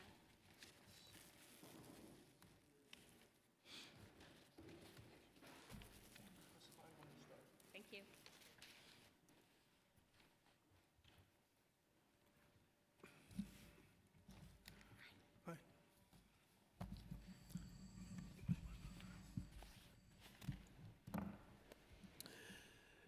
Good evening. My name is Evangeline Byers. I'm with the People's Coalition to Stop D-Theft. We're here to give testimony regarding the need for funding for the DA's new office D-Theft unit at the Brooklyn DA's office. As I was listening to the testimony earlier today, it is, the Queens DA was giving her testimony about how many cases that she prosecuted. I think that there needs to be some update in statistics of how many people are actually affected by D-Theft in New York City. In Central Brooklyn, the old data says 3,500. However, it is way, way, way more than that. We are the rapid response first responders who respond when someone's home has been taken from them. There are considerable issues when it comes to investigations at the Brooklyn DA's office. So this is a task force that is extremely necessary and a work that has been overlooked for a very, very long time. So we're hoping that the funding is made available. They need attorneys, they need paralegals to fully staff the office so that the work can be done. We're currently waiting. We met with them. This plan started out in December. We're now in March, and people are being evicted from their homes who are owners, all because the failure to investigate and stop that process. And so until this is made a priority, more and more homeowners will be evicted. As a matter of fact, there was supposed to be more people here, but we've been in court all day and rapid responding to unlawful evictions happening across the city. Another thing that is an issue with this is that when it comes to reporting, the police department does not take police reports for D-Theft, right? And I note that today in Police Commissioner Tish's presentation, she said nothing about this crisis that is happening across New York City. Thank you. Good evening. My name is Yvonne Williams. I'm a Brooklyn resident and small business owner directly impacted by complex real estate and financial fraud. I am here in support of fully funding a specialized district attorney task force focused on deed fraud, mortgage fraud, title fraud, and related financial crimes. What is commonly described as deed theft today often involves far more complex schemes, layered corporate entities, fraudulent inducement, manipulated mortgage instruments, falsified documents, and procedural exploitation within foreclosure systems. There are sophisticated financial crimes tied to property ownership. I am personally a victim of repeated document fraud connected to real estate transactions. I have spent years gathering documentation, identifying discrepancies, and attempting to bring evidence forward. But private citizens do not have subpoena power. We do not have forensic document analysts. We do not have investigators. And I am not the only one. Many victims remain silent because the process is overwhelming. Meanwhile, statutes of limitation continue to run. When enforcement capacity does not match the complexity of the crime, perpetrators become bolder and more intricate in their methods. This is not simply about passing laws. It is about funding the people who can enforce them. Brooklyn needs dedicated financial crime prosecutors, experienced investigators, forensic document and accounting expertise, paralegal and analytical support, cross-agency coordination. If we want justice, funding must match the sophistication of the crime. No New Yorker should be denied justice because enforcement lacks funding. And I would just like to say, that the problem that we're facing here is that we live in the financial capital of the world, as you are aware, and the criminals here are very sophisticated, and the district attorneys need help. So we are supporting them, supporting funding for that office because we need justice in Brooklyn. Thank you.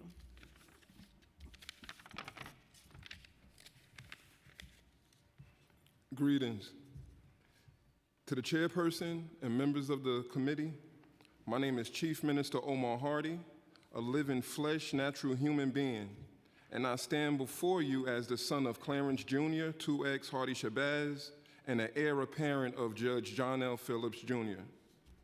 My family's legacy is etched into the brick and mortar of Brooklyn through the Slave Theater and the Black Lady Theater.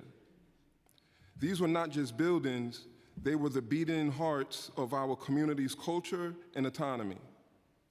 Today, those legacies are under siege by a sophisticated web of white-collar crime. I'm here to testify that the District Attorney's Office requires dedicated, robust funding to dismantle the RICO-level racketeering and patterns of crime that define deed theft in our borough. The reality of the crisis. For too long, we have seen a disturbing trend where police resources are utilized to interfere with evictions or protect those operating under fraudulent deeds, while the actual paper terrorist goes unpunished.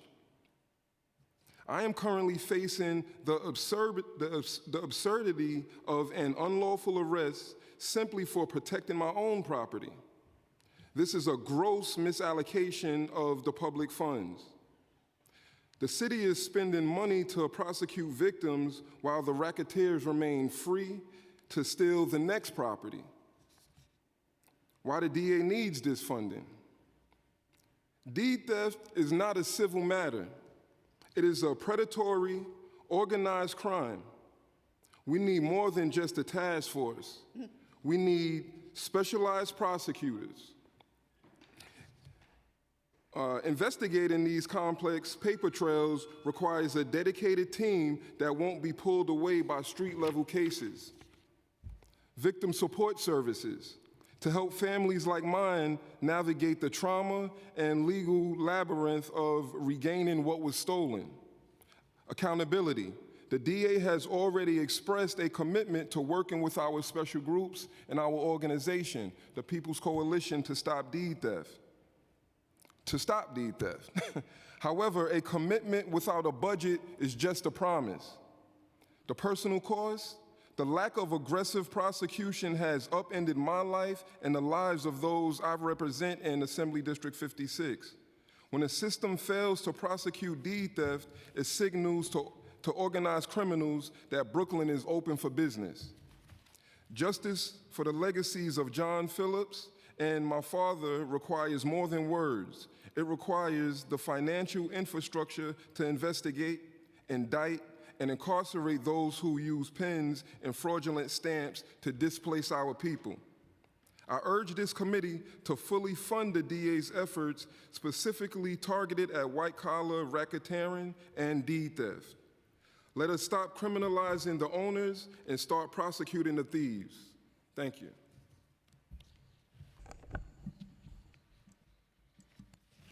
Good evening. Oh, I'm so sorry. It's all right. I want to thank you for the opportunity to present this presentation on behalf of one of our members by the name of Florence Smith. She is Litchmore Smith, and she's the owner of a property at 170 Patchen Avenue. The whole block has been targeted, and the block next to it has been targeted, and the block on the other side has been targeted by predatory LLCs and corporations in this city. And I'm sure you're aware that justice delayed is justice denied. I do not have to tell you what that means. But I'm here to ask you to reference a textbook. As a retired educator, Oswald, I want you to do your homework. And it's called The Black Tax by Alfred Call. He is a professor from the University of Virginia. And what he has done is he has taken the history from when the first African was liberated from chattel slavery and got actually 40 acres and a mule up until today, the most recent statistics. And what he has shown is a pattern of depriving people of African descent in this country of intergenerational wealth. Now, for a country that claims to be capitalist, that's a big enough crime in itself. But what the gentleman to my right has said is that there is a pattern here of law breaking. I don't understand how bureaucracy can be at the mercy of predators to the extent that it has happened in Brooklyn. When I started challenging the unfair summonses and citations that black homeowners were getting in Brooklyn, a newspaper responded and documented my accusations. Senator Myrie then called a town hall meeting, and he documented that over 200,000 black people have been ethnically cleansed out of Brooklyn in the last 20 years. And part of that is the loss of home ownership through predatory corporate entities. And that is why we are here today. And we know you can do something about it, because it is the duty of government to institute justice. Thank you.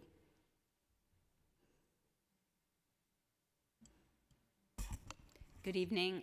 My name is Ruth Lowenkron. I'm with the Disability Justice Program at New York Lawyers for the Public Interest, and I'm here to talk about the critical issue of the city's failure to appropriately respond to mental health crises. The statistics you may know, but I'm going to repeat them, and I would really even like to hold up a sign about them. In the last 10 years alone, we have seen the police of New York City kill 24 individuals who are experiencing mental health crises. They or their loved ones called 911. The only way to get assistance for a mental health crisis is for the police to show up, and you're lucky if you get away with your life. 24 individuals whom we know about, and it won't surprise you to know that the vast majority of them are either black individuals or other people of color, almost 90% of them. So that's the tip of the iceberg. Individuals are also being severely injured. Individuals are being arrested and being brought into the criminal legal system. Individuals are being brought into psychiatric hospitals against their will. This is not the way to deal with mental health crises. Other cities know about this. When is New York City going to catch up with this? Well, I'm optimistic because we know the mayor has been talking about this. We know that the city council has been talking about this. You have a bill with over 28 sponsors, INT 1524, that talks about making sure that we have a system in place that provides non-police response to a health crisis, a mental health crisis. This is the answer, and it's important to know that it's also the answer from the perspective of the police. You will not hear the average police person on the beat telling it to you, but you will hear those in the retired status and whole organization, Law Enforcement Action Partnership. You have academics who are former police telling you this is not a job for the police. So what we ask you to do is to ensure that money is allocated in the budget for a non-police response. And I'll just say that we understand there may be instances, but they are the rarest of instances when police will be needed. But other than those, the vast majority, no police, let's save lives.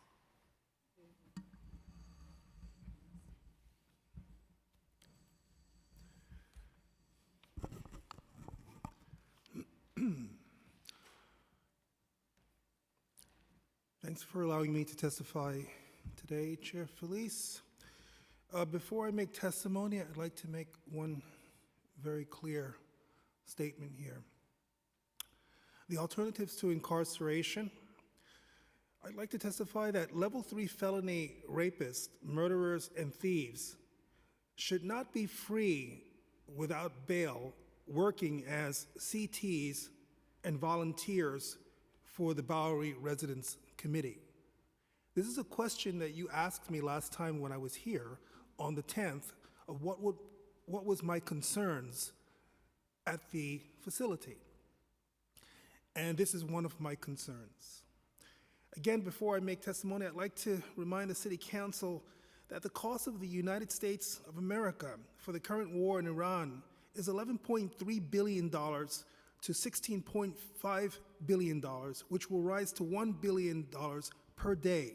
With regard to how the NYPD, its affiliates, district attorneys, we heard from today, the NYPD Narcotics Department, the CCRB, the Mayor's Office of Criminal Justice, handling various types of crime, including corruption and fraud, petty larceny, grand larceny, and every aspect of how each municipal agency can actually serve the purpose in accordance to the United States Constitution.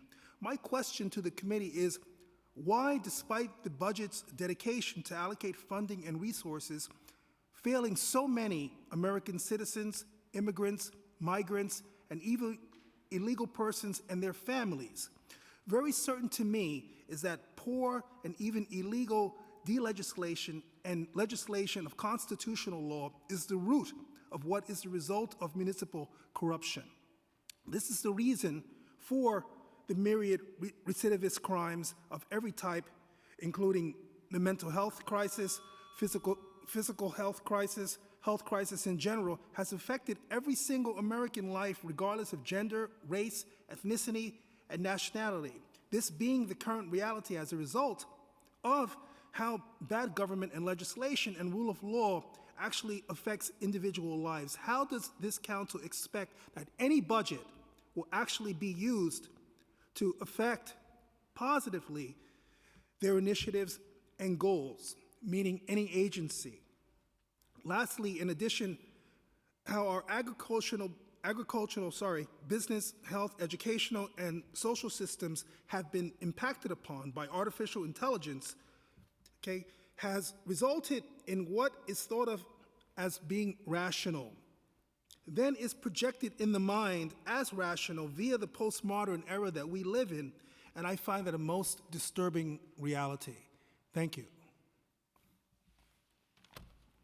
Thank you. Thank you so much for your testimony and for joining us today. So with that said, I think we've concluded our in-person testimony. We'll now turn to virtual panelists. So this panel is excused. Thank you again for joining us. We'll now turn to virtual panelists. For virtual panelists, once your name is called, a member of our staff will unmute you and the Sergeant-at-Arms will set the timer and give you the go-ahead to begin. Please wait for the Sergeant to announce that you may begin before delivering your testimony. I'll now call the first virtual panelist. Actually, I'll read out the three that we have signed up, and then we'll call the first one. Dr. Tawana Gulfport, Melody Guilford, Melody Jimenez, and then Alex Stein. So we'll start with Dr. Tawana Guilford. You may begin. Hello, good evening. I would like to thank the committee chair, the Public Safety Committee, members of the respective staff, the legislative team, the Commissioner Tisch, NYPD officers, and also to other stakeholders in the realm of public safety. I am Dr. Tawana Guilford, a New York State licensed psychologist and lifelong member of the Harlem community. I am the chair of the Reimagining Policing Coalition, the co-founder of the Stop False Police Reporting Initiative, and most of all, I am a healthcare practitioner for our most vulnerable New Yorkers, those experiencing mental health challenges and might possibly be in crisis. In my previous role as a direct care provider and also as a concerned community member, I have assisted individuals and families with making calls to Be Heard initiative for a crisis response. On many of these occasions, I have witnessed breakdowns in communication and also experienced the failures in getting individuals the holistic and person-centered care that was needed to foster trust and a healthy transfer to a higher level of care.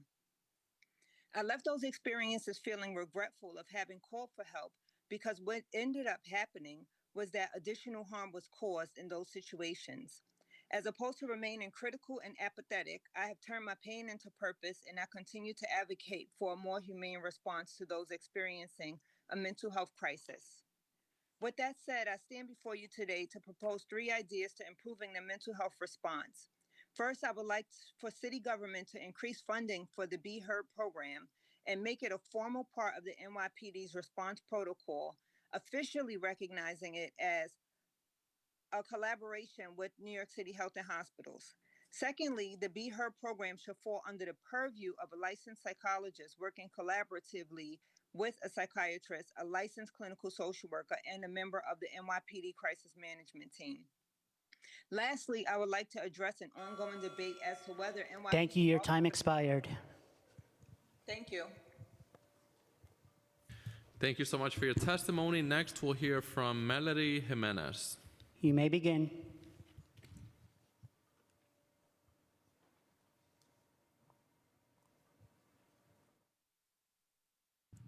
Melody, are you still there?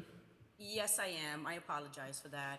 Thank you for the opportunity of giving me the opportunity of speaking. My name is Melody Jimenez, the founder of No Voice Unheard. Through No Voice Unheard, we advocate for families impacted by gun, gang, and street violence.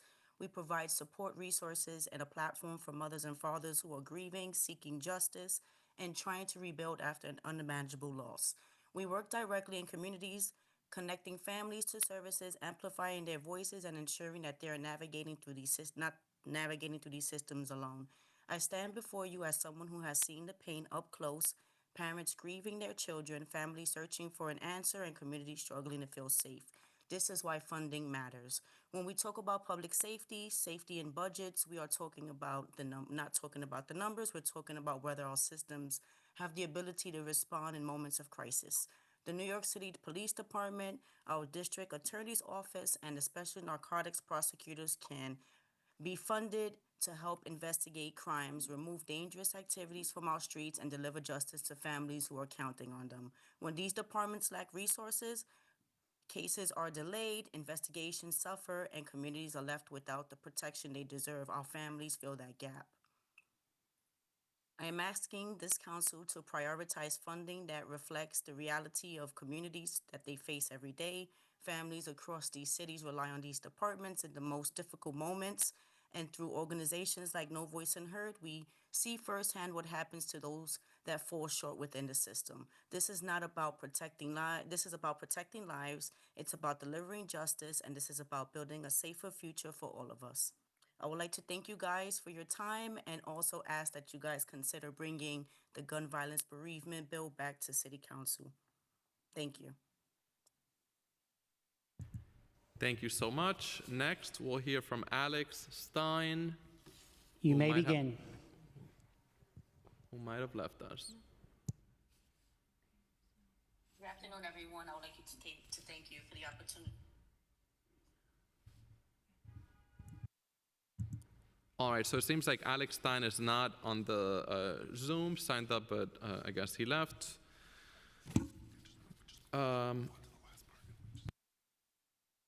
So we've now heard from everyone who has signed up to testify. If we missed anyone who would like to testify in person, please visit the sergeant's table and complete a witness slip now. If we inadvertently missed anyone who would like to testify virtually, please use the raised hand function in Zoom, and a member of our staff will call you in the order of hands raised. And I'll give everybody 5 seconds to raise your hands if you haven't done so and are on.